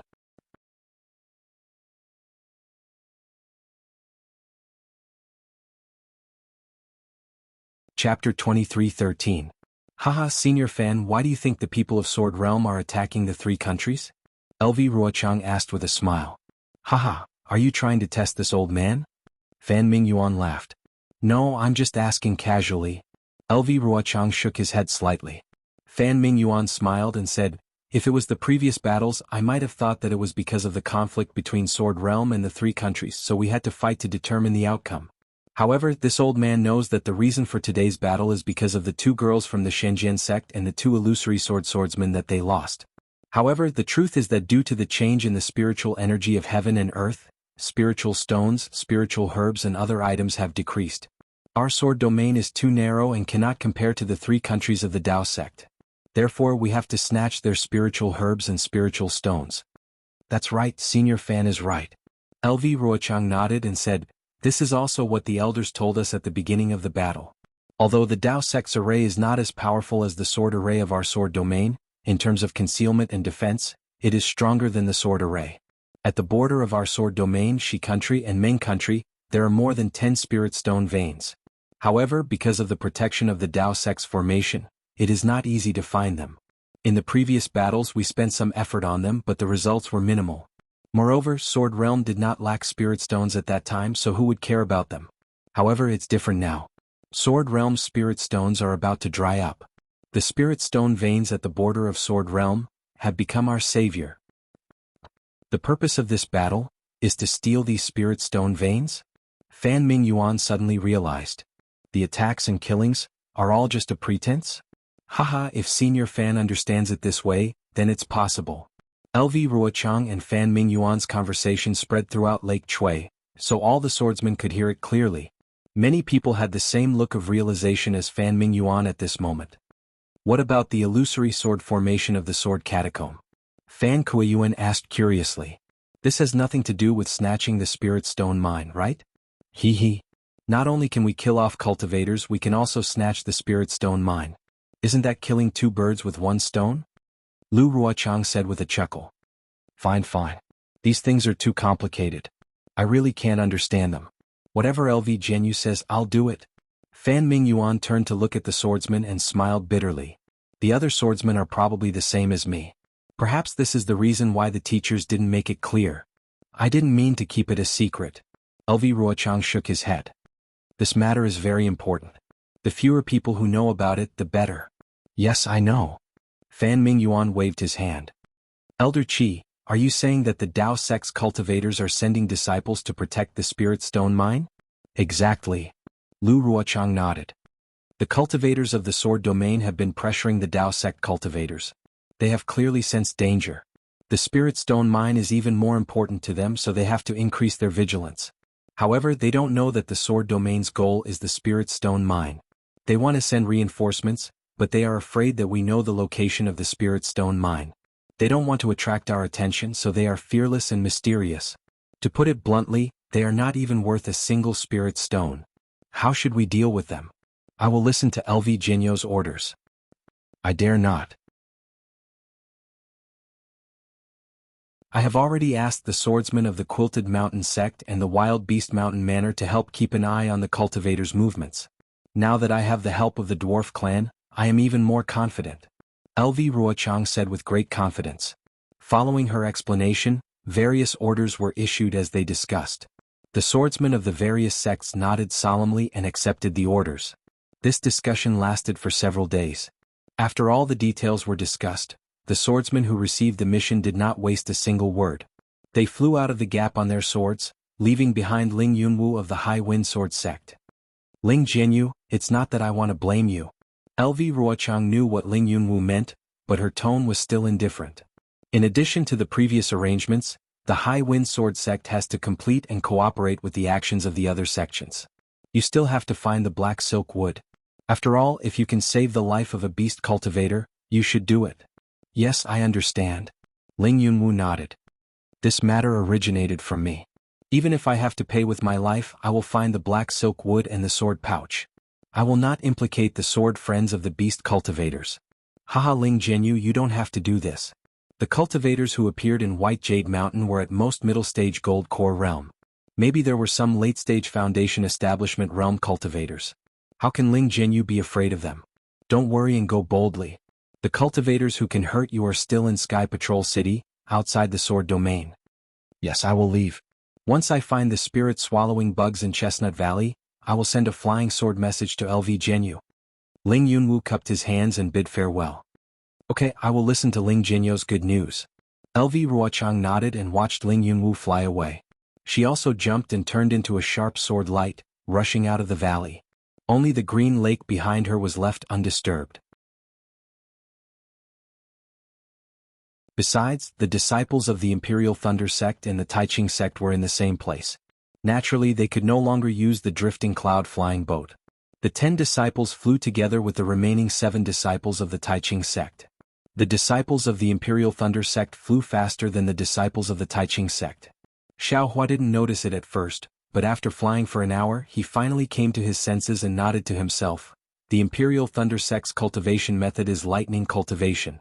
Although the lightning cultivation method has already changed to the lightning escape technique, the various cultivation methods derived from the lightning escape technique are still effective. When the Imperial Thunder sect's disciples practice cultivation methods, they naturally practice their flying techniques extremely well. Cui Hongshan and the others naturally noticed it. The uneasiness in their hearts when they saw the disciples of the Taiching sect gradually lessened, and a trace of pride appeared on their faces. Unfortunately, this thunder escape technique needs the help of external objects, especially the inner elixir of the Thunder Beast. The inner elixir of two yin and yang attributes is used to create the power of thunder and then turn into the thunder escape technique. This is also the reason why the Imperial Thunder sect recruits disciples with thunder attribute physiques. Unfortunately, a single thunder attribute can only touch the edge of the thunder escape technique. If the thunder escape technique is mastered, it is still far from enough. Moreover, I don't have a thunder attribute physique. With the help of the Phoenix celestial body, I embedded the two inner elixirs of the Thunder Beast into the celestial body and refined the thunder escape technique to the realm of thunder escape technique. If I didn't witness the vision of Xue Xue's foundation establishment, how could I have such an opportunity? However, I'm at a loss as to how others can cultivate this imperial lightning travel technique. After all, they either can't embed the inner elixir into the celestial body, or they already have a thunder attribute physique. How they use the inner elixir is different. Let's not talk about others. The great divine ability that was given to Xiang Zhili, the thunder escape technique, is the most suitable. He was born from the inner elixir of a male thunder beast, so using the inner elixir of a female thunder beast would make it easier. But how to do it is still very troublesome. Thinking up to here, a bright light flashed through Xiaohua's mind. It was a great merit he made when he first entered the Imperial Thunder sect. Thunder Devouring Bead. That's right, it's really that item. Xiaohua's eyes showed a trace of understanding. This item is not only the nemesis of all the Imperial Thunder sect's formations, but also the beginning and end of thunder. Didn't I see the image of the founder of the Imperial Thunder sect, Taoist Master Chen Yun, in the main hall of the Thunder Palace? He was enlightened by comprehending the Thunder Bead and founded the Imperial Thunder sect. Because of this, he ascended. If I can comprehend this item, wouldn't I be able to master the thunder escape technique? Sigh, what a pity. The Thunder Devouring Bead is the treasure of the Imperial Thunder sect. Ever since I took it out of my space, it has disappeared without a trace. How could Taoist Master Chen Lei let me comprehend it? It seems that everything depends on fate. Right, what about Chen Qinghua? This guy hibernated and never appeared again. It's been dozens of years, why haven't I seen any traces of him? I'm afraid he has met with disaster. While Xiaohua's thoughts were running wild, they traveled for another half a day. During this half a day, they actually didn't see any traces of sword cultivators. However, the foothills under their feet were covered with more and more snow, and even the chirping of birds and the language of beasts were rare. Clearly this place was very remote. Fellow Taoists, we will reach our destination in another half a day.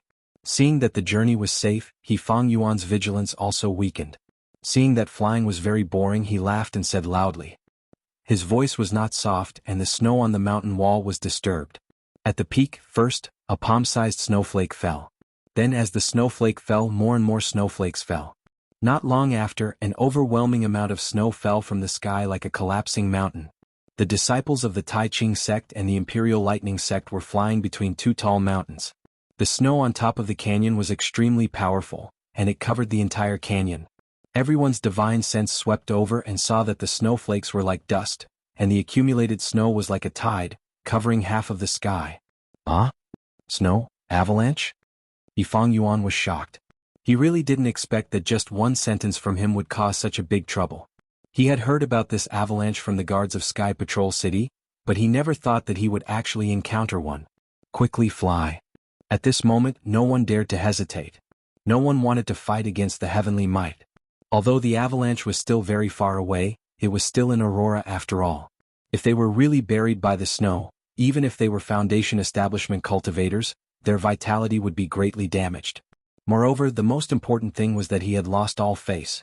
Surging like waves, falling like a mountain peak. Although this small amount of snow is very light and humble, when there is a lot of it, it actually has such great power. Heaven and earth are so mysterious, any inconspicuous place can be a reference for us cultivators. Xiaohua unhurriedly flew behind everyone, allowing the snowflakes to hit his face like white mist. He released his divine sense and carefully observed the gradual formation of the avalanche. It gradually grew from small to large, causing him to sigh with emotion in his heart.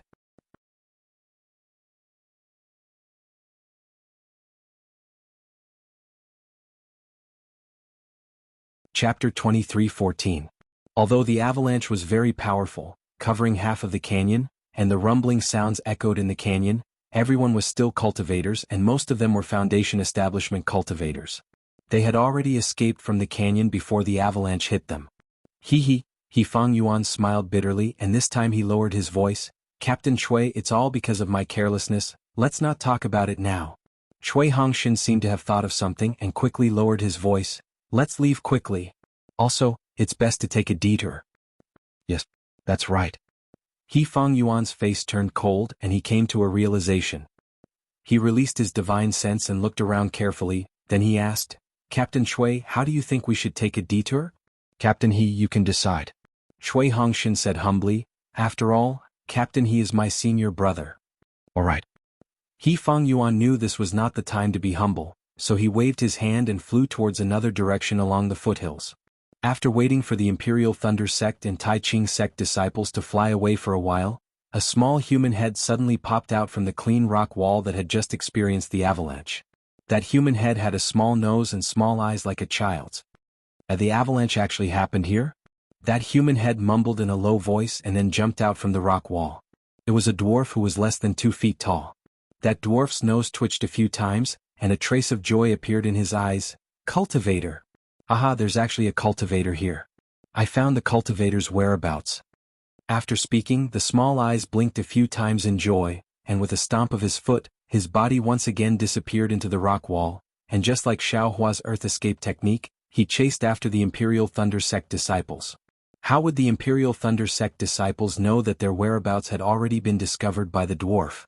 Over there, they were still extremely careful in concealing their whereabouts and constantly changing their direction so that their goal of heading towards Jinquan Mountain would not be exposed. Another 2 days passed, and just as everyone was about to fly towards Jinquan Mountain under Fang Yuan's lead, there was a rumbling sound in front of them, and the ground was shaking. Because of Fang Yuan and the other Tai Ching Sect disciples, Xiao Hua was too lazy to release his Buddha's sense. Now that he felt it at the same time as everyone else, he immediately released his divine sense. Seeing the situation over there, he was stunned, and then a trace of joy appeared. A few miles ahead to the left, there were more than 20 beast cultivators who had turned into birds. They were circling in the air and attacking the cultivators who were trapped in the air. Below the cultivators, there were more than a dozen giants who were dozens of feet tall. They held huge spiked clubs in their hands and waved them in the air. As for the besieged cultivators, there were about 40 of them. They all wore different Taoist robes and were clearly from different sections. Although these cultivators activated their magic artifacts and fought with all their might, their speed could not compare to the beast cultivators. Not only could their magic artifacts not hit the vital parts of the beast cultivators, many times, they were forced to fall down by the beast cultivators, and they looked very miserable. As for the bird cultivators, although there were fewer of them, their attack power seemed to be on par with the cultivators. However, they only surrounded and pressured the cultivators, not allowing them to escape. They even forced the cultivators to fall into the giants' attack range. Looking at the ground, there were several corpses and they were all badly mutilated. Obviously, they were all done by the giants' terrifying spiked clubs. Seeing such a pressing situation, Chui Hongshan hesitated. The cultivators who were trapped in the air by the beast cultivators and giants were all Foundation Establishment cultivators, but even they were in such a miserable state, running for their lives and even struggling at death's door. How could he and the other Imperial Thunder Sect disciples be able to get away with it? Not only him, even Fang Yuan was hesitating. He was different from Chui Hongshan. He had already lost 3 Tai Ching Sect disciples, and if he got involved in this killing situation he might suffer even more losses. Moreover, the beast cultivators and giants did not seem to have noticed their arrival. If they escaped now, it was still not too late. The scene was unusually quiet and it was truly a torture. The Imperial Thunder Sect disciples involuntarily looked at Xiao Hua. Damn it, why are you looking at me? Xiao Hua was somewhat angry in his heart. He really didn't want to reveal too much of his strength in front of others. However, he also knew that these 20 or so bird cultivators and a dozen giants were absolutely not something that these disciples could deal with. He really had no choice but to take action. Yifang Yuan was naturally astute. When he saw Cui Hongshan and the others looking at Xiaohua, he immediately understood. Of course he also looked at Xiaohua. Seeing Yifang Yuan looking at Xiaohua, the Tai Ching sect disciples also looked at Xiaohua. In an instant, the gazes of the two sect's disciples fell on Xiaohua. Go. Xiaohua cursed inwardly, but he could not show it on his face. He waved his hand and said only one word, then slowly flew forward. Go. Cui Hongshan's heart relaxed. He waved his hand and said loudly, no matter which sect's disciples are from, since they are Dao sect cultivators, they are our fellow disciples. We cannot let them fight alone.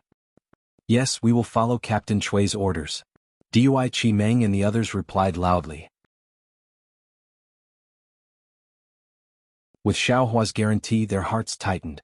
Seeing the Imperial Thunder sect disciples so valiant, the Tai Ching sect disciples felt slightly guilty. They immediately felt that they were small, so they also shouted, that's right, what joy is there in life, what fear is there in death? If we don't take action now, we will have inner demons in the future. How can our cultivation progress? Kill. The group of Tai Ching sect disciples and Imperial Thunder sect disciples all flew to the front and actually surpassed Xiaohua. They charged towards the group that was already in a precarious situation. This is great. At this time, the besieged Dao sect cultivators naturally discovered that there were reinforcements. Their hearts felt incomparably warm, as if they had encountered a sunny day amidst a gloomy rain. Jiji, when the bird cultivators heard the commotion, they were first startled. However, when they saw that it was only a dozen or so Foundation establishment cultivators, their hearts relaxed. They each opened their mouths and cried out, then beat their wings and did their best to kill the besieged cultivators. Attack. Cui Hongshan and the others did not dare to be negligent. They flew high to avoid coming into contact with the giants on the ground. They had already taken out their respective magic tools and attacked the bird cultivators. The bird cultivators' figures were very fast. They beat their wings and flew up, easily dodging the magic tools. Then they expanded the range of their attacks and surrounded the Imperial Thunder sect and Tai Ching sect disciples who came as reinforcements. There were only 20 or so bird cultivators, but they actually dared to deal with 50 cultivators. The gap in the encirclement was definitely much larger. The 40 or so cultivators who were previously besieged saw the gap in the encirclement expand, and their faces revealed joy. They knew that they had a chance to escape. However, they could only watch. No one could really escape.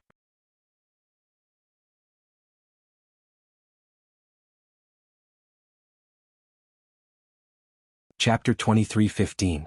But just as these cultivators turned around and were about to attack the bird cultivators with their magic artifacts, a voice called out, Senior Brother Jiang, I'm really sorry. As the voice rang out, an early-stage Foundation establishment disciple with a well-built body wearing the Taoist robes of the Nanming sect broke away from the group of cultivators. He charged through the gap between two bird cultivators and flew into the distance. Zhengshua! Roared a mid-Foundation establishment Nanming sect disciple. Just as he was about to rebuke Zhengshua, however, a few more disciples suddenly flew out from the group of Lightning Rider sect disciples who had been brandishing their dermic artifacts to meet up with the Lightning Rider sect disciples. They didn't even bother to greet them. They were even worse than Zhengshua. You wait. Cui Hongshan was stupefied. He really hadn't expected that when he and the others came to help, these disciples would actually abandon them and flee by themselves. The escape of these disciples was not a big deal, but it tugged at the last heartstrings in the hearts of the cultivators. Even the cultivators with the most solid hearts were moved. Everyone had to face a test in this life and death situation, whether it was for themselves or their conscience. Xiaohua looked at them coldly, and then at the beast cultivators who were surrounding them but not attacking. He already understood that this was done by the beast cultivators on purpose. Yifang Yuan's earlier conjecture that beast cultivators and weapon cultivators were brainless was instantly dispelled. Stop right there. The captains from the various sects were all furious and hurriedly shouted. Unfortunately, it would have been better if they hadn't shouted. Once they shouted, even more cultivators took the chance to escape. In just a moment, nearly 20 cultivators had already escaped through the gap between the bird cultivators' encirclement. Taking advantage of this opportunity, the group of beast cultivators surrounded the remaining 40 or so cultivators. In other words, the Imperial Thunder sect and Tai Ching sect disciples had come to replace these cultivators, and these cultivators had replaced the Imperial Thunder sect and Tai Ching sect disciples, and escaped. At this moment, A Tai Ching sect disciple couldn't take it anymore and glared at Xiaohua. His eyes were filled with hatred, and he didn't even greet Xiaohua as he flew towards a gap that seemed to be right in front of Xiaohua. However, just as he flew out of the gap, Xiaohua said urgently, "Quickly come back." Only a fool would reply. The disciple's figure passed by the bird cultivator and he was extremely happy. Now that he had the time to spare, he sneered back. Unfortunately, just as he spoke, the four-eared beast cultivator on his left suddenly flashed and dashed toward his back like a bolt of black lightning. The bird cultivator's flying speed was simply too fast and he wasn't far from the Tai Ching sect disciple. Although the Tai Ching sect disciple was extremely vigilant, he still only noticed the bird cultivator when he was a few feet away from him. Whoosh! The bird cultivator's wings suddenly swept out like an extremely hard artifact towards the Tai Ching disciple's neck. The Tai Ching sect disciple had already activated his magic treasure and attacked without hesitation. The sound was precisely the shape of a plum blossom. Flower petals spread out from the magic treasure and enveloped the bird cultivator who was about to pounce over. The bird cultivator didn't dodge at all. With a muffled ZZ sound, the flower petals exploded around the bird cultivator and completely enveloped him. A trace of joy flashed through the Tai Ching sect disciple's eyes and he was about to use his magic power to fly away again. Jie. The bird cultivator, who was originally a bit crooked from the flower petals, suddenly opened his mouth and his body swayed even more strangely. He immediately broke through the magic treasure's attack and instantly closed in on the Tai Ching sect disciple. At the same time, his beak-like mouth suddenly pecked forward and chiseled into the Tai Ching sect disciple's shoulder.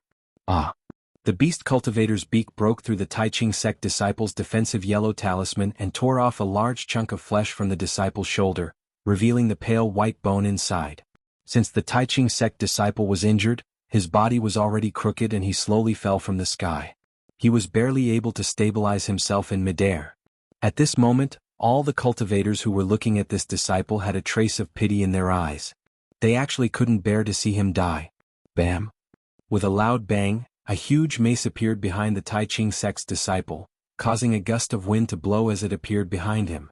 The Tai Ching sect disciple's defensive light that had been bitten through by the bird cultivator was immediately annihilated the moment it touched the spiked club. The spiked club hit the Tai Ching sect disciple's head almost without any resistance. Like a watermelon being smashed red and white, a disgusting smell of blood burst out. All of this happened in just a few breaths of time.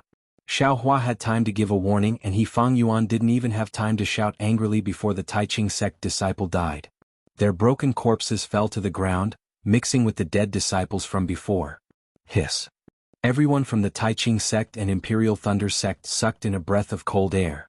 They finally understood why so many cultivators were surrounded but none dared to escape. However, before these people could recover from their shock, another strange thing happened. Opposite the dead Tai Ching sect disciple, another Imperial Thunder sect disciple also quickly rushed towards the gap between the two bird cultivators. This disciple, is he sick? The cultivators were stunned. After all, although this Imperial Thunder sect disciple's flying speed was fast, it was only slightly faster than the Tai Ching sect disciple. It was far from surpassing the flying speed of a bird cultivator. However, the Imperial Thunder sect disciple actually had a puzzled expression. That's right, it was puzzled, not astonishment, grief or any other expression. Because this person was none other than Xiaohua. Xiaohua's figure flew towards the gap between the two bird cultivators. His choice of location was extremely good, it was right between the two. The two beast cultivators naturally stared at the scene in front of them. When they saw Xiaohua flying, they also followed him. However, after flying for a while, they stopped again after flying for less than half a foot. This was because they both saw that the other party had already moved. Of course, they stopped at the same time. When they saw each other stop, they flew up at the same time. However, after flying for a foot, they seemed to have a tacit understanding and stopped at the same time. They waited for the other to attack while they guarded the encirclement. Damn it, is this an act? If Xiaohua wasn't a genuine cultivator, the cultivators in the encirclement would have suspected that Xiaohua was friends with these two bird cultivators. Jie. At this time, the two bird cultivators were also angry and seemed to be criticizing each other. At the same time, they no longer hesitated and flapped their wings, attacking Xiaohua from the left and right. Ouch! Xiaohua looked as panicked as the Tai Ching sect disciple. He was very afraid of the bird cultivators who suddenly closed in on him. He didn't even take out his magic tool. With a wave of his hand, dozens of fireball talismans were shot out. Rumble. These fireball talismans were actually of the highest quality. They set off a heat wave that soared to the sky. They were even more powerful than the magic tools of the Taiching sect disciple. Unfortunately, Xiaohua's opponents were bird cultivators who were famous for their body techniques. This top-grade fireball talisman only managed to burn a few pieces of the bird cultivator's feathers. Not only was it unable to kill them, it had even angered them. Jiji, two extremely angry bird cries resounded. The two bird cultivators flew out from the flames and pecked at Xiaohua's shoulders like lightning. Xiaohua's figure rapidly descended, wanting to dodge the attacks of the two bird cultivators. Below him, a giant also raised its wolf-tooth club, preparing to attack Xiaohua's butt. Serves him right. This was the thought of all the cultivators except for the Imperial Thunder Sect disciple and He Fang Yuan. Even the Taiching sect disciples felt a trace of satisfaction in their hearts. In their eyes, the initial stage foundation establishment Xiaohua was already a dead man.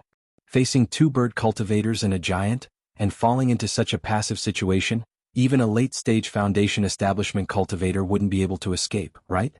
Just as everyone's thoughts became active again, retracting their gazes from Xiaohua's body and looking at the gap next to Xiaohua after he lured away the two bird cultivators, a golden light flashed in front of everyone's eyes.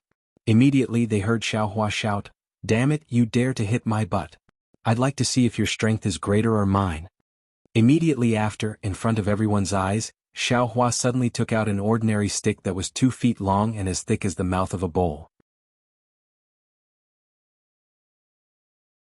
He actually calmly twirled the stick in his hand in an extremely gaudy manner before smashing it towards the incomparably huge mace. Woo! This was the sound of the giant's arm, which was as thick as an adult's waist, swinging the wolf-tooth club. This whistling sound was so loud that it covered all the movements in the surroundings. Even when the giant stepped on the ground trembled slightly. Naturally, the sound of the wind on Xiaohua's stick was also concealed. Or perhaps Xiaohua's stick didn't make any sound at all. When the group of cultivators heard the sound of the wind and looked at Xiaohua again, they couldn't understand how the two bird cultivators suddenly fell from the sky.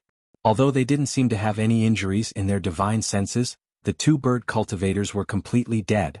What is going on? While they were bewildered, He Fang Yuan's eyes shined with extraordinary splendor. It was not that he didn't have confidence in Xiaohua, just like now, when Xiaohua was competing with the giant in terms of strength, he firmly believed that Xiaohua wouldn't be at a disadvantage. But when fighting with the two bird cultivators earlier, or trying to escape from the two bird cultivators, he didn't have any confidence in Xiaohua. Naturally, He Fang Yuan had been staring at Xiaohua all along. He had an involuntary conviction in his heart. He firmly believed that Xiaohua wasn't a cultivator who would run away without a fight. Sure enough, when He Fang Yuan's eyelids slightly blinked, that golden light came from Xiaohua's hand. He simply couldn't see where this golden light came from. It was as if it was just the outline of a flood dragon, and with just a flash of golden light, it passed through the necks of the two arrogant bird cultivators. Immediately after, the two bird cultivators fell from the sky without even making a sound.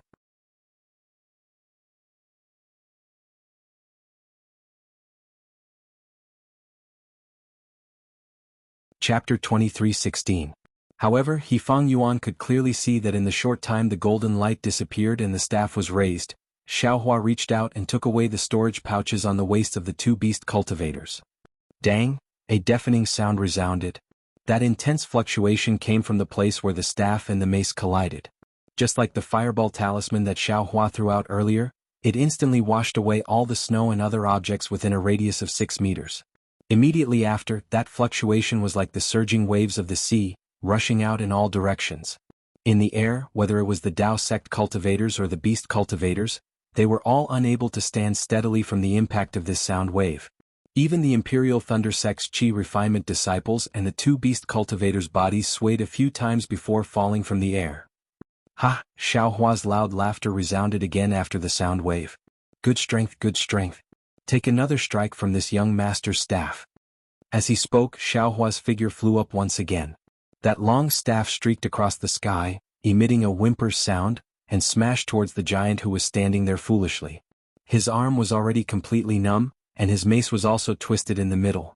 Looking at the giant's feet again, that pair of large feet had already sunk into the ground. It was actually smashed into the ground by Xiaohua. Dang, another sound resounded. This sound was clearly not as powerful as the first one, but it still lingered in everyone's ears. But this time, that giant's mace was completely bent, it was simply unable to take shape. Even the giant's arms were trembling, powerlessly hanging down. His face was pale and his eyes flashed with fear. Take another strike from this young master's staff. Xiaohua was unforgiving. The staff was lifted up again as if it was light. Something shocking happened. Before Xiaohua could lift up the staff, that giant actually pulled out his feet from the ground. Without saying anything, he dragged the mace and flew towards the distance. That large foot smashed into the ground, causing the ground to tremble. Don't run, take another strike from this young master's staff. Xiaohua's figure suddenly flew up, as if he was chasing after that giant. However, with a slight sway of his figure, he actually arrived at the nearest giant and smashed down with his long staff. That giant was still puzzled. He didn't know what the escaping giant meant, but Xiaohua's staff hit his forehead. Needless to say, the giant raised his mace and charged forward. It was simply a replica of the previous one. Another huge tremor, another wave of sound was set off, and everyone was thrown into the air. What was different from before was that this giant didn't wait for Xiaohua to pick up the long rod again. He dragged the spiked club back and turned around, catching up with the giant that had fled earlier. That graceful turn of his body. Tsk, it was simply too vivid. It did not matter if this giant ran away. Just like the Tao sect disciple who ran away first, the thought of running away immediately rose in the hearts of all the giants. They did not wait for Xiaohua to fly towards them. Instead, they took the initiative and carried the wolf-tooth club on their shoulders without any hesitation. Then they spread their big feet, which were rarely seen in the Dawn Rain continent, and fled without a trace. The bird cultivators who had barely stabilized themselves in the air were stunned. They also seemed to have woken up from a dream. They had just woken up from the destruction of 2 bird cultivators. A bird cultivator cried out. Without any hesitation, he soared into the sky and charged towards the clouds. When the other bird cultivators saw this, they also cried out and flapped their wings, wanting to fly away with that bird cultivator. You can stay here. A trace of fierceness flashed through Xiaohua's eyes. His figure also flew, and he was actually much faster than the bird cultivators. He charged towards the bird cultivator who had just killed the Tai Ching sect disciple. That bird cultivator was greatly alarmed. Without any hesitation, he charged towards Xiaohua, extending his unusually sharp beak. However, just as he extended his beak, he seemed to have realized something.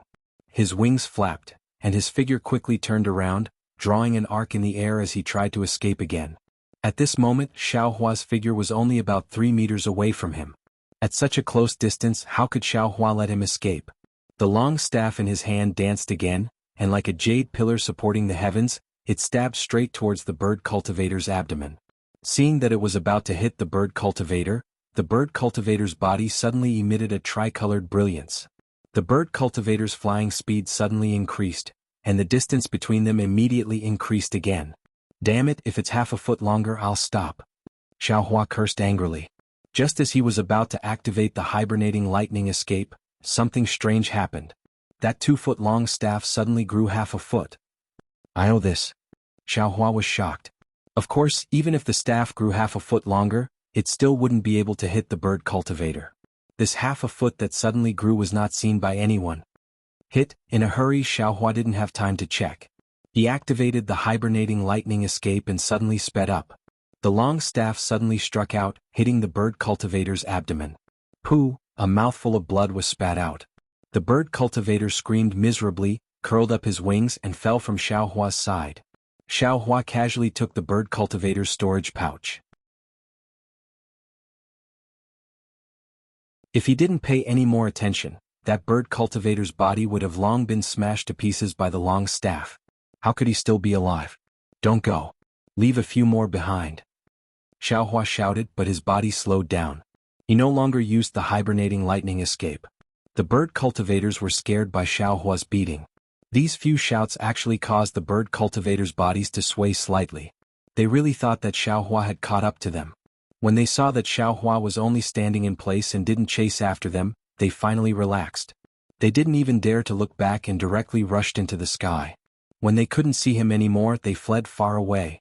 Damn it, did this young master go too far again? Xiao Hua's divine sense swept over. He saw that the dozens of people below him were standing there in a daze. They were all looking at him with an inconceivable expression. Even the people from the Imperial Thunder sect were the same. Yes, this time Xiao Hua didn't use the Phoenix Dharma body. Even so, he still fiercely scared away dozens of giants with his strength alone. He even killed 3 bird cultivators and drove away the bird cultivators who they saw as snakes and scorpions. They didn't have any killing methods at all. Was this still a Foundation establishment cultivator? Forget it, Xiao Hua sighed and closed his eyes. The true essence in his body also stopped flowing. His body fell from the sky upside down. Xiao Hua, Ming Mao and Dui Ling were already prepared. As if their hearts were connected, they simultaneously flew into the sky, wanting to catch Xiao Hua. Good Cui Hongshan, I'll remember you. Xiao Hua was angry. I saved you again. Why aren't you hurrying over to catch me? If I let 2 female cultivators catch me, how am I going to explain it to Xue Xue? Just as he fell into Ming Mao's embrace, Xiao Hua finally woke up. He forced himself to stand in the air and said to Ming Mao and Dui Ling with a bitter smile, "Many thanks to the 2 of you." The Xiao, cough. Immediately after, Xiao Hua coughed and his entire face turned red.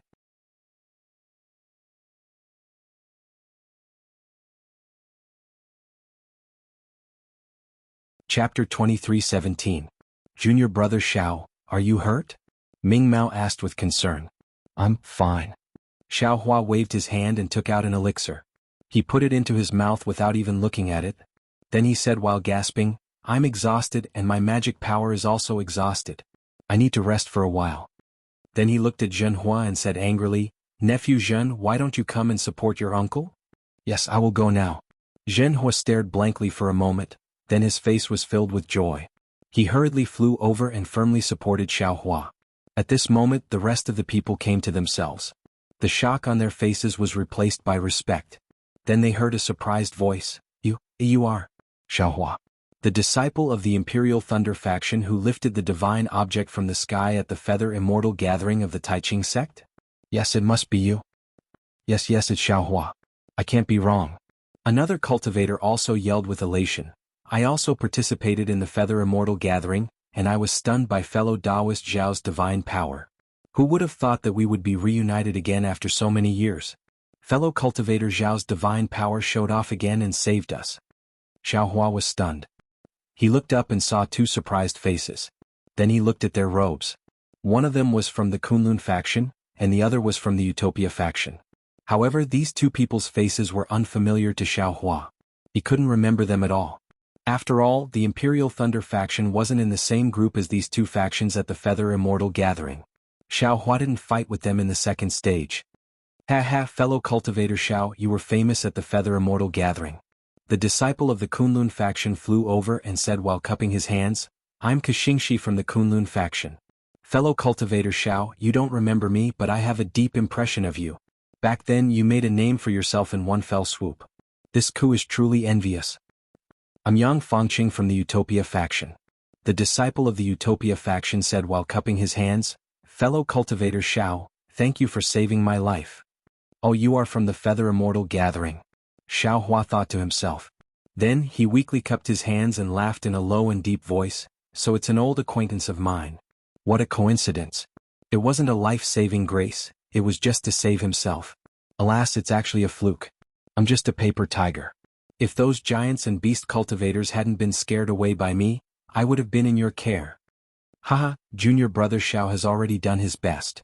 He Fang Yuan also flew over and said with a smile, but with junior brother Zhao's killing of 3 beast cultivators, they already have no way to trap us. As long as we work together to fight them, we will definitely be able to escape. Next, He Fang Yuan cupped his fists and smiled at Kashingshi and Yang Fangqing. Taiqing sect's He Fang Yuan greets the 2 senior brothers. Back then at the Feather Immortal Assembly, I had the chance to meet the 2 of you. Hello, senior brother He. Kashingshi and Yang Fangqing hurriedly returned the greeting. Back then we parted ways at Taiqing sect's Hao domain. Senior brother He was the first Feather Immortal Assembly disciple to reach Foundation establishment. We have been envious of you for a long time. Hearing this, a trace of shame appeared on He Fang Yuan's face. He glanced at Xiao Hua and smiled, This foolish brother was lucky enough to be a step ahead in the foundation establishment stage, but that is all in the future. Now look at the difference between me and junior brother Xiao, it is really 1,000 miles. Haha, senior brother you should compare yourself to us. Junior brother Xiao has the appearance of a celestial being, ordinary people can't compare to him. Kuxingxi laughed loudly. These three people were Xiao Hua's old acquaintances. As soon as they met, they were very lively. First, they gathered around Xiao Hua. As they chatted and laughed, the people around them also gathered around. Their eyes were filled with envy as they looked at the three people. Another few cultivators flew up a few steps, cupped their hands and said to Xiao Hua with a smile, "This humble Taoist and the others thank senior brother Xiao." Hearing their words, they clearly wanted to befriend him. But Xiao Hua's face was deathly pale. He waved his hand and weakly said, This Xiao is completely exhausted right now. I'm afraid I can't meet all of you. If there's anything you need, you should talk to my captain." After he finished speaking, Xiao Hua closed his eyes and no longer paid attention to the crowd. Everyone saw this and did not dare to force him. They could not determine Xiao Hua's cultivation level and strength, they only thought he was truly exhausted. They hurriedly and carefully flew towards Cui Hongshan and cupped their fists. Of course, Tai Ching sect and Imperial Thunder sect came together. He Fang Yuan also brought Tai Ching sect's disciples to greet the disciples of the other Dao sections. Sigh, Xiao Hua closed his eyes and released his Buddhist sense. Seeing the sincerity and flattery of the many disciples, he could not help but sigh. Thinking of the pleasure of killing the bird cultivator just now, a kind of desire suddenly appeared in his heart. That kind of desire was the desire for freedom, the desire to soar into the sky. It was as if the Dao sect disciples here had become a burden to him, a burden that made it difficult for him to use his divine abilities. Even at this moment, Xiao Hua felt that Imperial Thunder sect was his shackle. He did not have the freedom he had when he was a lone cultivator. At that time, although Xiao Hua did not have a cultivation method, he could act recklessly and use all of his divine abilities without hesitation.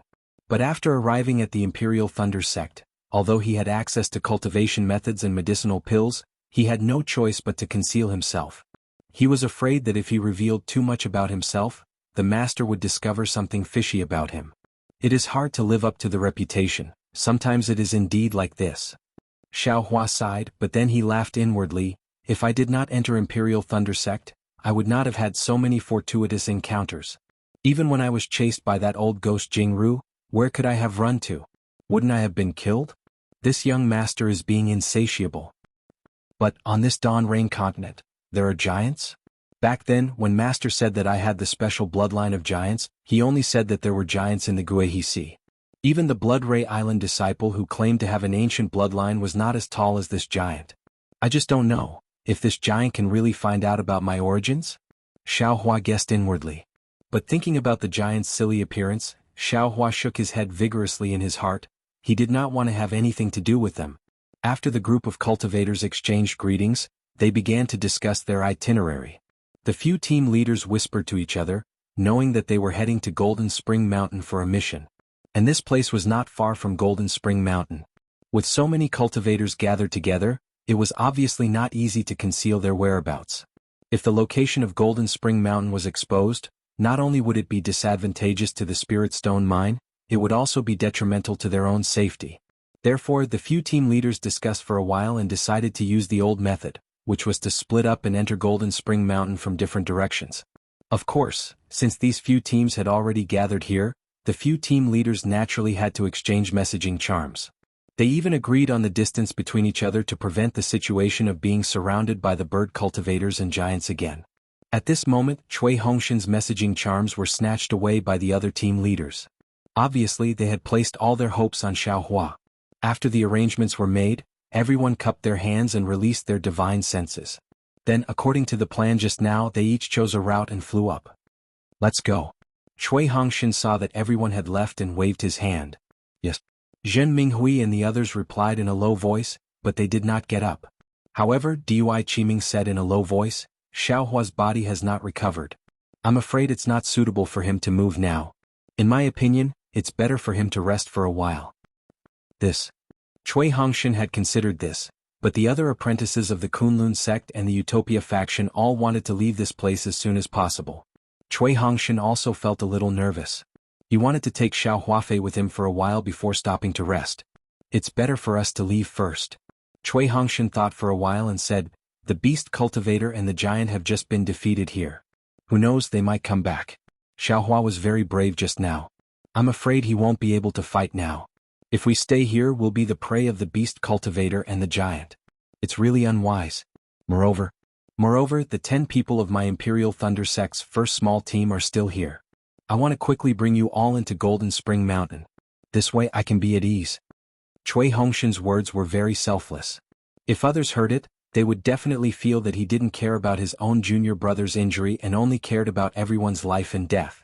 Xiao Hua could naturally hear it.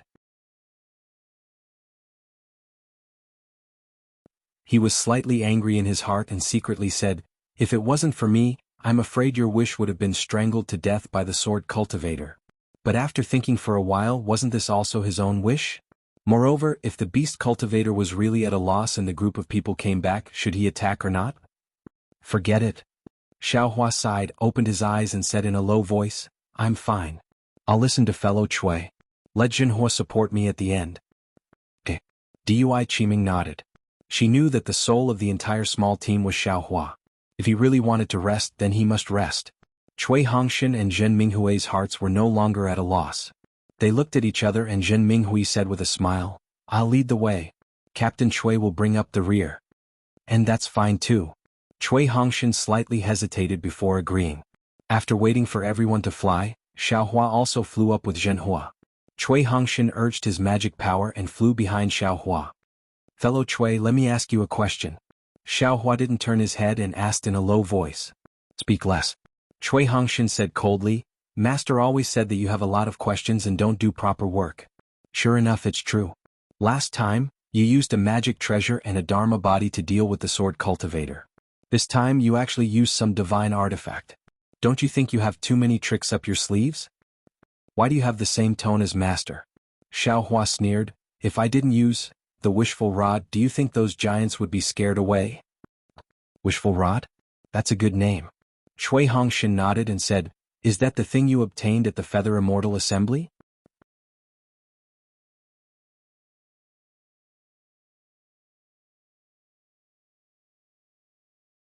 Chapter 23:18. Yes or no? Do I need to tell you? Xiao Hua replied snappily, you haven't answered my question yet. However, Xiao Hua's heart was also happy. Wishful staff, this name was really easy to come up with. It was a gift from the heavens. He didn't say it out loud, but it actually sounded good. You haven't said what the question is? How can I answer? Cui Hongshan replied bluntly. It was none other than Zhenhua who couldn't help but laugh. I'm scared. Zhenhua whispered, I'm scared that the giant will come again. If you're that scared, why don't you show me how scared you are? If you're scared and don't come out, I'll drag you to the giant 20 miles away. Xiao Hua scolded, you're so young and you haven't learned anything. You only know how to lie. Yes. Zhenhua said in panic, I was wrong. Uncle Xiao, don't be angry. Jiske, why are you venting your anger on a child?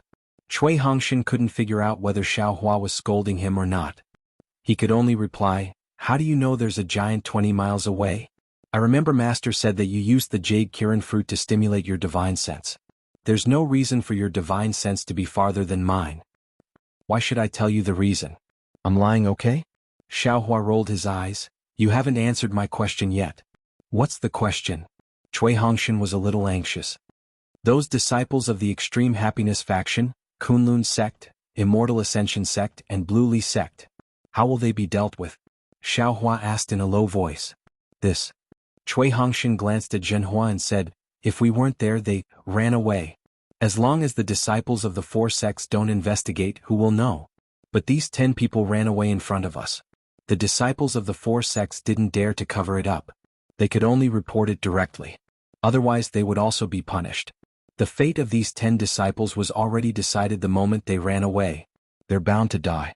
The four sects absolutely can't tolerate them running away when they're fighting. Especially, with the reinforcements of the Imperial Thunder sect and Taiqing sect. I understand. Xiao Hua's eyes flashed with a trace of sternness. These people really deserve to die. Did they not think about it? We risked our lives to come here, yet they actually hardened their hearts and fled? Alas, the test of life and death is too great. Cui Hongshan sighed. Even I am a little hesitant, let alone them. Although the captains of the four sects didn't say anything, it seems that they will only report this matter to the higher-ups and won't take any other measures. If those disciples manage to escape alive, they can only become rogue cultivators and face the joint pursuit of the three cultivation kingdoms. And Xiao Hua nodded and didn't ask any more questions. Cui Hongshan also flew up carefully. From time to time, he would vigilantly release his spiritual force to prevent the bird cultivator from attacking again. Fellow Daoist Cui, you don't need to be so careful. The beast cultivator and giant have long been scared out of their wits. They won't chase after you. Xiao Hua couldn't help but remind Cui Hongshan when he saw how cautious he was. Better safe than sorry. Cui Hongshan laughed coldly. However, it was clear that he had relaxed after this. He only flew slowly and did not extend his consciousness too far. Was a pity? Although Xiao Hua's Buddhist awareness was powerful, he was still careless. Just as they flew away for less than a cigarette, the dwarf who had chased after them once again emerged from the place where he had killed the bird cultivator. Hiss, the dwarf sucked in a breath of cold air. The small head that had just emerged immediately shrank back. It wasn't until a long time later that he tremblingly revealed his small nose. He vigorously sniffed a few times before revealing half of his body again. He looked left and right.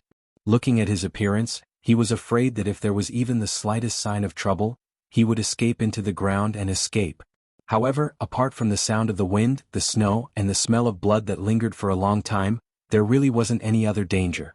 The dwarf finally jumped out of the ground and carefully looked around. He sniffed again and looked in the direction that Xiao Hua and the others had flown in. His face was full of panic and hesitation.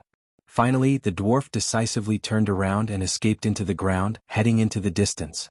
In the end, this cowardly dwarf did not dare to continue to chase down. Quanjin Mountain was not far away. However, after flying for half a day, a huge mountain range could be seen in front of them. This mountain range was not tall, but it was extremely large and covered an extremely wide area. The mountain range was covered in ice for thousands of miles. It was as smooth as a mirror and there were no spirit grasses or spirit trees to be seen. Apart from cultivators, there were absolutely no other signs of human habitation. Even birds that spread their wings and flew would not come here. This is Quanjin Mountain? Xiao Hua's eyes shone brightly as he looked at the endless mountain range in the distance. He unconsciously frowned. This situation, apart from the ice and snow, was not much different from Chishu Mountain Range. Even that cold place was extremely similar. Let's go. Cui Hongshan did not say anything else. He directly flew to the front and took out the team leader's token. He carefully looked at it and raised his head to look again. He waved his hand and flew towards a certain place in the mountain range. Xiao Hua's Buddhist awareness also saw that far away in the mountain range, Tai Ching sect's disciples were also flying up under He Fang Yuan's lead. It seemed that their direction was not the same as Imperial Thunder sects. Sure enough, Cui Hongshan brought Xiao Hua and the others to another place in the mountain range. When they reached the mountain range, Xiao Hua looked around. This was actually a continuous stretch of green pine forest. Those green pine trees were over 100 feet tall. The crisp pine needles were condensed into a layer of sparkling ice, swaying in the breeze. Occasionally, there would be pine branches that could not withstand the pressure of the snow falling down, making a silent sound. The place where they landed, apart from a thick layer of snow, there were also some rotten withered branches. How could one tell that this was a spirit stone mine? Xiao Hua naturally understood that this was definitely a concealment formation. However, he released his divine sense and looked for a long time but did not see any clues. He unconsciously shook his head. Sigh, there are indeed many experts in this world. This young master's formation skills can be considered to have some accomplishments, but I can't even see a little bit of it. Flying down from the mountain range, Cui Hongshan activated his magic power. The captain's token emitted a faint brilliance, and a fist-sized brilliance flew out from the token. Then it transformed into a sparrow-shaped bird. It flapped its wings and flew into the depths of the mountain forest. Everyone did not say anything. They all followed the little bird and gradually went deeper into the forest. That light was also strange. It did not fly high at all. It only flew slowly between the pine trees that were not too dense, like a fluttering butterfly. After flying for a little more than half a day, that light stopped. It suddenly flew several feet and disappeared into a pine tree that was only the size of a person.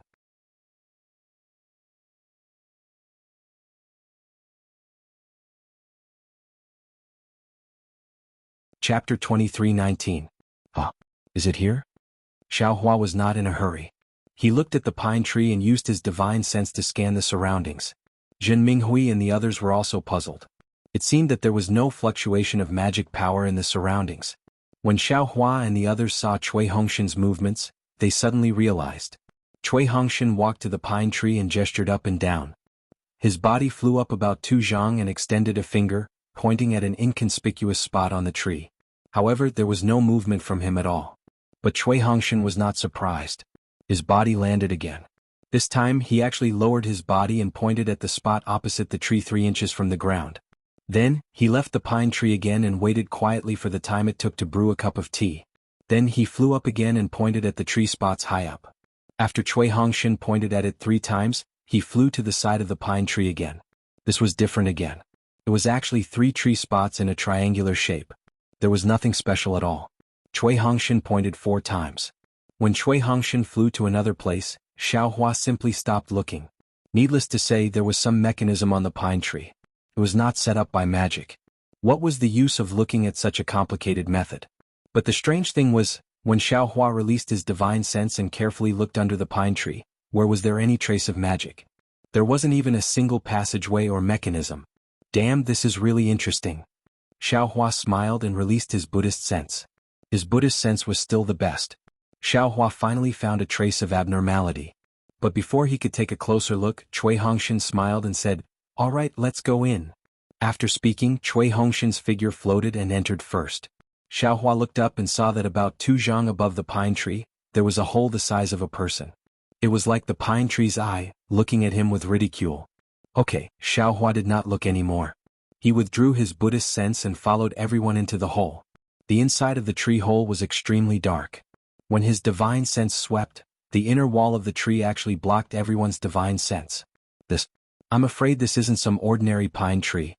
Xiaohua had already understood that if it wasn't a strange spiritual wood, it wouldn't be able to block his spiritual sense. Cui Hongshan led the way in front and kept flying downwards. After flying for thousands of feet or even thousands of feet, a misty brilliance appeared in front of their eyes.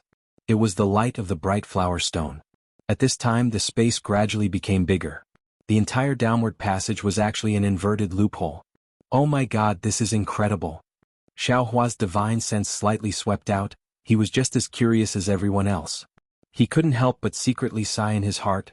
This spirit stone vein is really a secret. It's so deep underground that it's thousands of feet deep. Whose divine sense would be so bored to check under this desolate pine forest? It's no wonder the sword cultivators didn't notice it even though it was so close to Hun country. Who are you? An indescribably cold voice suddenly emerged from beneath Cui Hongshan's feet. Cui Hongshan immediately stopped descending and looked towards the direction of the voice. He saw that on the stone wall of the tunnel, there was a cave that was half the height of a person. A cultivator dressed in pitch-black clothes was sitting cross-legged there and asked him without raising his head. I'm Cui Hongshan, the captain of the Imperial Thunder Sect's first team. I'm leading my team of 10 people to Mount Quanjin to support the fellow cultivators from Sky Patrol City. Cui Hongshan saw that it was a cultivator in the middle stage of Foundation establishment.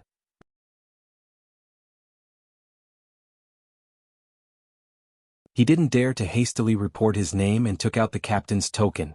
Oh, so it's a fellow cultivator from the Imperial Thunder Sect. That cultivator raised his head. His entire face was covered by a cloak. He stretched out his hand and said, I'm a disciple of Mount Quanjin Sky Patrol City. I thank the Imperial Thunder Sect for coming to help. In addition, since fellow cultivator Cui can come here, there must be a guide. However, there are rules. Captain Cui, please take out the token and check it. Of course, please. Cui Hongshan handed over the token, and the cultivator took it. He took out a magic weapon that looked like a ruler from his arms. He urged his spiritual power and placed it on the token. A yellow light flashed on the ruler and it disappeared in the blink of an eye. Then a thumb-sized ball flew out from the ruler. It paused for a moment, and then flew into Cui Hongshan's token. I, Mount Quanjin's imprint, have entered Captain Cui's token. When this matter is over, Captain Chui can use this imprint to return to Sky Patrol City. Sky Patrol City has nothing but gratitude. The cultivator clapped his hand and the token fell into Chui Hongshan's hand again. Captain Chui, please continue forward. According to the other disciples of Sky Patrol City, your Imperial Thunder Sect's other teams have arrived. The resting room of your Imperial Thunder Sect's disciples is arranged in the northwest area. You can go there with the disciples who welcome you. As for how to defend, how to guard, and how to fight, we'll have to wait for all the disciples to arrive before we can decide. Yes, I understand. Chui Hongshan took the token and kept it in his arms. He cupped his hands and flew down. Xiao Hua and the others followed closely behind him. Such a mysterious arrangement and such a deep tunnel, I'm afraid it's not easy to be discovered by a sword cultivator, right? As long as we guard on time, we should be able to complete the task. Facing the enemy is nonsense. Xiao Hua laughed in his heart. He believed in his own vision. Even his Buddhist consciousness could not find the underground mineral vein. How could a sword cultivator know? This time his first team had drawn a good lot. They would definitely not encounter such a dangerous situation like last time. After flying for another 100 feet, everyone's eyes were bright. They had reached the end of the tunnel. This was a space with a radius of several hundred feet. In this space, there were dozens of disciples in Sky Patrol City's City Guard uniform. They held celestial devices and other items and were on guard. Before Xiao Hua and the others landed, the disciples' divine senses locked onto Xiao Hua and the others. When they saw the faces and robes of the Imperial Thunder Sect's disciples, they relaxed slightly. They also wanted to check the tokens. Xiao Hua took advantage of this time to look around. He saw that other than the tunnel where he and the others landed, there were 4 to 5 pitch-black holes above the space. It should be a tunnel that led to here from another direction. Sorry, everyone's tokens also need to be checked. After checking Chui Hongshan's captain token, another 9 city guards stepped forward and politely stretched out their hands. Sigh, it's really troublesome. Dui Ling muttered softly. I'll let this fellow from the Imperial Thunder Sect know. The city guard in front of Dui Ling laughed and said, My Quanjin Mountain is a spirit stone mineral vein. It's not only extremely important to my Sky Patrol City, it's also crucial to the entire war. No matter how careful you are, you can't be too careful. I was just saying. Dui Ling laughed and took out the token. Xiao Hua also took out the token cooperatively and handed it to the city guard. At the same time he smiled and said, Just now, I saw Tai Ching Sect's captain. He arrived first. I wonder where they are arranged? Tai Ching Sect? The city guard checked the token and laughed. I have been on duty this entire time and have not seen any Tai Ching Sect disciples. However, a small team from the Rock Border Sect came in earlier. Oh. Xiao Hua raised his brows and said curiously, Fang Yuan is right in front of us. Could it be that Quanjin Mountain has multiple entrances? Fellow Taoist Xiao will be on duty in a few days, so I won't hide it from fellow Taoist. My Golden Spring Mountain has 8 such entrances, and each entrance has 4 to 6 tunnels that lead to the surface. Does your fellow Taoist from the Tai Ching Sect know where they came from? However, the Tai Ching Sect disciples seem to be arranged in the northwest region. You just have to go in and look for them. Yes, I understand. Xiao Hua received the token and nodded in reply. After everyone's tokens were checked, a Qi refinement disciple walked over and respectfully led the way in front, bringing them to the northwest region to rest. Walking out of the space of the entrance, Xiao Hua felt his vision suddenly become clear. The first thing he looked at was the top of his head. He saw that although there were no gloomy winter clouds above his head, nor was there any blue sky or white clouds, there was a layer of faint azure. There was a layer of fine light emitting from it, and it did not seem like a cave 10,000 feet below. Moreover, this azure sky above his head was extremely high. It seemed to be several hundred feet high, and there was no feeling of oppression. Xiao Hua moved his gaze away from the top of his head and looked in front of him. It was another huge space. This space was not too flat and there were some ravines and hills. It was somewhat similar to the mountains commonly seen in the country of Xi. What surprised Xiao Hua the most was that above these ravines and hills, there were some green and bright colors. It was the color of Xiao Chao and Xiao Hua. It was really more lively than the spring gold mountain pine forest above his head. Looking at the space again, there were already many cultivators. Most of these cultivators were disciples of the Sky Patrol City, and most of these disciples were Qi refinement disciples. There were very few disciples above the Foundation establishment realm. Some of these disciples were in a hurry, flying in the space from a cave on one side of the space to another place. Some disciples seemed to be a little slow or even slightly limited. As for the Foundation Establishment disciples of the Sky Patrol City, they should be the disciples on duty, leading some Chi refinement disciples and cruising at the edge of the space. My goodness, is this the Spirit Stone vein?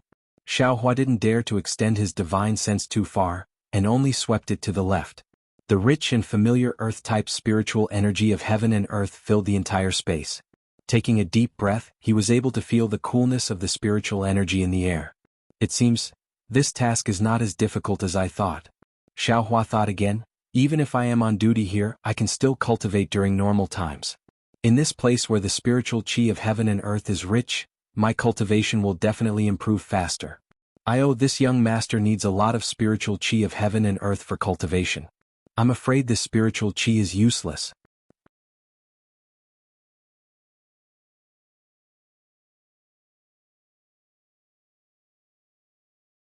Chapter 23:20. Thinking about it, Xiaohua could not help but feel a little regretful. He looked to the side of the space and saw the cave closest to him. It must be the entrance to the Spirit Stone vein. Thinking about the piles of spirit stones inside, Xiaohua's eyes lit up. It was a pity that the Sky Patrol City disciple who led Xiaohua and the others walked in front. Otherwise, Xiaohua would have gone forward to ask about the Spirit Stone vein. The arrival of Xiaohua and the others did not attract the attention of the Sky Patrol City disciples. It seemed that the number of Path Sect disciples had increased during this period of time. Just as the Sky Patrol City's disciple was about to lead Xiaohua and the others into a large cave, a loud noise came from a cave not far away from Xiaohua. Many of the disciples who were flying into the cave stopped and gave way to the noise. Then, a group of Sky Patrol City disciples who were only at level 3 or 4 of the Chi refining realm flew out of the cave. These disciples lined up neatly in rows of 5. Under the leadership of a 10th layer Chi refining disciple, they filed out of the cave. Xiaohua paused for a moment and watched like Cui Hongshan and the others. He waited until this group of disciples had completely flown out of the cave and into another cave before flying up again. Xiaohua saw clearly that there were more than 1,000 disciples in this group. Each disciple had a bulging storage bag on their waist. Moreover, these disciples' faces were full of fatigue as if they were extremely tired. Haha, I'll let you know. These are the disciples of our Sky Patrol City who are mining here. When the Chi refinement disciple saw that the Imperial Thunder Sect's disciples had stopped, he did not urge them. He waited for them to fly up again before he introduced them with a smile. Half of the disciples recruited by the Sky Patrol City have to mine in the Spirit Stone veins. Only when they have accumulated enough Spirit Stones can they officially become the official disciples of the Sky Patrol City. These disciples have to hand over the ores they mine to the warehouse. When the warehouse is full of Spirit Stones, the general will bring them back to the Sky Patrol City and hand them over to the city governor. General? Xiaohua was stunned. Sure enough, Cui Hongshan was also puzzled and asked in a low voice, General is? Senior Tu Hong, right? Ah yes. The Chi refining realm disciple nodded and said, Senior Tu is a Golden Core realm senior. He has been in charge of the Spirit Stone vein in Mount Springgold for hundreds of years. The title of General is a title of honor in Sky Patrol City. My Golden Spring Mountains disciples all address Senior Tu as such. This junior is also used to it. As they spoke, Xiaohua and the others entered the cave. This cave was also huge. Just like the previous space, there were some flowers and plants. After flying for another incense stick's worth of time, the number of Sky Patrol City's disciples decreased. It was also much quieter. The Chi refinement disciple said in a low voice, This is the place where the high-ranking disciples of the Sky Patrol City rest and cultivate. It's usually quieter here. Due to the arrival of the seniors, the general has moved the disciples here to another place. The heaven and earth spirit chi here is denser than anywhere else. I hope you'll be satisfied. Many thanks for Senior Tu's arrangement. Cui Hongshan replied with a smile. When a huge stone wall appeared in front of them with numerous caves on it, the Chi refinement disciple clapped his hands and took out a jade amulet.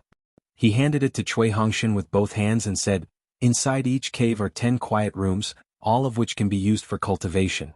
Captain Cui and the other seniors, please rest for a while. After a few days, when all the seniors who came as reinforcements arrive, the general will definitely receive you all. All right. Many thanks. Cui Hongshan took the jade amulet. Also, if there's nothing else, please stay in this quiet room. If you feel bored, you can walk around outside the quiet room. However, please do not fly out of the cave outside.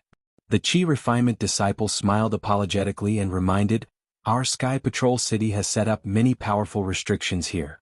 Many of them are so powerful that even the general does not dare to touch them casually. If any of the seniors were to walk into the wrong place, I'm afraid the consequences would be very serious. We understand. Cui Hongshan smiled and cupped his hands. After the Qi refinement disciple bowed, he turned around and flew away. I thought it would be an extremely dangerous mission. Zhen Minghui and Xiaohua had the same thought. After the disciple left, Zhen Minghui chuckled and said, so it's so carefree. It's the same as when I was patrolling the Thunder Palace in the past. The heaven and earth spirit Qi here is so dense, it seems to be even better than the Thunder Palace. This mission is really too easy. I'm afraid so. Cui Hongshan injected his dermic powers into the jade amulet. The jade amulet turned into a stream and rushed into one of the caves. After breaking the restriction outside the cave, he smiled and said, the spiritual stone veins in Mount Quanjin are buried so deep. I'm afraid that the Sky Patrol City has set up this place for thousands of years. Even if a sword cultivator were to fly over it, it would be impossible for them to know about it, not to mention that they would not even think of this place. As long as the disciples who come to Mount Quanjin are more cautious and not let the sword cultivator's eyes and ears find them, we will have nothing to worry about. Dui Qiming nodded.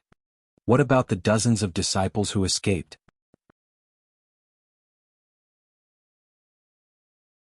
Xiaohua reminded, if they were captured by the sword cultivator, they might have been forced to confess or have their souls searched. Cui Hongshan's expression changed slightly.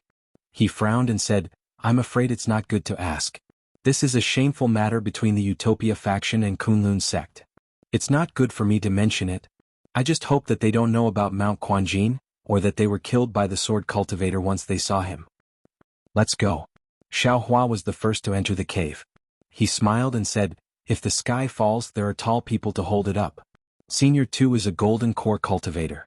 With him around, we don't have to worry. Inside the cave there were indeed 10 quiet rooms. Xiaohua and the others each found one. Cui Hongshan and Zhen Minghui discussed together.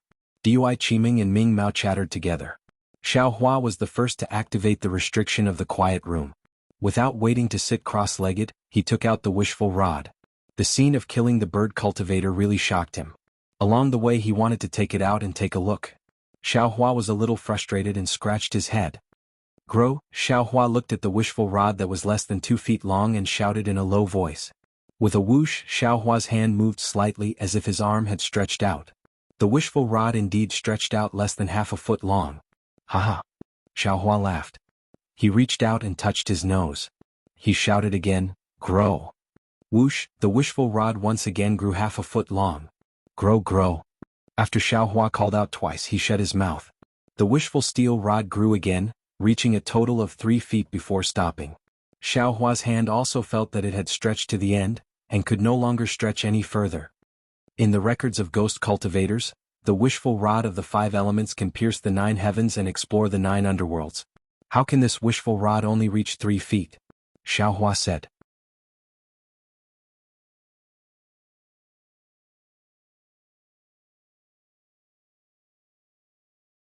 Chapter 23-21.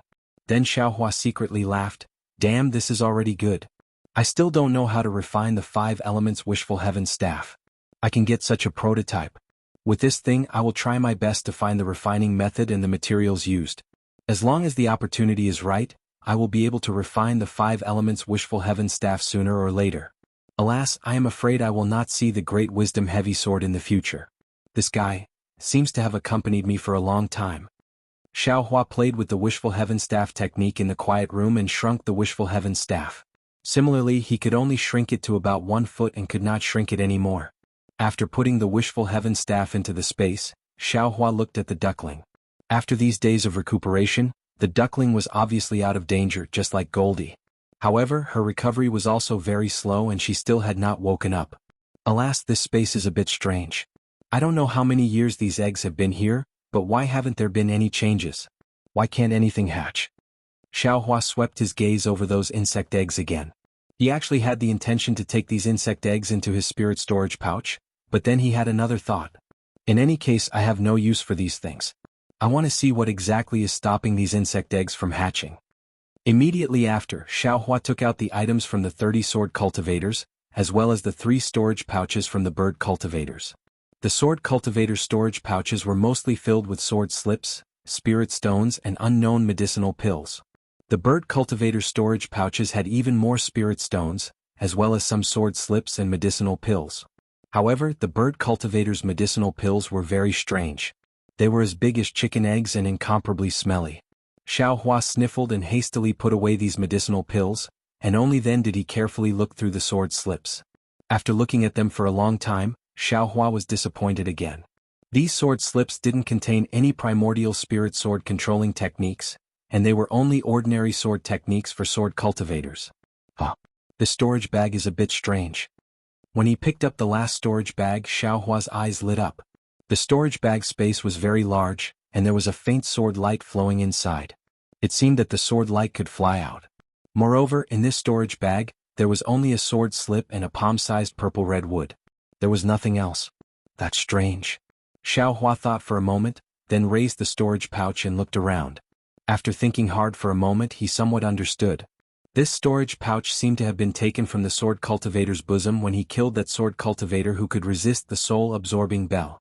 I'm afraid he has some background. Xiaohua thought and took out the sword slip. When he finished reading the contents, he was even more puzzled. Spirit-swallowing bug? Wasn't this the second spiritual insect recorded in the insect scripture? Huan country actually has it? Was this with the black silk wood? A spiritual object that can attract and find spirit-swallowing bugs? Xiaohua clapped his hand, and the purple-red black silk wood fell into his hand. Instantly, an extremely fragrant and sweet smell emanated from the black silk wood, and it instantly filled the entire room. That sweet fragrance entered Xiaohua's nose and mouth, and a feeling of laziness emerged in his mind. The soul thread in the mysterious dark cloud suddenly jumped, as if it had taken some elixir to refresh its mind. It jumped violently, and a powerful fluctuation spread out from within the dark cloud. My goodness, this is... Xiaohua was stunned at first, and then he was overjoyed. This was obviously something used by the soul cultivation method.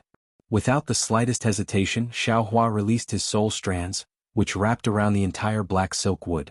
When the black silk wood entered the dark clouds with the soul strands, Xiaohua clearly sensed that the rich fragrance of the black silk would fill the entire sky. His strand of primordial spirit happily flew along with the fluctuations in the sky. As it flew, his primordial spirit visibly grew stronger and slowly rose higher. Wonderful! Xiaohua withdrew his primordial spirit and was really happy. Needless to say, sword cultivators and soul cultivators had fought for so long, so they must have a lot of things used by soul cultivators. Xiaohua wanted to improve his soul cultivation, so killing sword cultivators was a shortcut. The Chestnut Valley recorded in the sword slip must be the place where the spirit-swallowing bugs are. If I have time, I can go there and see if I can get the larvae of the spirit-swallowing bugs. If I don't have time, then I'd better not go. Spirit-swallowing bugs, just thinking about it is horrifying. Xiaohua now had a lot of spirit insects in the space, but they had not hatched. He even had the eggs of the mirage butterfly, which ranked first, so he really did not care about the spirit-swallowing bugs. Well, this storage bag is probably the spirit storage bag of a sword cultivator. Xiaohua realized something and threw the storage bag into the space. Then he erased the primordial spirits of all the flying swords and put them into another storage bag. The quality of these flying swords was ordinary, not as good as the previous green sword. Xiaohua did not care about them. He would wait until he returned to the Sky Patrol City and exchange them for spirit stones and other things. Then Xiaohua took out the sword slip of the bird cultivator. The 3 sword slips of the bird cultivator recorded the same thing. In addition to the method of integrating the spirit birds into the body, there was also the elixir formula for the bird cultivator to take. Xiaohua just looked at the method of integrating the spirit birds into the body and then focused on the elixir formula. The elixir formula of the bird cultivator was very different from the elixir formula of the Taoist sect. It did not use spiritual herbs to refine the elixir, but the inner core of spirit beasts and the flesh of spirit beasts. It was somewhat similar to the elixir formula of the legendary Feng He Si. No wonder it smells a little. Xiao Hua frowned and finished reading the elixir formula. He thought to himself, the inner core of the spirit beasts is used as the main ingredient, and the flesh and scales are used as supplements. It should be another refining method. Although it looks very bloody, it is also wonderful. I have not seen the elixir formula of the Feng He Si. I'm afraid it is a kind of moderate method with inner core and spiritual herbs. However, the inner core of the beast cultivator can not only improve the cultivation, but also strengthen the body according to their secret method. It is also useful. The stench. I have to think about how to get rid of it. Otherwise, how can I take it? Xiao Hua thought and carefully read the elixir formula several times. He remembered it in his heart and put it into the space. The spiritual stone vein. Xiao Hua counted his gains and looked around the quiet room. He thought to himself, it has been so long since I got the refining method of the talisman from Tianmen Mountain. My primordial spirit has already understood the most basic refining method. Unfortunately, I have not had the chance to find the jade essence. Now that I am in the spiritual stone vein, I should be able to find some to practice? This was what Xiao Hua wanted the most when he came to the spiritual stone vein in Jianghu Mountain. However, since the jade essence was such a precious thing, Xiao Hua would not be able to get it easily. Moreover, the spiritual stone vein in Jianghu Mountain was extremely precious to the Sky Patrol City. Although the disciples of the Taoist sect came to help, they were probably patrolling. It was almost impossible for them to go deep into the jade stone vein. Looks like I have to think of something. Xiao Hua scratched his chin and thought to himself. Just as he swallowed a few cyan spirit pills and was about to activate his cultivation method to cultivate, he suddenly jumped up again. His face revealed a pleasantly surprised expression as he muttered, You see, with so many things, it's really easy for people to overlook. That's what I said. How can this beast cultivation method be useless? Isn't this thing a copy of the puppet technique? Of course, after Xiao Hua obtained the upper part of the puppet technique from Imo Qingyuan, he had already comprehended it thoroughly. He already knew the basic puppet repair technique and even knew the material of the puppet. However, these were all the basics. Relying on these alone was far from enough to refine a puppet, let alone a high-level puppet or even a puppet with sentience. When Xiao Hua saw the bird cultivator's cultivation method, he suddenly realized something. Wasn't this kind of cultivation method that fused spirit birds with the body essentially the refining method of sentient puppets? Was this the puppet technique that used the body as the puppet and the spiritual beast as the primordial spirit? Moreover, Xiao Hua already knew the weapon refining technique. Using the 5 elements weapon refining technique to refine a puppet, and then using the beast cultivation secret technique. Would he be able to refine a sentient puppet soon? Comprehending by analogy, my old friend is not deceiving me. Xiao Hua was more aware of the importance of having a wide range of knowledge than now. Imo Qingyuan, this bastard, actually used the lower part of the puppet technique as bait to make this young master go find him. Isn't he at the extreme north of the Dawn Rain continent with the Huan country? His so-called puppet sect is probably just some cultivation method and secret technique that he obtained from the beast cultivation method, and then used it to suit the Dao sect's cultivators. This young master has also found the trick now, so who would pay attention to him? Xiao Hua thought to himself. If this place was the weapon refining technique or if Xiao Hua had the materials to refine a puppet, he would definitely ignite the earth fire and other materials without hesitation to practice the inspiration he had just now. Unfortunately, this was a quiet room, and the materials to refine a puppet were also difficult to find. Xiao Hua could only understand all the details and forcefully suppress his excitement. Only then did he sit down cross-legged, consume the azure spirit pill, and use the immortal body bestowment technique. He did his best to absorb the rich earth spirit chi of heaven and earth, and even refined the earth crystal Yao milk in his meridians. Gradually he entered the ethereal realm. In the blink of an eye, 3 days had passed, and no one came to disturb Xiao Hua's cultivation. Naturally, Xiao Hua was also happy to be free. However, no one disturbed Xiao Hua, but that didn't mean that there was nothing. On the afternoon of the 3rd day, the disciples of Jinshan Quanshan came to look for the Imperial Thunder Sect's disciples. They said that all the Dao Sect's disciples who came to support had arrived, and Tu Hong invited the representatives of the various sects to meet them. Because there were too many disciples who came to support this time, no matter how many small teams came or how many people came, each sect only invited 3 disciples to be their representatives. Only Cui Hongshan's first small team from the Imperial Thunder sect came to Jinshan Quanshan, so they didn't have to worry about which small team's disciples or leaders to go. They only needed to send 3 people. Cui Hongshan and Zhen Minghui were naturally the 2 candidates, and according to Zhen Minghui's thoughts, the third must be Xiao Hua. Hearing Zhen Minghui's suggestion, Cui Hongshan immediately rejected it.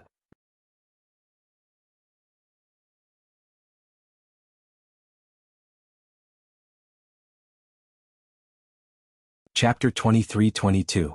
No one understood Xiao Hua better than Cui Hongshan. Xiao Hua was the kind of person who was too lazy to entertain others. He would rather hide at the side and cultivate than to make friends with other cultivators. Since Cui Hongshan objected, Zhen Minghui did not say anything more. Other than Xiao Hua, the most suitable candidate was Dui Qimeng. Firstly, she was a female cultivator. Secondly, she was a disciple of Lightning Palace. She would follow Cui Hongshan and Zhen Minghui and would be the representative of Lightning Palace in the first team. Thus, Cui Hongshan and the rest did not inform Xiao Hua and followed the disciple of Golden Spring Mountain to Tu Hong's reception area. Tu Hong was a Jindan stage cultivator, and he was also one of the warlords of the Golden Spring Mountain. Even though it wasn't as majestic as a sect's guest hall, it was still far from what an ordinary cultivator's guest hall could compare with. This was an oval-shaped space that was a few hundred feet in size.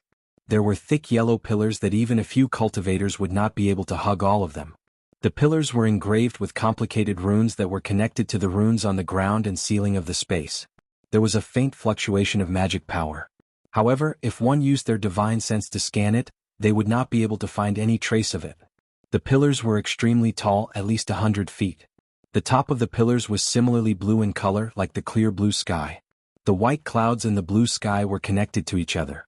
This was the complicated runes. In the gaps of the runes, there were hundreds and thousands of bright flower stones embedded in them, illuminating the entire space. It was no different from the clear sky. Below the walls of the space and on the ground, there were huge spiritual grasses or extremely tall spiritual trees planted from time to time.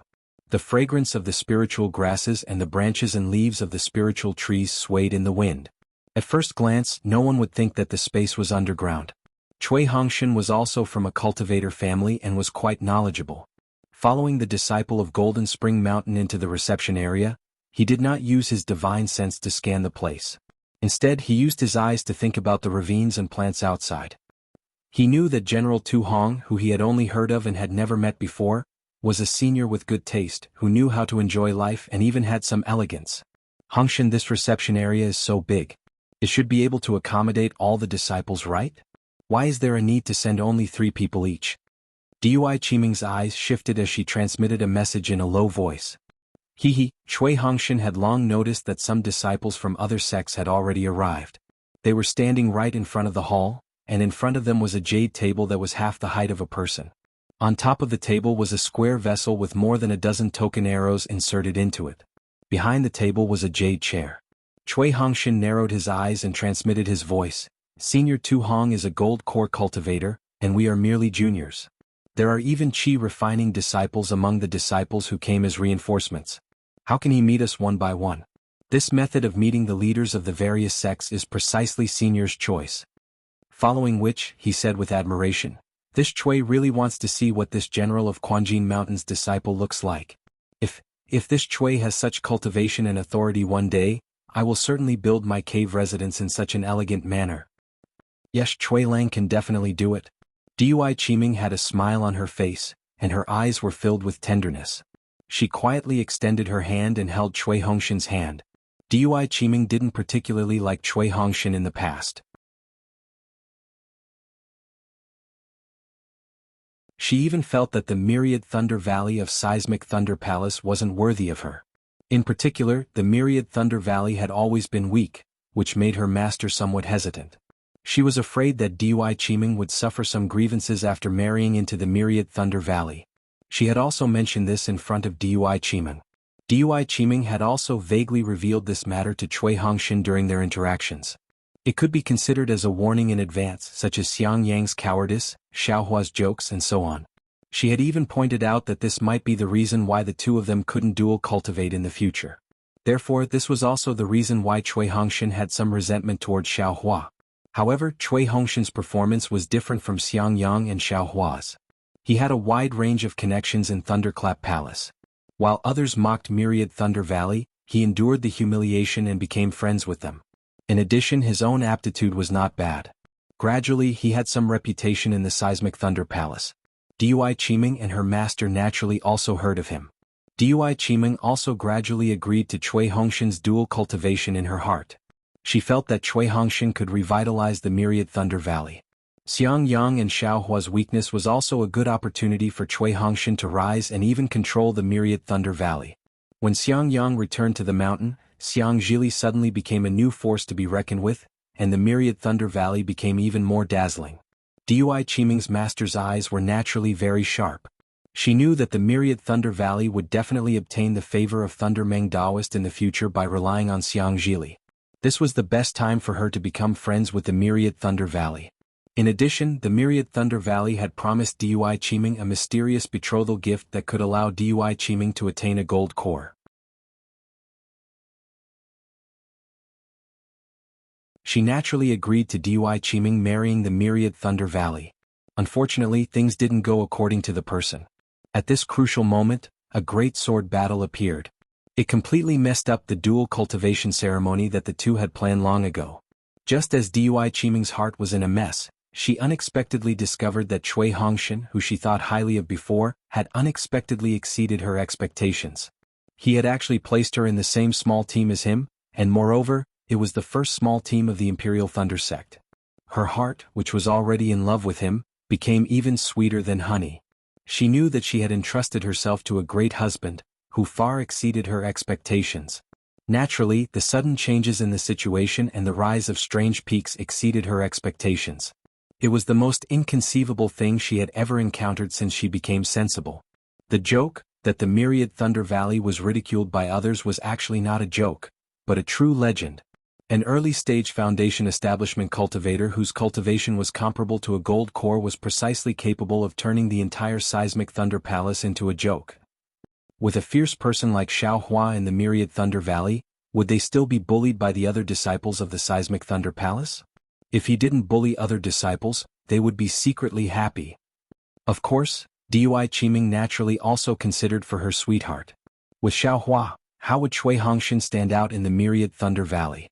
However, if Xiao Hua's cultivation was at the middle stage of Foundation establishment, Dui Qiming would still consider it. Unfortunately, Xiao Hua's cultivation was comparable to the late stage of Foundation establishment, which was close to the early stage of gold core. This was a helpless cultivation. He was simply not on the same level as Cui Hongshan. Dui Qiming only pondered for a moment before giving up. The two of them simply weren't on the same path. What puzzled Dui Qiming the most was that with Xiao Hua's cultivation, why was he so secretive? He didn't even know about helplessness.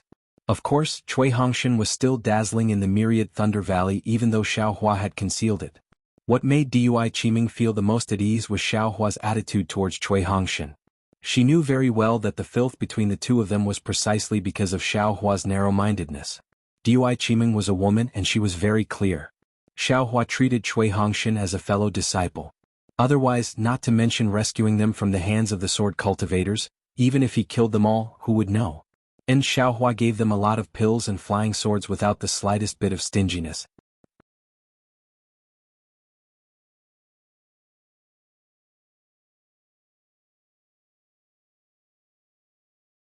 Chapter 23-23. What was the reason for a narrow-minded person like Xiao Hua to not be stingy? Dui Qiming also understood that Xiao Hua definitely had more things in his hands. That was the storage pouches of dozens of sword cultivators. The things inside were unimaginable. Who did this belong to? Xiao Hua couldn't finish using it. If he couldn't use it, then it must belong to Myriad Thunder Valley. How many people were there in Myriad Thunder Valley? How much could Dui Qiming and Cui Hongshan get? It went without saying. What Dui Qiming admired the most was that Cui Hongshan's attitude towards Xiao Hua was still magnanimous and neither haughty nor humble. Magnanimous because he tolerated Xiao Hua's little temper, as if Xiao Hua didn't reveal his cultivation. Neither haughty nor humble because Cui Hongshan still had the face of a senior brother. He didn't call himself junior brother just because Xiao Hua's cultivation was much higher than his. Wasn't this Cui Hongshan, who didn't feel joy from external gains and was extremely refined and gentlemanly, the perfect partner in Dui Qiming's heart? Feeling Dui Qiming's tenderness, Cui Hongshan's heart felt sweet. It seemed that all the grievances he had suffered and everything he had done before had been repaid. He unconsciously clenched his fist. This clench was far beyond any other action. It was the charm of two hearts touching. Chui, Captain Chuan, these are spirit stones. Zhen Minghui naturally turned a blind eye to the two's intimacy. However, when he walked past a stone pillar and accidentally touched it with his hand, he couldn't help but exclaim in astonishment. What? Spirit stones? Senior brother Minghui, you said, this entire stone pillar is made of spirit stones? Hearing this, Cui Hongshan and Dui Qiming were greatly shocked. The two let go of their hands and raised their heads at the same time, looking at that extremely tall and thick stone pillar with an inconceivable gaze. It wasn't that Cui Hongshan and Dui Qiming had never seen spirit stones before. It wasn't that they hadn't thought of thousands of spirit stones appearing in this spirit stone mine. However, such a thick crystal pillar of spirit stones was erected here as a pillar. This kind of extravagance was something they had never dreamt of even in their dreams. This is a supreme-grade spirit stone? Dui Qiming moved her eyes over and scanned it with her divine sense. However, that divine sense was blocked by the runes outside of the crystal pillar. Impossible. Cui Hongshan shook his head. This should be the low-grade spirit stones left behind after Golden Spring Mountain excavated the spirit stone vein. I'll let Captain Chui know. This is a real top-grade spirit stone. The Quanjin Mountain Chi refinement disciple who had been leading the way and had not spoken a single word could not help but correct Cui Hongshan's self-righteousness. It's not just here, there are more in other places of my Quanjin Mountain. Top-grade spirit stones. How many are there in this hall? Cui Hongshan's face flashed with extreme embarrassment, which was immediately covered up by shock. His eyes swept across the hall. There were probably dozens or even hundreds of such large stone pillars in the hall. If they were all top-grade spirit stones, then how many would there be? It was simply enough to buy the entire Chui family, right? I'll let Captain Chui know. I've counted them before and it's exactly 81. That aura refining disciple couldn't help but show off. Moreover, I've heard the general occasionally mention that this is precisely the crystal pillar of some great formation. I understand now. Cui Hongshan nodded slightly, and his face returned to normal. He smiled and said, the Sky Patrol City is indeed generous. They've really put in a lot of effort for this spirit stone vein. Seeing Cui Hongshan's calm expression, that aura refining disciple was actually a little disappointed. Thinking of the first time he saw so many top-grade spirit stones, he couldn't calm down even after dozens of days. The aura refining disciple led Cui Hongshan and the other two to the table. When they were about a dozen feet away from the table, the aura refining disciple stopped. He bowed and said, Captain Chui, these are the seats for your esteemed group's disciples. Please wait here for a moment, our general will be here soon. Cui Hongshan looked to his left and right. In front of him were disciples dressed in Taoist robes from Splendid Sect and Xuanyan Sect. On the left and right were disciples from Lian Country and Meng Country. Knowing that this seat was arranged by Golden Spring Mountain, he cupped his hands and said, Thank you, fellow cultivator. After that aura refining disciple left, Cui Hongshan and the others stood quietly with their eyes slightly closed, waiting for Tu Hong's arrival. After a few minutes there was another series of footsteps. Cui Hongshan and the others turned their heads slightly and saw that the disciples of Utopia faction and Tai Ching sect were also led in by Golden Spring Mountain's disciples. Naturally, both He Fang Yuan and Yang Fangqing were shocked by this huge top-grade spirit stone crystal pillar. Looking at their astonishment and embarrassment, Cui Hongshan smiled in his heart. So it's not only me but also the disciples of these big sects are also making a fool of themselves. When He Fang Yuan stopped and glanced at the disciples of the Imperial Thunder sect, he saw that Xiao Hua wasn't among them. His face showed a trace of relief. Then he cupped his hands slightly towards Cui Hongshan and transmitted his voice. Captain Chui, why didn't junior brother Xiao come? Cui Hongshan replied with a smile. Xiao Hua is refining his cultivation method. He didn't have time to come. Captain He, what's the matter? It's nothing.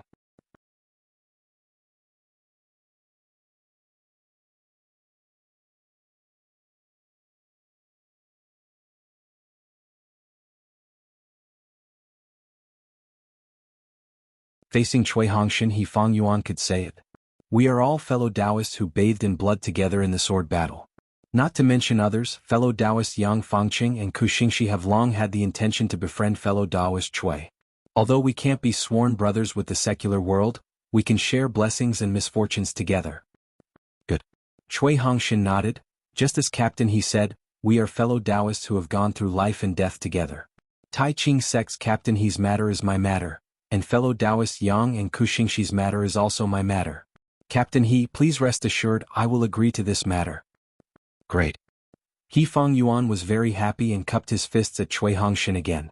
Then he transmitted his voice to Yang Fangqing and the others. Not long after, Yang Fangqing, Kuxingxi, and even the captains of other sects who came first also thanked Cui Hongshan. Deserting in the face of danger was indeed despised by all cultivators in the sword battle. Especially in Jinquan Mountain, in front of Patrol Heaven City, and in front of the other sects of the Three Kingdoms, it was definitely a taboo for Tai Ching sect in the other sections. Cui Hongshan not mentioning this matter was naturally giving face to the other sections. He Feng Yuan and the others had to accept this favor, and this favor was also extremely huge. Then Cui Hongshan transmitted his voice to Zhen Minghui and Dui Qimeng. Both of them nodded. Dui Qimeng looked at her lover and felt that he was even more lofty. Cough cough, a low cough came from behind the table in front of everyone. On the stone wall behind the table, a faint yellow light flashed, and a short and even somewhat stooped old man walked out of the light. Seeing that the cultivator's white hair and the hardships on his face, Cui Hongshan was secretly disappointed. This was not the image of General Tu Hongtu in his heart. To be continued.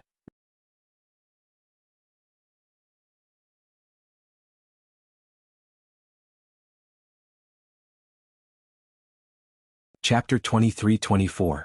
Fellow Taoists, my family's general has some matters to attend to and will be delayed for a moment. This old man came first to apologize to all of you fellow Taoists. The old man walked to the side of the table but didn't sit down on the jade chair. Instead, he slowly walked to the side of the table and cupped his hands across his chest as he spoke. Sure enough, this isn't Tu Hong. Cui Hongshan was overjoyed. He immediately probed the old man's cultivation. Sure enough, he was only at the late Foundation establishment realm. Haha, we wouldn't dare. Senior 2 is busy, so we will wait here. For him to send Senior here, it really makes us juniors panic.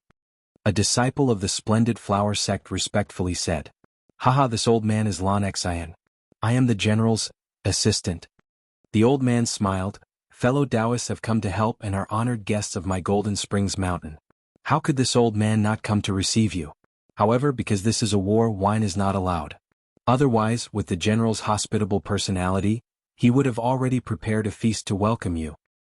Ah, old Master Lan, what are you saying behind my back? A hearty voice sounded out. From the brilliance that Lan Xian had just appeared, a tall middle-aged cultivator walked out. Cui Hongshan's eyes brightened. This cultivator had a square face. His face was fair and clean with silkworm eyebrows and phoenix eyes. His nose was like a hanging gall-bladder and he had a long beard. His eyes were filled with righteousness. This is a true general. Cui Hongshan secretly cheered in his heart.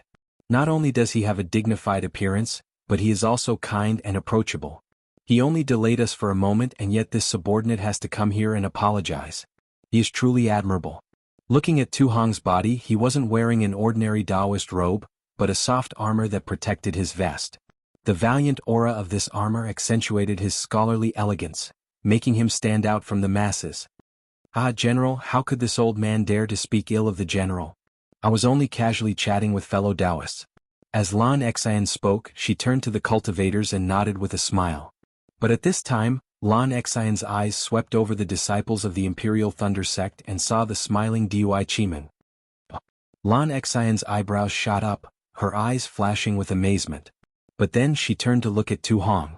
As Tu Hong saw Lan Xian's gaze, he was also startled. Following her gaze, he naturally saw Dui Qimeng. Tu Hong's pupils suddenly widened, then returned to normal. Even the expression on his face changed slightly. Old Master Lan, have you seen the fellow Taoists from the various sects who came to reinforce us? Tu Hong was still smiling as he asked. His gaze left Dui Qimeng and gently swept across the disciples of the other sects. Alright, I'll let the general know that I haven't had the chance to get to know each and every one of you. Lan Xian also regained her composure.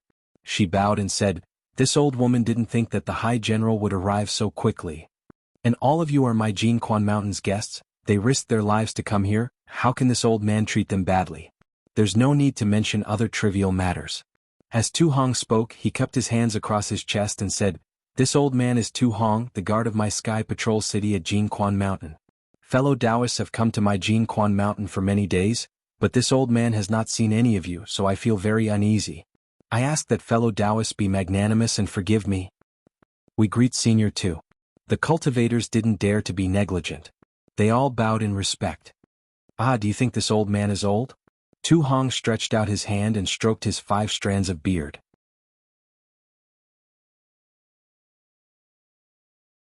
He smiled and said, "It looks like this old man will have to call himself Tu. Ahat Senior Tu is truly approachable." A captain of the Black Sky sect smiled and said, "Your appearance is similar to this junior's senior apprentice brother. If Senior wasn't a golden core cultivator, then this junior would have called you Senior apprentice brother." Lan Xn also smiled and said, "The High General has eaten the youth-preserving herb, so your appearance will never change. In addition, your hot-bloodedness has ensured the safety of my Jianghu Mountain. That is something this old man cannot do." "That's enough." Tu Hong waved his hand and sat down on a jade chair. He smiled and said, "The greetings are over. Fellow Taoists, please tell me about the situation from Sky Patrol City. This way, this too can have a clear idea of what happened and see if there is any way to reveal our whereabouts." "Yes." Lan Xian replied from the side. She turned to the cultivators and said, "Fellow Taoists, please follow the order of the Lian Nation, Meng Nation and Shi Nation. Follow the order from the beginning to the end." Thus, the disciples of the various sects followed Lan Xian's instructions. One by one, they began to recount what happened after they left Sky Patrol City's transmission array. As for Tu Hong, he sat upright on his jade chair, his expression solemn. He no longer had the playful smile from before. His eyes shined as he listened, and from time to time, he would interject and ask a few questions. "Oh, it's a bit troublesome." Cui Hongshan heard the disciples of the various sects say that they had encountered different sword cultivators. They had fought life-and-death battles and there had been some casualties. Moreover, the cultivation of these sword cultivators wasn't too high. Cui Hongshan suddenly realized that they had encountered dozens of swordsmen. That was definitely not something that the 10 disciples of the Imperial Thunder sect could deal with. If this matter were to spread out, Xiaohua would definitely become famous in one fell swoop.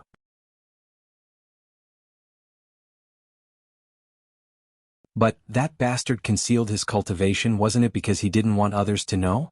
Last time at Chicken Crow Mountain, he also clearly said not to mention his cultivation. Cui Hongshan said with a faint feeling of jealousy. However, after he heard He Fang Yuan and Yang Fangqing's words, he had a plan in his heart. What these two people said was the same as what they had discussed before. They only said that they had encountered a beast cultivator at the end, and at the critical moment of being besieged, the Imperial Thunder sect disciples had come to help. They didn't mention any disciples that had escaped. Since others had concealed it, he could certainly conceal it. When Cui Hongshan reported, he clearly stated the route he had taken, as well as the sword cultivators and beast cultivators he had encountered. However, the cultivation and number of sword cultivators had shrunk. Tu Hong also nodded as he listened.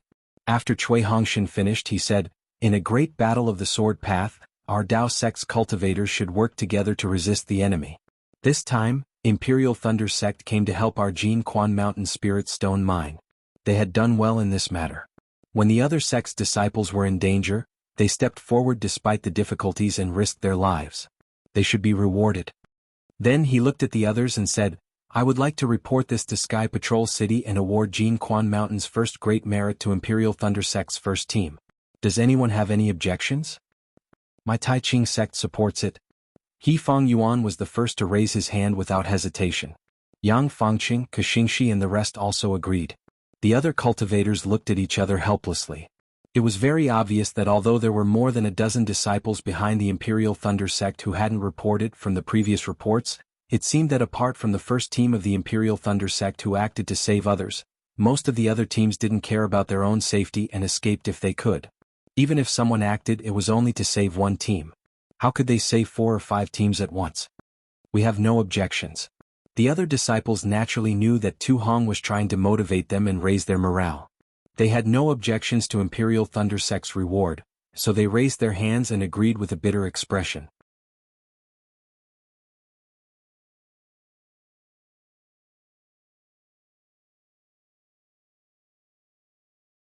Chapter 23-25 Captain Chui, bring out your token. Lan Xian said with a smile. Yes. Chui Hongshan's heart was filled with excitement. This merit came too easily. His luck. This opportunity was truly indescribable. After Tu Hong wrote something on Chui Hongshan's token, he looked at it and smiled. I have always been clear about rewards and punishments. For the Imperial Thunder Sect to do such a good deed, I must definitely reward them. Afterwards, I will report this matter to Sky Patrol City and ask them to inform the meeting hall to reward the Imperial Thunder Sect's first squad. Chui Hongshan received the token and bowed. This junior thanks Senior 2 for the reward. This junior will engrave this matter in my heart and carefully explain Senior's words to this subordinate. I will strive to achieve more merits in the sword war. Good. Tu Hong clapped his hands. Fellow Daoist Chui's words are exactly what I was thinking. The sword war has just begun and there will be many opportunities for you to achieve merits. Even in my Golden Spring Mountain, there will still be opportunities to do so in the future. I want to see which fellow Daoist is worthy of my reward. Furthermore, as fellow Daoists can see, my Golden Spring Mountain may not have much, but we have a lot of spirit stones and other items. If any fellow Daoist can contribute to my Golden Spring Mountain, this too will definitely not treat him unfairly. Yes, we understand. Everyone's eyes brightened as they heard that there would be spirit stones as rewards. They bowed and said. After waiting for the dozens of sects to finish explaining the situation, Tu Hong smiled and said, Fellow Daoists, you have worked hard. Under the arrangement and leadership of all of you, although there are close to 3,000 disciples who came to my Golden Spring Mountain, according to what I know, they did not arouse the suspicion of the sword cultivators. This is indeed worthy of celebration. In fact, this is a great merit. I will definitely report this matter to Sky Patrol City. Yes, thank you, Senior 2. The cultivators beamed with joy. As for the rest of the fellow Daoists, I will leave the arrangements to fellow Daoist Lan. I still have some official business to attend to, so forgive me for not accompanying you. Tu Hong stood up and cupped his hands before turning to leave. As he left, his eyes couldn't help but sweep over the Imperial Thunder Sect's Dui Chimeng. Farewell, Senior 2. Everyone bowed. Dui Chimeng was also very grateful for Tu Hong's reward to the Imperial Thunder Sect and smiled respectfully. After Tu Hong left, Lan Xan took out a jade slip from her bosom. She smiled and said, Fellow Daoists, here are all Foundation Establishment cultivators. You are far stronger than the disciples of my Golden Springs Mountain. My Golden Springs Mountain will definitely provide you with a strong support. For the past 10 days, the Commander-in-Chief has been racking his brains to make arrangements to properly set up the defense of my Golden Spring Mountain. Of course, as fellow Daoists can see, my Golden Spring Mountain's defensive array is perfect. Even if sword cultivators were to fly over it, they wouldn't be able to sense it. At the same time, this old man will reveal one more thing. Even if 10 illusory sword cultivators attack at the same time, my Golden Spring Mountain's defensive array will definitely not be broken. Furthermore, these 10 illusory swordsmen may not be able to escape unscathed. As these words came out, all of the cultivators present smiled. Even if Lan Xian's words were a bit exaggerated, the truth was that she could resist at least 5 of them. 5 sword cultivators that were equivalent to Golden Core Stage cultivators. Just how sturdy was this Golden Spring Mountain's array? Just how stable would they be inside the array? Sending so many disciples out, isn't this a bit too much for the assembly hall? Are the other spirit stone veins the same? Many ideas were born in the minds of the disciples present. Of course, this array formation still needs someone to preside over it. As if Lan Xian knew what everyone was thinking, she smiled and said, Fellow Daoists, you will be the main force behind this array formation in the future. However, I ask that fellow Daoists rest assured, there is no need to consume any magic power. As long as you understand the law formula, you will be able to channel the heaven and earth spiritual energy from the spirit stones into the array formation. My Golden Spring Mountain may lack many things, but there is one thing that I lack the most and one thing that I do not lack the least. What I do not lack the least is spirit stones, and what I lack the most is disciples with the same cultivation as you fellow Daoists. Then Lan Xian carefully explained the matters of the patrol.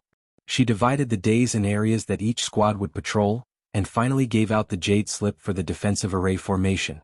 However, when she passed the jade slip to Chui Hongshan, there was a slight hesitation. It was just that Chui Hongshan and the others didn't notice this. Everyone took their respective jade slips and bowed to bid their farewells to Lan Xian. Lan Xian quietly stood there watching everyone leave. Her eyes didn't hesitate for a moment as she stared straight at Dui Qiming's back. He waited until Dui Qiming held Cui Hongshan's hand and walked out of the hall. Then he sighed, turned around and walked into the stone wall that had appeared. As the stone wall flashed with a brilliant light, his figure disappeared from sight. He didn't even care that there were still many Dao sect disciples that were slowly walking away. The place that Lan Xian appeared in was like a palace. Besides the gorgeous carvings and exquisite decorations, there were only a dozen or so handsome servants standing around. Seeing Lan Xian walk in, the servants immediately bowed in greeting.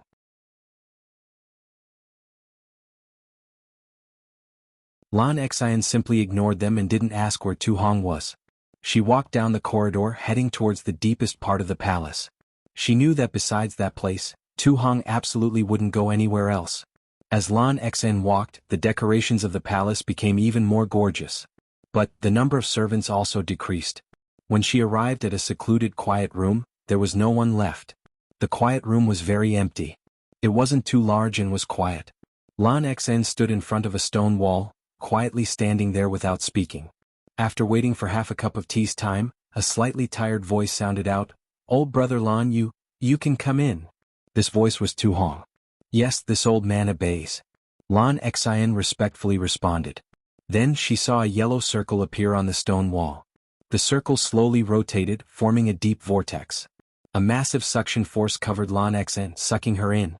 Lan Xian didn't struggle. She knew that this spell was personally controlled by Tu Hong. Without Tu Hong's permission, no disciple of Gold Spring Mountain could enter. Of course, as far as Lan Xian knew, besides her, no other disciple of Gold Spring Mountain could set foot in this forbidden land. The place where Lan Xian's figure was revealed was different from the palace. It was actually a slightly barren place. Not only was the light dim here, but the temperature was also much lower than in the snow region. This barren place was completely paved with cobblestones. Between the cobblestones, there were some light purple thorns that stubbornly pointed towards the sky. Above the thorns and cobblestones, there was a layer of frost like salt. On top of the cobblestones, around 100 feet away from Lan Xian, there were two massive tents erected there. These two tents were oval in shape with a high protrusion in the middle. There was a several-foot-tall mast erected in the middle of the tents, and above this mast was a square flag. However, this flag was empty without any sign at all. Just as Lan Xian stood there, her white hair began to condense into a layer of frost. However, he didn't step forwards. Instead, he placed his hands on his chest and lowered his head, silently looking at the cobblestones beneath his feet. It was like every cobblestone had its own sad and beautiful story. "Old brother Lan, how long has it been since you last came? Come and have a drink with me." "Yes, I will obey the orders of the general." As Lan Xian heard Tu Hong's words, she lifted her foot and walked towards the tent, step by step. Every time she stepped on the cobblestone would emit a rustling sound. These cobblestones actually didn't have any spells on them. When Lan Xian arrived in front of the tent, she saw the tent's curtains. Her eyes flashed with a strange light. She lifted the curtains and walked in. The tent was covered with a thick cotton carpet. As she stepped on it, she felt weak all over. On the left side of the curtains was a giant sand table. On it were some mountains and rivers as well as several cities. There were even some small humanoid dolls standing on top of it, holding long spears in their hands. In front of the curtains, there were some ordinary chairs placed on top of the cotton carpet. Behind these chairs there was a shelf, and on this shelf there were sabers, spears, swords, halberds, and all sorts of other weapons. In front of the curtains was a table. This table had already faded in color, and was extremely similar to the table in the reception hall. There was also a flask on top of it, and within the flask were some arrows. After these arrows, Tu Hong held a large bowl in his hands.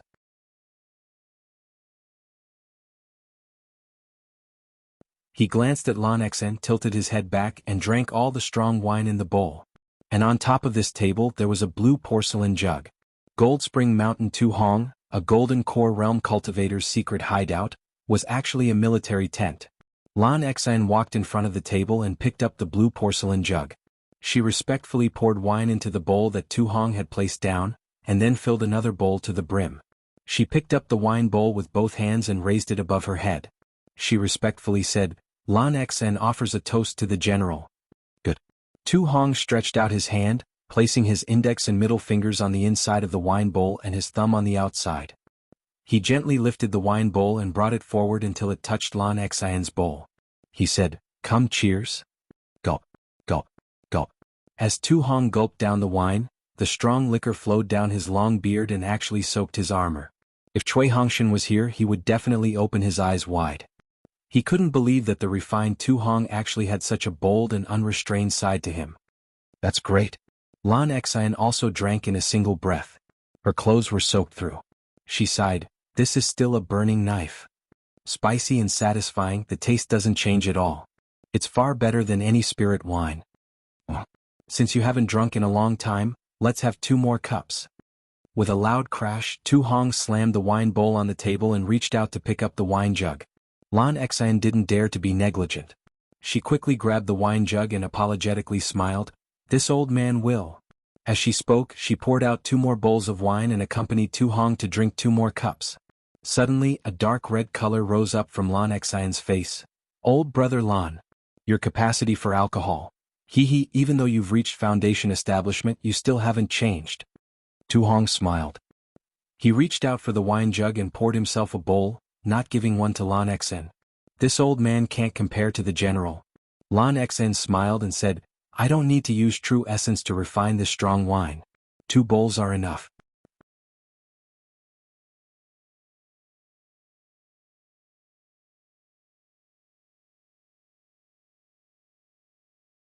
Chapter 23-26. I'm afraid you won't be able to experience the taste of 1,000 cups without getting drunk." Tu Hong waved his hand and drank another bowl of wine. Lan Xian smiled as she watched Tu Hong drink the wine, the dark red on his face gradually fading away. After Tu Hong drank a bowl of wine, he didn't stop. Instead, he drank another bowl after another without stopping. Lan Xian only respectfully stood there watching, not saying a single word. Tu Hong picked up the wine jug and couldn't pour out a single drop. With a sigh, he tossed the wine jug to the side on the thick cotton carpet. Lan Xian hesitated for a moment and then said, "This old woman didn't dare to ask. I wonder what Mian Shan's methods were like?" Naturally it would shock the world. Even I found it inconceivable. Tu Hong's eyebrows shot up. He glanced at Lan Xian and then back at the empty bowl. "I'm afraid this old woman will have to congratulate General?" Lan Xian looked at Tu Hong's expression and tentatively cupped her hands together. "If this was before today, I would have been overjoyed to hear your congratulations," Tu Hong said as he looked at the empty wine bowl, a bit self-deprecating. "This." Lan Xian bit her lips. She didn't know how to respond. "Come. Old brother Lan, come with me." Tu Hong bitterly smiled and stood up from his chair. The chair creaked as if it were also abnormally old. "Yes." Lan Xian's heart tightened. She quickly followed behind Tu Hong. Tu Hong stood up. After several steps, he arrived at another curtain of the tent. As Tu Hong lifted the curtain, he saw the situation of the other tent. This tent was even more desolate. Besides a bed-like object standing in the middle of the tent, there was nothing else. And on this bed was a transparent crystal coffin. And inside this crystal coffin, there was a beautiful female cultivator lying on her back. If a single Imperial Thunder Sect disciple were to come here, they would definitely cry out in amazement. This was because this beautiful female cultivator looked almost exactly the same as Dui Qiming. As Tu Hong stepped into the tent, the anxiety in his eyes gradually faded and was replaced by a trace of gentleness. His footsteps were light, as if he was afraid of waking up the female cultivator from her sweet dreams. As Lan Xian entered the tent, she looked towards the crystal coffin. But as she saw the appearance of the female cultivator within, she frowned. She followed Tu Hong and quietly walked in front of the crystal coffin. "You Ming," as Lan Xian saw Tu Hong standing in front of the crystal coffin without speaking, she tentatively asked. But before she could finish speaking, Tu Hong raised his hand, indicating for her to shut up. Then he clapped his hands together and took out a small bell from his storage bag. It was very similar to Xiaohua's soul-sucking bell. Then Tu Hong raised his hand and lifted the lid of the crystal coffin, revealing the face of the female cultivator. There was a faint layer of frost on her charming face. She was just like an ice beauty. Dang dang dang, the soul-suppressing bell in Tu Hong's hand rang. The female cultivator's tightly shut eyes slowly moved, then she opened them. She slowly stood up, looked around and jumped out of the crystal coffin in a flash. She bowed to Tu Hong and said, "Greetings, husband." Yu Meng, stand up. With a smile on his face, Tu Hong reached out and grabbed Yu Meng's hand. The coldness from Yu Meng's hand instantly penetrated his heart. Congratulations, Lord General. Lan Xen bowed, her face full of amazement. The soul cultivator techniques of the Million Meng Mountains, they are truly, truly mysterious. This old woman really cannot imagine it. Ha, what's there to be happy about? Tu Hong ruefully smiled and pointed at Yu Meng. Old brother Lan, take a look.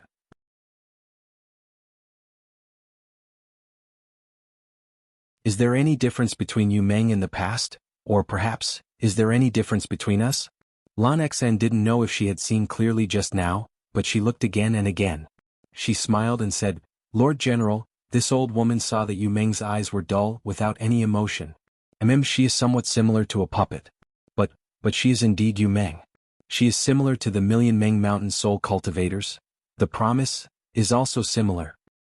Ah, that's right. Tu Hong nodded. He looked at Yu Meng and smiled. When I first saw Yu Meng open her eyes from the crystal coffin, the ecstasy in my heart was incomparable. At that time, I only thought that even if I had to give the entire Gold Spring Mountain to the soul cultivators, it would still be worth it. But, when I saw Yu Meng's current appearance, I couldn't help but feel disappointed. It's just that they clearly said that the dead cannot be resurrected. Although the soul cultivator's secret techniques are linked to the soul, they cannot create something out of nothing. They can only use a soul artifact to control a person's body. To put it bluntly, Yu Meng is not the Yu Meng of the past. She is now nothing more than an empty shell. She is only relying on this soul artifact to support herself. As he spoke, Tu Hong shook the bell and said, Yu Meng, help your husband bring over some strong wine. Yes, this concubine understands. Yu Meng bowed and slowly walked towards another tent. Her face was as cold as ever, without the least bit of emotion. Isn't this similar to the magic of some of the cultivation sects in the country of Xi? Lan Xen looked at Yu Meng's graceful back and whispered, the Million Meng Mountain soul cultivators wouldn't deceive us, right? No, they wouldn't. Tu Hong shook his head. What I'm looking for is not an ordinary soul cultivator, but someone with some background. Someone who has a deep understanding of my Dawn Rain continent, is far from those uncivilized soul cultivators.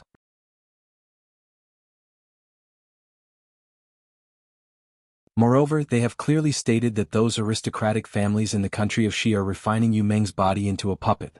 Yu Meng will listen to whoever takes the soul artifact. But at this time, Yu Meng is relying on her soul to disperse the mark in her body. She only recognizes me. Even if someone else were to take the soul artifact, it would be useless. Of course, Yu Meng has been sacrificed for many years. I used this crystal coffin to preserve her appearance. If I didn't use a soul cultivator's secret technique to refine her, she still wouldn't be able to leave this place. Ah, that's right. Lan Xian understood. She sighed and said, a perfectly good person is now nothing more than a puppet. Even I, an old man, am unable to calm my heart. That's right. Before today, I also had the same thoughts. Tu Hong's eyes flashed with sorrow. I only wanted to stay by Yu Meng's side and watch her unchanging appearance slowly grow old. When the day comes that I reach the end of my life, I will accompany her to the 9 nether realms. But, today, I saw a living Yu Meng. Lan Xen forced a smile. Ah, that's right. Tu Hong's eyes flashed with a thoughtful expression. When I saw that female cultivator from the Imperial Thunder sect, I was simply stupid. Wasn't this a gift from the heavens? A few days ago, the soul cultivators had just left, and now this female cultivator has delivered herself to my doorstep. Wasn't it because the heavens saw my painstaking efforts and came to help me?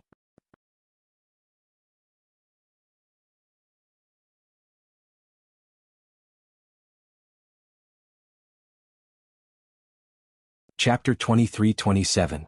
A million soul cultivators from Meng Mountain? Lan Xian also thoughtfully asked. At this time, Yu Meng walked in with a jug of wine in her hands. She easily placed the jug in front of Tu Hong. Oh, where's the wine bowl? Tu Hong took the jug and glanced at Yu Meng's empty right hand. I'll go get it. Yu Meng's expression didn't change. She lightly said as she turned around. No need. Go back and rest. Tu Hong's face flashed with gloom as he whispered. Yes, husband. Yu Meng complied and entered the crystal coffin again. She lay down on her back and closed her eyes. Dang dang, Tu Hong shook the bell again, and Yu Meng immediately quieted down and remained motionless. Let's go. Tu Hong closed the lid of the crystal coffin and turned to leave the tent. Lan Xian didn't dare to be negligent. She quickly followed him out. Outside the tent, it was abnormally cold. Tu Hong looked up, squinting his eyes as he looked at the pitch-black ceiling. After a long time, he tilted his head back, took a sip of the strong wine, and handed the jug to Lan Xian. Lan Xian didn't dare to refuse. She also took a small sip, but she didn't hand the jug over to Tu Hong. Tu Hong pointed a finger above his head and said, "The soul cultivators have already said that if I hadn't spent a great deal of money to bid for this magic tool fragment called the Icy Mirror, then I would have created an icy cold space here. If I hadn't placed Yu Meng in the crystal coffin after she died, then even if they had secret soul cultivation techniques, they still wouldn't have been able to awaken her. Moreover, if they didn't have Yu Meng's soul, or if they had a soul that was extremely similar to Yu Meng's soul, then she could only move about in the crystal coffin and the icy mirror."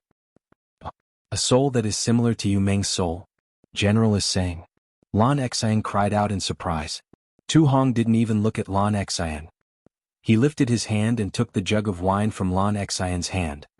He took a long drink and laughed. "Yes, it is that female cultivator from the Imperial Thunder sect. Although I don't know if her soul is similar to Yu Meng's, since they have the same appearance, it is extremely likely that their souls are similar. How could I possibly give up such an excellent opportunity?" This old man understands." Lan Xian nodded. "When I assign tasks, I already switched the Imperial Thunder sect's positions and transferred them to the most core area. General, find an opportunity to capture Imperial Thunder sect's Dui Chiming." Sigh, what a pity. If it were that simple, why would I hesitate? Tu Hong smiled bitterly. Lan Xian thought for a moment and smiled. "Are there any other taboos?" "Yes, there are a few taboos." Tu Hong nodded. "First of all, the soul cultivator told me that the soul must be in perfect condition and must not be damaged in any way. Secondly, the owner of the soul must be willing, otherwise the soul won't be pure. If it carries the owner's imprint, it will break Yu Meng's imprint. If Yu Meng can no longer be resurrected, even if she changes her body, she will still be Dui Chiming." This is troublesome." Lan Xian shook her head. "This Dui Chiming seems to be a couple with their captain, Cui Hongshan. He's just an early-stage foundation establishment brat. He's nothing." Tu Hong sneered. "This too knows that this time I have completed the city lord's plan. How could he not grant this small wish of mine? Won't the Yinshi prefecture grant the wish of a Jindan stage cultivator from the Sentry City?" "Do you want this old man to?" Lan Xian whispered. "No need." Tu Hong arched an eyebrow and proudly said, "It would be easy for this two to kill that bastard, but this two disdains it. Besides, if Cui Hongshan dies in Golden Spring Mountain, others won't say anything."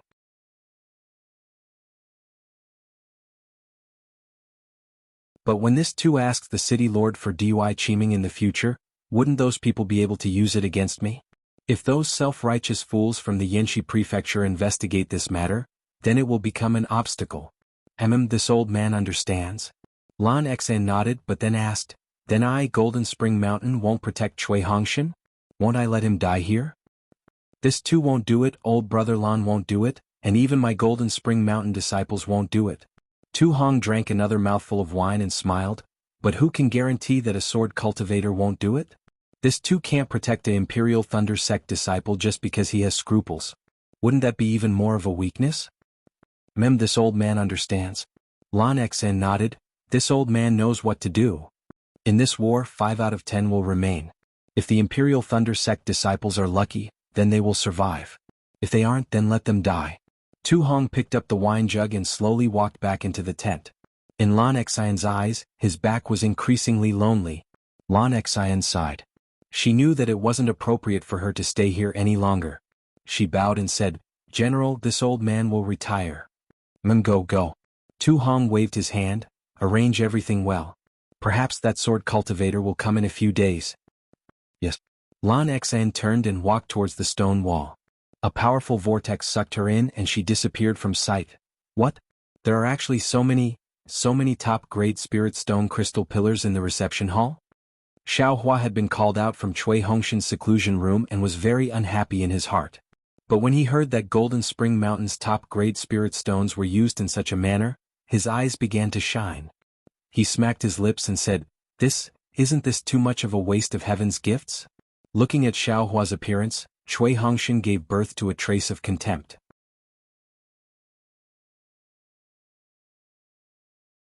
Damn it, it's a good thing that I didn't let this bastard go, otherwise, I'm afraid he would have thrown himself onto those spirit stone crystal pillars and used his teeth to bite off a piece of the top-grade spirit stone.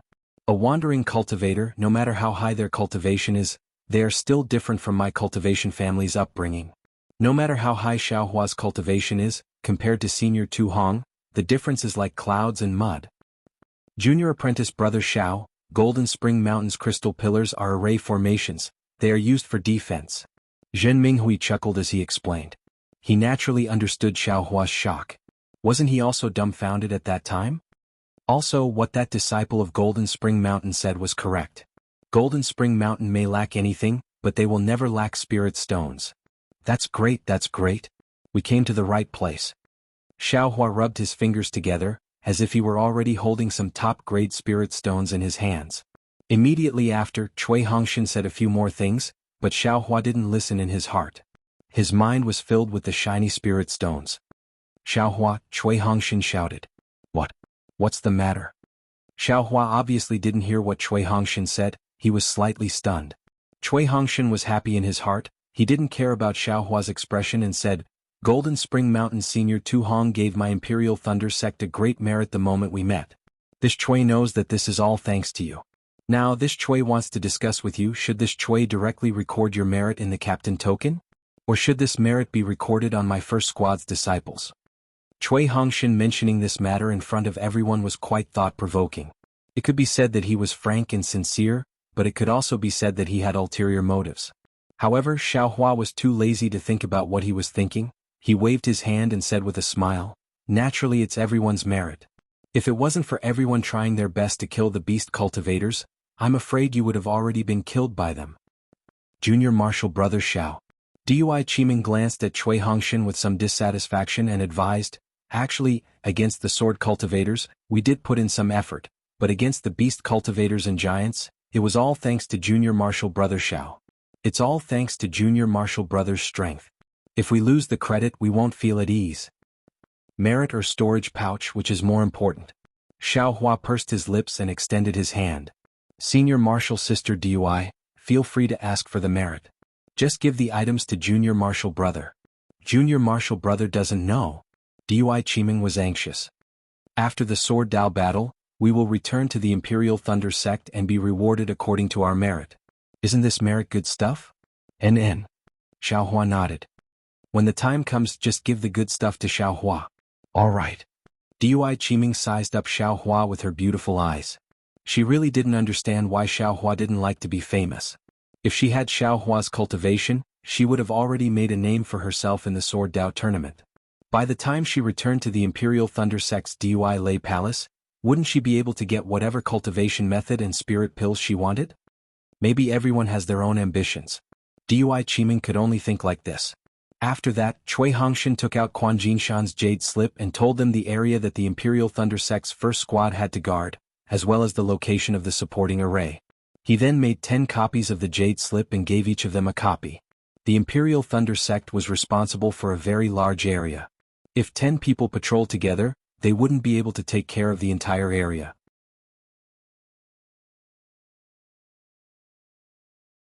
Cui Hongshan complained about Quan Jinshan's irresponsible arrangement and divided the 10 people into 5 groups. 2 people in a group and divided the area they would be patrolling. It was unknown whether it was intentional or not, but Ming Mao and Xiaohua were in the same group. Xiaohua didn't care, but Dui Ling, who was in the same group as Zhen Minghui, was already pouting. Let's go. Cui Hongshan acted as if he didn't see it and waved his hand. Today is our first shift. Let's first familiarize ourselves with the environment and set an example for the others. After all, if we were rewarded the moment we arrived, the others will definitely be jealous. Yes, we understand.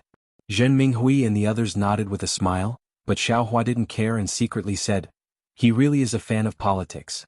This is also the quality of a cultivator aristocratic family. Everyone flew out of the quiet room, and Ming Mao and Xiaohua each showed their tokens and entered the cave that the Qi refinement disciples had dug out from. After flying for a while, they passed through several crisscrossing tunnels and gradually entered the depths of the jade mine.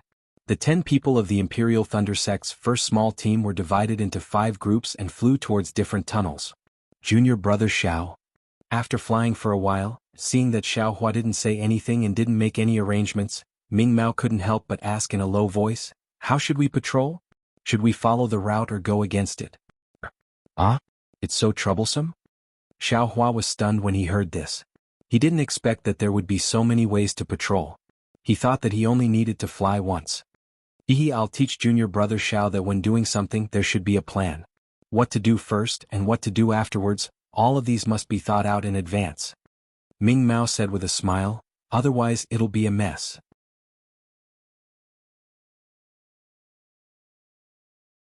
Junior brother Xiao wants to become the pillar of my Imperial Thunder sect in the future, so you'll definitely be in charge of a branch.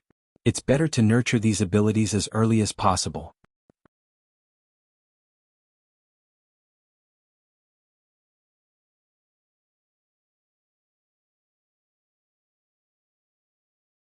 Chapter 23-28. Don't. Xiaohua felt a headache as soon as he heard this. He was used to doing as he pleased. What planning? What controlling? How could it compare to freedom? Xiaohua waved his hand and said, "This little brother's brain is lazy. Let senior apprentice sister Bright Eyes arrange everything. This little brother will just accompany you from behind." Haha, Bright Eyes chuckled and said, "Senior apprentice brother Zhao's magic power is profound. These are all small details that you don't need to think about. In short, once senior apprentice brother has a status, there will definitely be people who will give you advice." Captain Shui mentioned that Lan Xian. She must be one of senior Tu Hong's strategists. What are strategists? Xiaohua didn't understand. 4 golden core stage cultivators like senior Tu Hong, or even nascent soul stage cultivators, they only care about their cultivation base and cultivation base, and are too lazy to divert their attention to the affairs of Golden Spring Mountain. Therefore, there are some cultivators who are good at handling these affairs who come out to help and give advice to senior Tu Hong.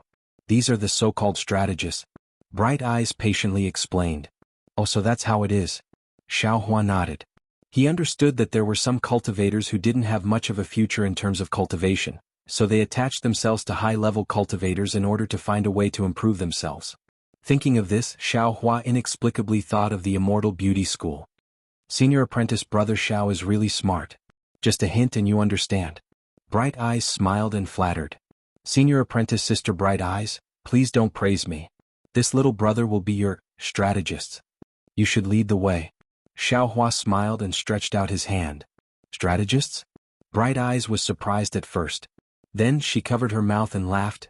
I didn't think that senior apprentice brother Xiao would be so humorous. I really didn't realize it before. As she spoke, Bright Eyes didn't hold back. She picked a tunnel entrance and flew in. Sweat, this Xiao wants to lead the way, but it's a pity that this Xiao always gets lost. It's better if I don't. Xiaohua looked at Bright Eyes' figure as she flew away. He smiled and thought to himself, besides walking at the back, isn't that bad? There was a saying in the secular world that said, men and women work together. These words were also applicable to the cultivators of the cultivation world. At least that was what Ming Mao thought. She flew with Xiaohua for half a day and it was extremely relaxing. Occasionally she would even joke with Xiaohua, and the two of them chatted very harmoniously. However, the only thing that made Ming Mao unhappy was that all the topics were started by her. When she didn't speak, Xiaohua would just follow behind her without saying a word. I still have to work hard. Ming Mao inwardly encouraged herself. Xiaohua didn't know what Ming Mao was thinking. His mind wasn't on flirting at all. His mind was already on the spirit stone mine. The stone walls in this spirit stone mine were rather strange. They restricted spiritual sense and Buddhist sense, and they couldn't go very far. It seemed to be a natural restriction. Although Xiaohua tried his best to release his Buddhist sense, he could only see about 100 feet away. Therefore, although he and Ming Mao flew through a few tunnels and saw a few caves, they didn't discover anything. This caused Xiaohua to be displeased. Xiaohua rolled his eyes and said in a low voice, "Senior sister Bright Eyes, didn't you notice anything strange?" Hearing Xiaohua's sudden question, Ming Mao was secretly happy.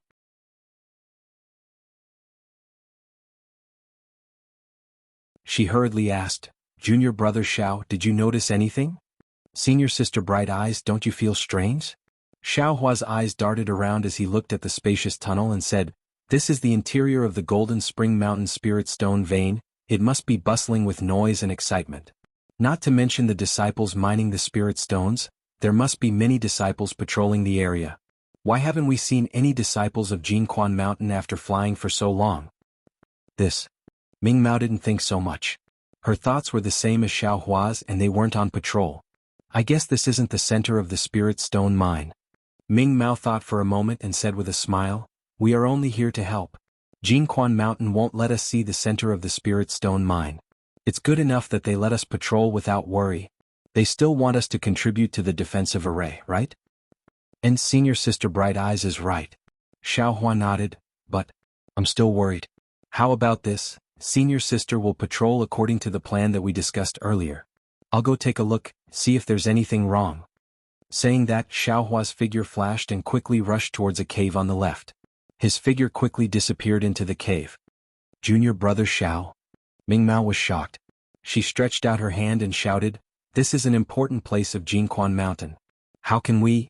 But how could Xiao Hua hear her words? He had already flown away. Why is this fellow so reckless? No wonder Captain Shui was dissatisfied with him. Ming Mao muttered. She looked at the place where Xiao Hua disappeared with some reluctance. Then she felt an ominous feeling in her heart. Could it be that he didn't want to stay with me?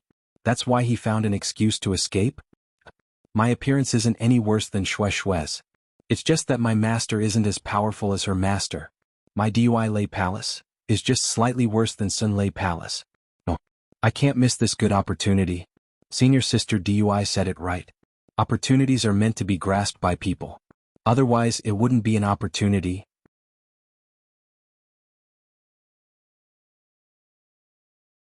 In any case, Shui and he haven't undergone the dual cultivation ceremony yet. I still have a chance. And even if they dual cultivate, what can they do?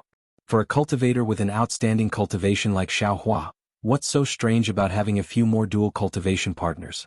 If I don't take advantage of the fact that Xiao Hua hasn't revealed his strength, I won't be able to regret it in the future when Xiao Hua is targeted by many female cultivators. Thinking about how domineering Heavenly Thunder Palace is, no matter how shy this fellow is, I will still capture him. Xiao Hua didn't expect that he had already become Ming Mao's target. After he flew into the cave, he first used his divine sense to make a mark on the side. Then he immediately put on his camouflage robe and used a concealment technique. He followed the cave and flew underground. However, after flying for nearly the time it took to eat a meal, Xiao Hua arrived at an even more remote place. He saw that this place was very messy. The ground was filled with stone fragments of various sizes. Occasionally, there were small pieces of spirit stone fragments on top of the stone fragments. Haha, I'm afraid I'm close to the spirit stone mine. Xiao Hua's eyes lit up. He didn't have time to think about why this place wasn't cleaned up. His gaze swept across the place and he flew towards an opening at the end of the cave. There wasn't anyone guarding that opening. When Xiao Hua flew into the cave, he couldn't help but be shocked. He saw that this was a square space that was 100 zhang long and several tens of zhang deep. The cave entrance was right above this space. This space was completely empty. There was nothing inside. Xiao Hua was very bored. He let out a soft sigh. That woo-woo sound reverberated in the entire space. It was as if Xiao Hua was sobbing in his heart.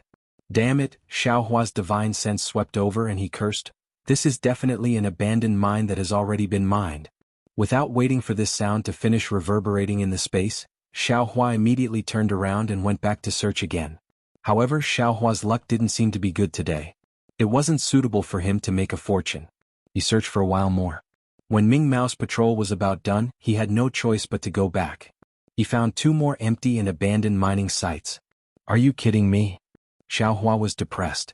When had great Taoist Xiao, who was known as thieves don't leave empty-handed, ever been humiliated like this? No, Xiao Hua thought, today is my first patrol. Quanjinshan might not care. Furthermore, there might be disciples from other sects who have the same plan as this young master. Their cultivation is not good enough. They might be discovered by Tu Hong. This way there might not be any opportunities in the future. Today this young master must get to the bottom of this. That's right. In the entire Quanjinshan, the one with the highest cultivation was Tu Hong, an early-stage golden core cultivator. This kind of cultivator in Xiao Hua's eyes had no pressure at all. Wasn't the entire Quanjinshan waiting for Xiao Hua to bring disaster to it? Thinking, Xiao Hua formed a hand seal and entered the ground. He opened his left hand and opened his delusion breaker Dharma eye. He carefully searched for the location of the spirit stone mine. Was a pity? Although the Dharma eye was powerful, Xiaohua couldn't see far. It was no different from his divine sense. Just as Xiaohua was about to close his transcendence eye, a dozen or so huge earthen yellow pillars suddenly appeared several feet in front of him. Good. Xiaohua's eyes widened in an instant. His magic power surged as he dashed forward. There are people here. Just as Xiaohua's figure appeared in a huge space, he was stunned.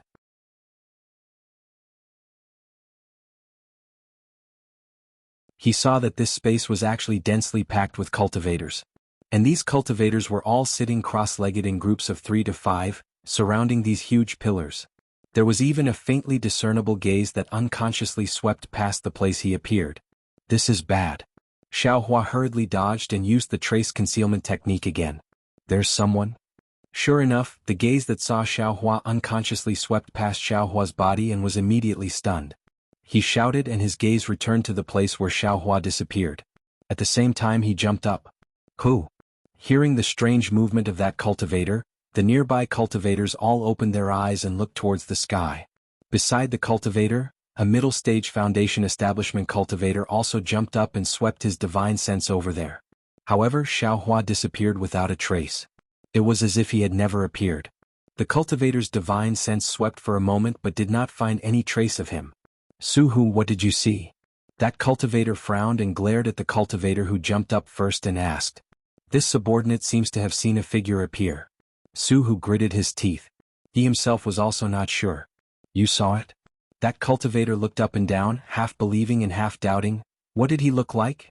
What was he wearing? This. Suhu smiled bitterly. He originally saw it unconsciously and Xiaohua disappeared in an instant. How could he remember clearly? After thinking for a moment, he shook his head and said, This subordinate could not see clearly. That cultivator said coldly, that means you are not sure?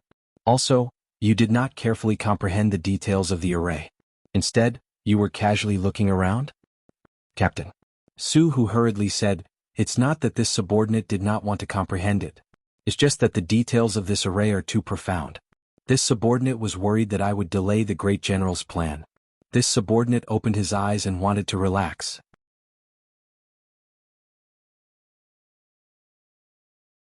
However, this subordinate really did not dare to lie. I heard that in these few days, the disciples of the various sects of the Tao sect have come to my Golden Spring Mountain. If someone were to find this place.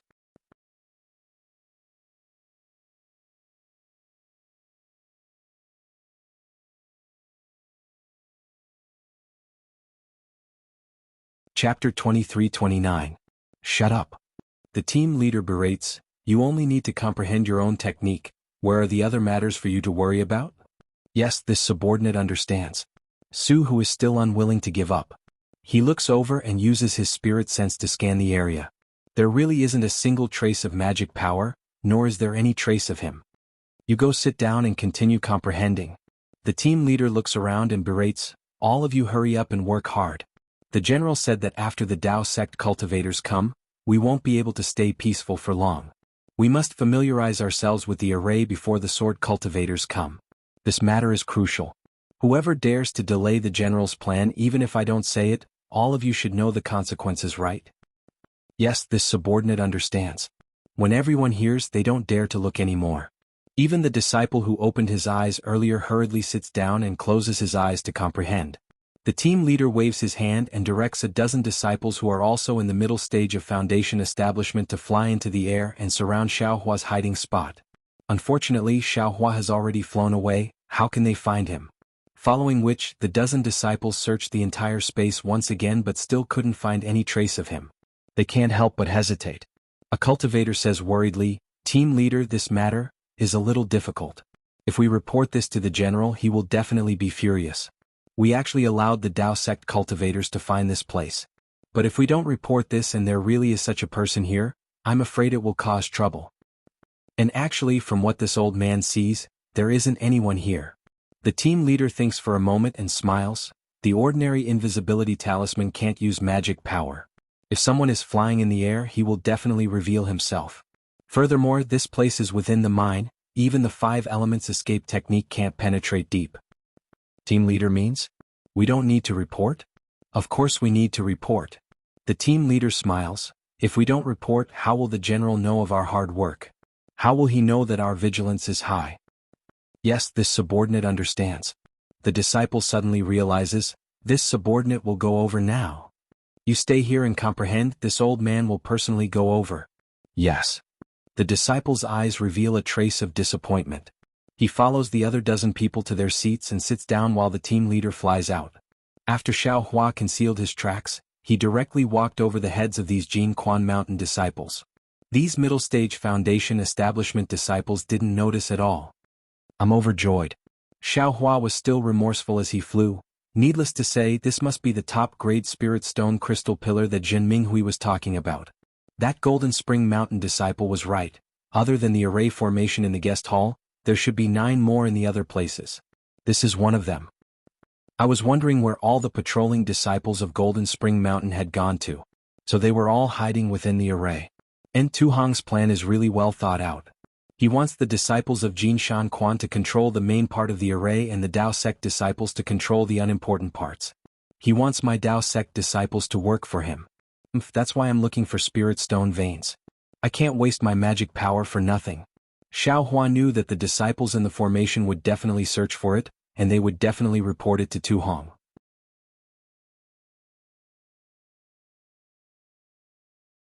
Therefore, he didn't dare to be negligent and continued to search along the tunnel.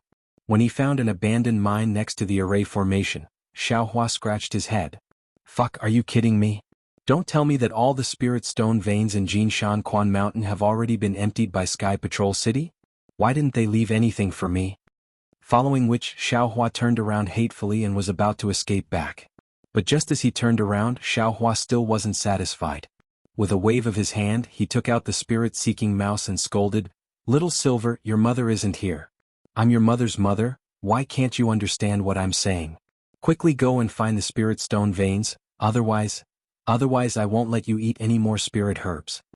Then Xiao Hua glared fiercely at Little Silver, not caring whether it understood or not. Was strange. At this moment, Little Silver was different from Imperial Thunder Sect's Myriad Thunder Valley's Little Silver. As soon as this guy was released from the space, it immediately raised its nose and sniffed around. After a while, its eyes immediately lit up, and just like the crystal pillar of the supreme grade spirit stone that Xiao Hua had seen earlier, it burrowed into the ground beside Xiao Hua. Ha ha! Xiao Hua was overjoyed. Without saying a word, he made a hand seal and followed it. The spirit-seeking mouse was indeed a spirit-seeking mouse. It was completely different from Xiao Hua's blindness. It had a purpose. It directly burrowed into the ground without any hesitation. Xiao Hua used Earth Escape to follow it. He clearly felt that the pressure underground was different from before.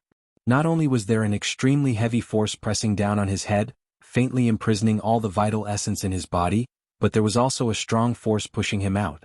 Moreover, this layer of soil was extremely fine and it was very difficult to escape through the ground. He had to consume a lot of vital essence for every foot he traveled. Fortunately, Xiao Hua's vital essence was extremely strong, and he didn't show any signs of exhaustion even after diving down several hundred zhang with the spirit-seeking mouse.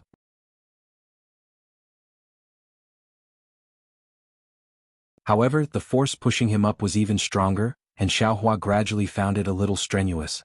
Moreover, a lot of time had passed and Xiao Hua was ready to beat a retreat. But just as Xiao Hua was about to call out to the spirit-seeking mouse, his eyes instinctively lit up. The spirit-seeking mouse stopped and very happily pounced forward. My goodness, this is... Xiao Hua also stopped, his eyes wide as he stared at the crystal that was several hundred zhang tall in front of him. He couldn't help sucking in a breath of cold air, and some liquid flowed in his mouth. Xiao Hua stretched out his hand and touched the ice-cold crystal. His divine sense swept over it and he couldn't help groaning again. Damn it, I'm rich. This doesn't seem to be a supreme-grade spirit stone. This should be chalcedony. It's an extremely rare chalcedony found in spirit stone veins. Thinking this, Xiao Hua no longer hesitated. He stretched out his hand and took out Qiu Yinlu. Gathering all the strength in his body, he stabbed at the chalcedony spike. With a muffled clang, the sharp demonic weapon, coupled with his incomparable strength, actually pierced a small part of Xiao Hua's Qiu Yinlu into the spike. I'm a little too excited. Xiao Hua used all his strength to pry open the Qiu Yinlu, but the chalcedony didn't budge at all. Xiaohua couldn't help but smile bitterly. As long as he used all his strength to pull the Qiuyin out, he would use less strength. Then Xiaohua would pry left and right, prying out several pieces of chalcedony in succession. After putting the chalcedony into his space, Xiaohua didn't dare to stop. With a wave of his hand, he put Little Silver, who was pouncing on the chalcedony, into his space. Completely ignoring the hidden bitterness in Little Silver's eyes, he immediately rushed back to the surface. When Xiaohua returned to the tunnel following the divine sense mark, he saw a pair of anxious bright eyes looking around.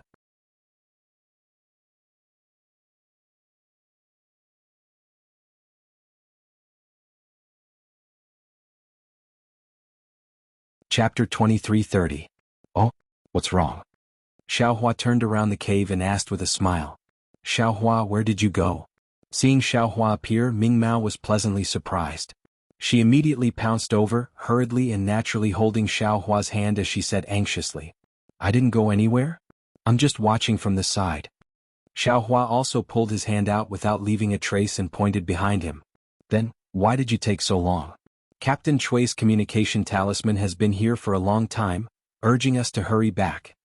Ming Mao reproached, her voice seemed to be bitter. Moreover, your communication talisman can't be sent out, how can this concubine not be anxious? My communication talisman can't be sent out? Xiaohua was slightly stunned, but fortunately the communication talisman can't be sent out, otherwise if he was in the array, wouldn't he be exposed? That's right, where did you go? Ming Mao rebuked. Xiaohua shrugged and smiled. This little brother is indeed nearby. The reason why the communication talisman can't be sent out is because this is a spirit stone mine, right? What does this have to do with a spirit stone mine? Ming Mao asked curiously. Let's hurry up and leave.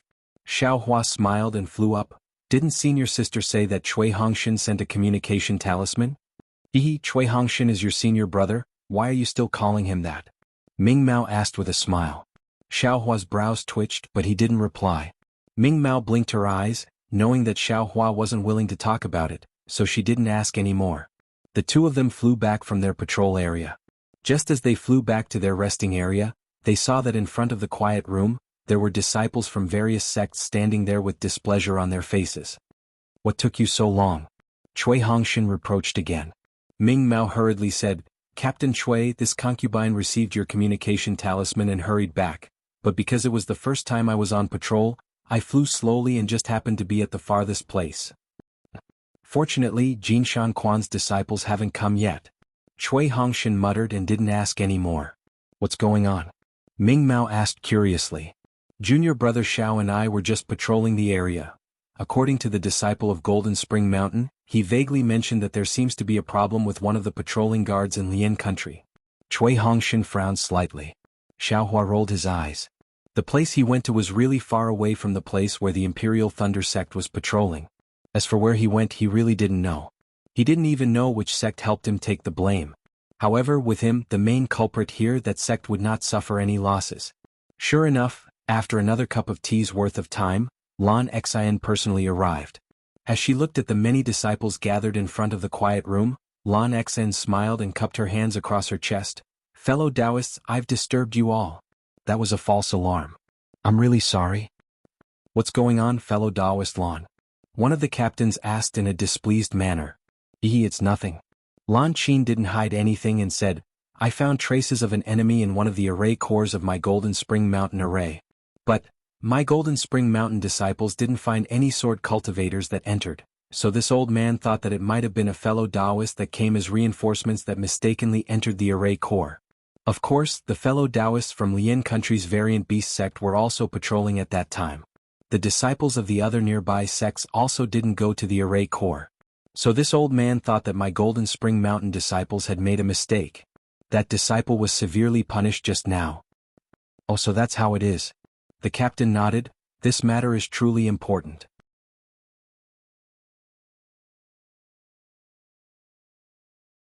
It's normal for fellow Taoist Lan to be cautious.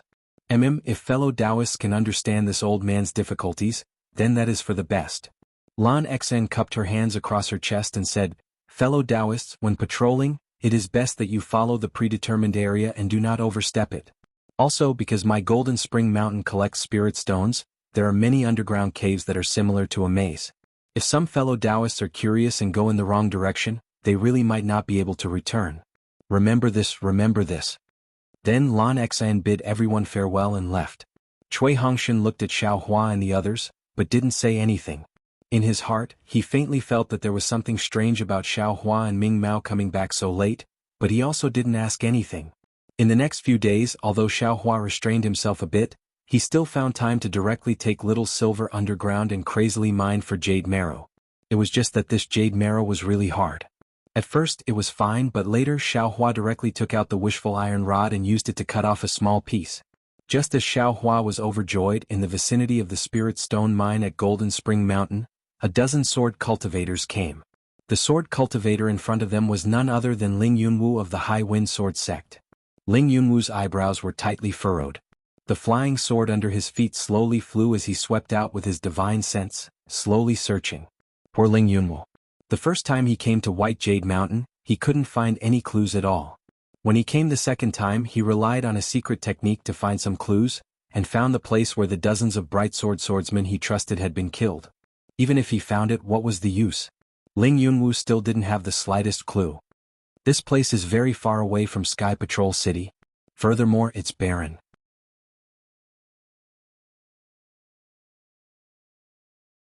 Which Golden Core cultivator would come here?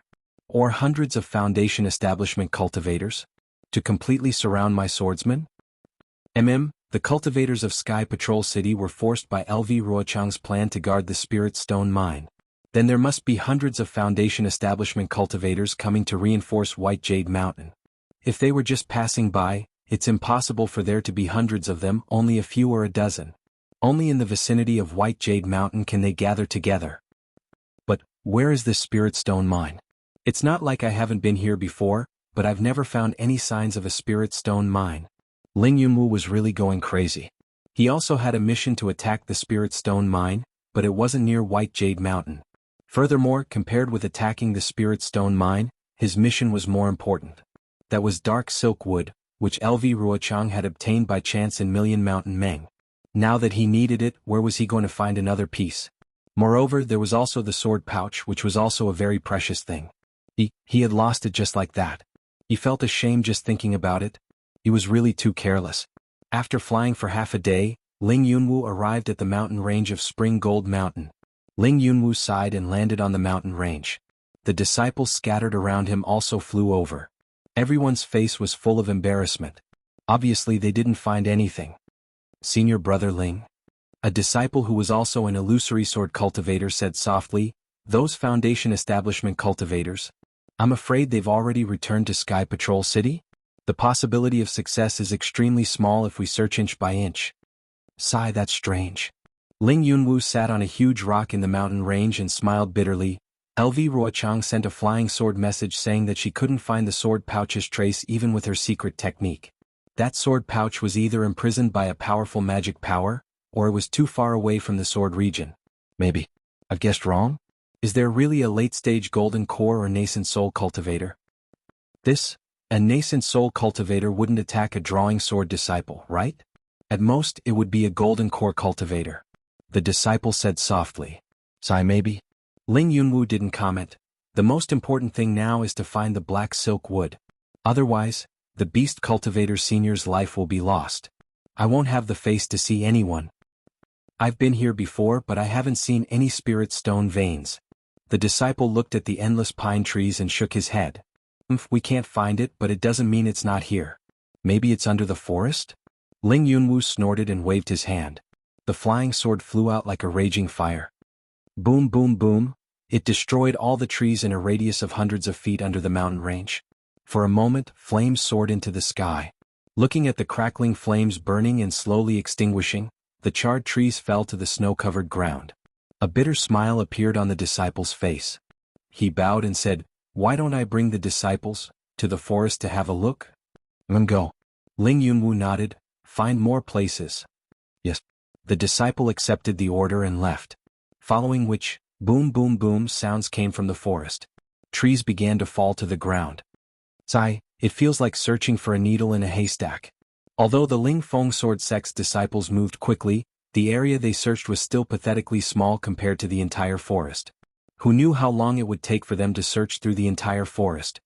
Sigh. Ling Yunwu sighed softly again. He felt a faint sense of regret. He knew that everything had already happened and regret wouldn't solve anything.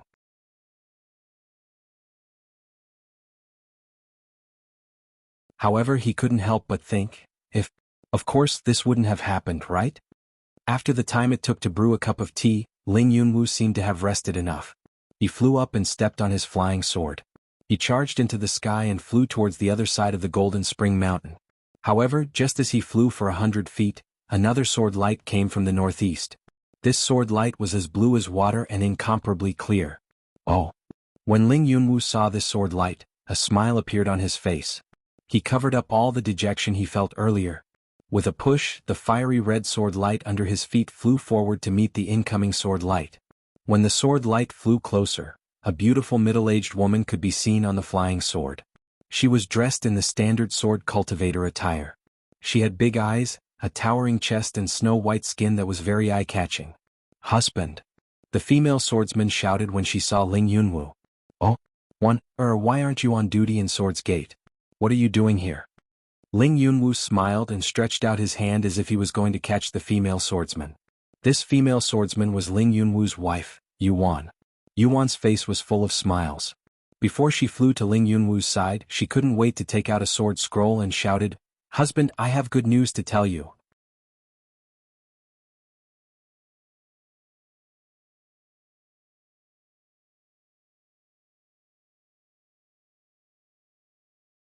Chapter 23:31. Oh, what good news? Ling Yunwu raised his other hand and took the sword scroll that Yuan handed over. However, that hand held Yuan's soft hand. Husband will know once you take a look." Yuan was actually a little out of breath and her face was even a little red. It was really a symptom of forcefully activating the sword origin and flying on the sword. Ling Yunwu's heart ached, but he was not in a hurry to check the sword scroll. He said with pity, "If there's any news, can't you just send a flying sword message? Why do you have to come here yourself? Not to mention the sword origin, this journey will not be safe. If we meet a cultivator from the Dao sect, your husband." Husband. Just take a look first." Yuan did not wait for him to finish and laughed. "How can a flying sword message be safer and more convenient than me coming here myself? Besides, I'm also worried about you. If I don't come and see for myself, how can I be at ease?" Hearing Yuan's words, Ling Yunwu felt sweet in his heart. He released his spirit sense to check the sword scroll. "This is an image." Yuan smiled as she reminded him, but her eyes revealed a trace of mischief. Waner, how old are you? You're still so naughty." Ling Yunwu smiled bitterly, and the gloominess in his heart faded a lot. When he activated the sword origin, he saw a blurry image appear from the sword scroll. It was a thin and tall Dao sect cultivator wearing the attire of the Imperial Thunder sect. He quickly flew over, and before he could see the cultivator's appearance clearly, the image turned black again. A trace of surprise flashed across Ling Yunwu's eyes, and then he looked at Yuan in surprise. "This is the image left behind by Old Seven and the others?" "Yes, not all of them," Yuan said with a smile. "They were killed in a hurry, so how could they have the time to leave behind an image? This image was obtained by me, using a secret technique." Waner. Ling Yunwu's heart ached. He reached out and pulled Yuan into his embrace. He said in a low voice, "It's all my fault. My negligence not only affected my sword cultivation plan, but also caused your cultivation to be greatly damaged." It's nothing." Yuan forced a smile like a blue flower and comforted Ling Yunwu. "To be able to do something for my husband, I'm willing to pay any price. And Waner is really my good wife." Ling Yunwu increased the strength in his hands, as if he wanted to embed Yuan into his body. Yuan gritted her teeth as if she was in pain, but she didn't say anything. The two of them hugged each other for a moment before Yuan said in a low voice, "Husband, we're already an old married couple. Don't be so intimate. If the disciples see this, I'm afraid it won't be good." "You are my wife, who dares to say anything?" Ling Yunwu snorted, but looking at the sword cultivator disciples who were patrolling the forest at the top of Jinquan Mountain, he still loosened his grip and pulled her hand to fly towards those disciples. "Husband, this image, this concubine has also seen it." Yuan looked at Ling Yunwu and said worriedly, "This golden core cultivator from the Imperial Thunder sect is very powerful. What he used, should be the Thunder Control sect's lightning evasion technique.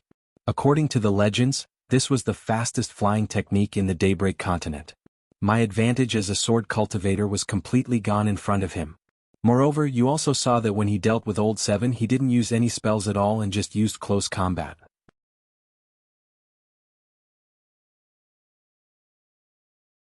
That's right, this husband also saw it. Ling Yunwu sighed. This Imperial Thunder Sect's cultivator's magic power is so much higher than Old Seven's that he's not afraid of his flying sword at all, or his close combat is even more powerful than us sword cultivators. And it should be the former. Yuan pursed her lips and nodded. Along the way, this concubine has also been thinking. There are not many people who are stronger than us sword cultivators in close combat. Since this Imperial Thunder Sect's cultivator has mastered the lightning evasion technique, he must be a golden core cultivator. The only explanation is that his magic power is profound. Following which, she looked at Ling Yunwu worriedly and said in a low voice, "It's not that this concubine is looking up to him, but the Imperial Thunder Sect's flying technique is the nemesis of us sword cultivators." Suddenly, this golden core cultivator got close to us. "Husband, you have to be careful." My wife is thinking too much." Ling Yunwu said proudly. "Even if it's a golden core cultivator from the Imperial Thunder Sect, how can this husband be afraid of him? Although he can fly faster than this husband once he gets close to us, how can he be a match for this husband? You have to know the difference between a bright sword swordsman and an illusory sword swordsman." Hearing Ling Yunwu's words as expected, Yuan sighed in her heart. However, she smiled and said, "This concubine naturally knows. This concubine's husband is a strange man in the sword domain. How can a small golden core cultivator from the Imperial Thunder Sect be compared to him?" "You have a sweet mouth." Ling Yunwu's heart skipped a beat. He stretched out his finger and gently stroked Yuan's face. He smiled and said, "This husband understands your thoughts.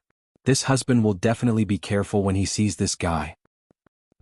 Yuan sweetly rubbed her face against Ling Yunwu's hand. She was very attached to it. However, at this moment, the two of them had already flown close to the forest of Mount Quanjin. "All of you stop." Ling Yunwu looked at the destroyed trees under his feet and shouted, "Our expectations might be wrong." Yes. When the sword cultivator disciples heard this, they hurriedly flew into the air.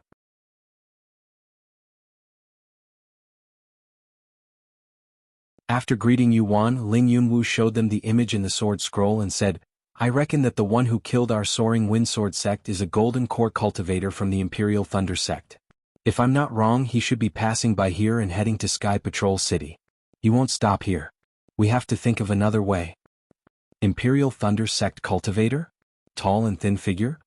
A soaring windsword sect's bright sword sect disciple suddenly lost his voice and said, "Martial Uncle Ling, this can't be the Imperial Thunder Sect cultivator called Terrifying Phoenix, right?"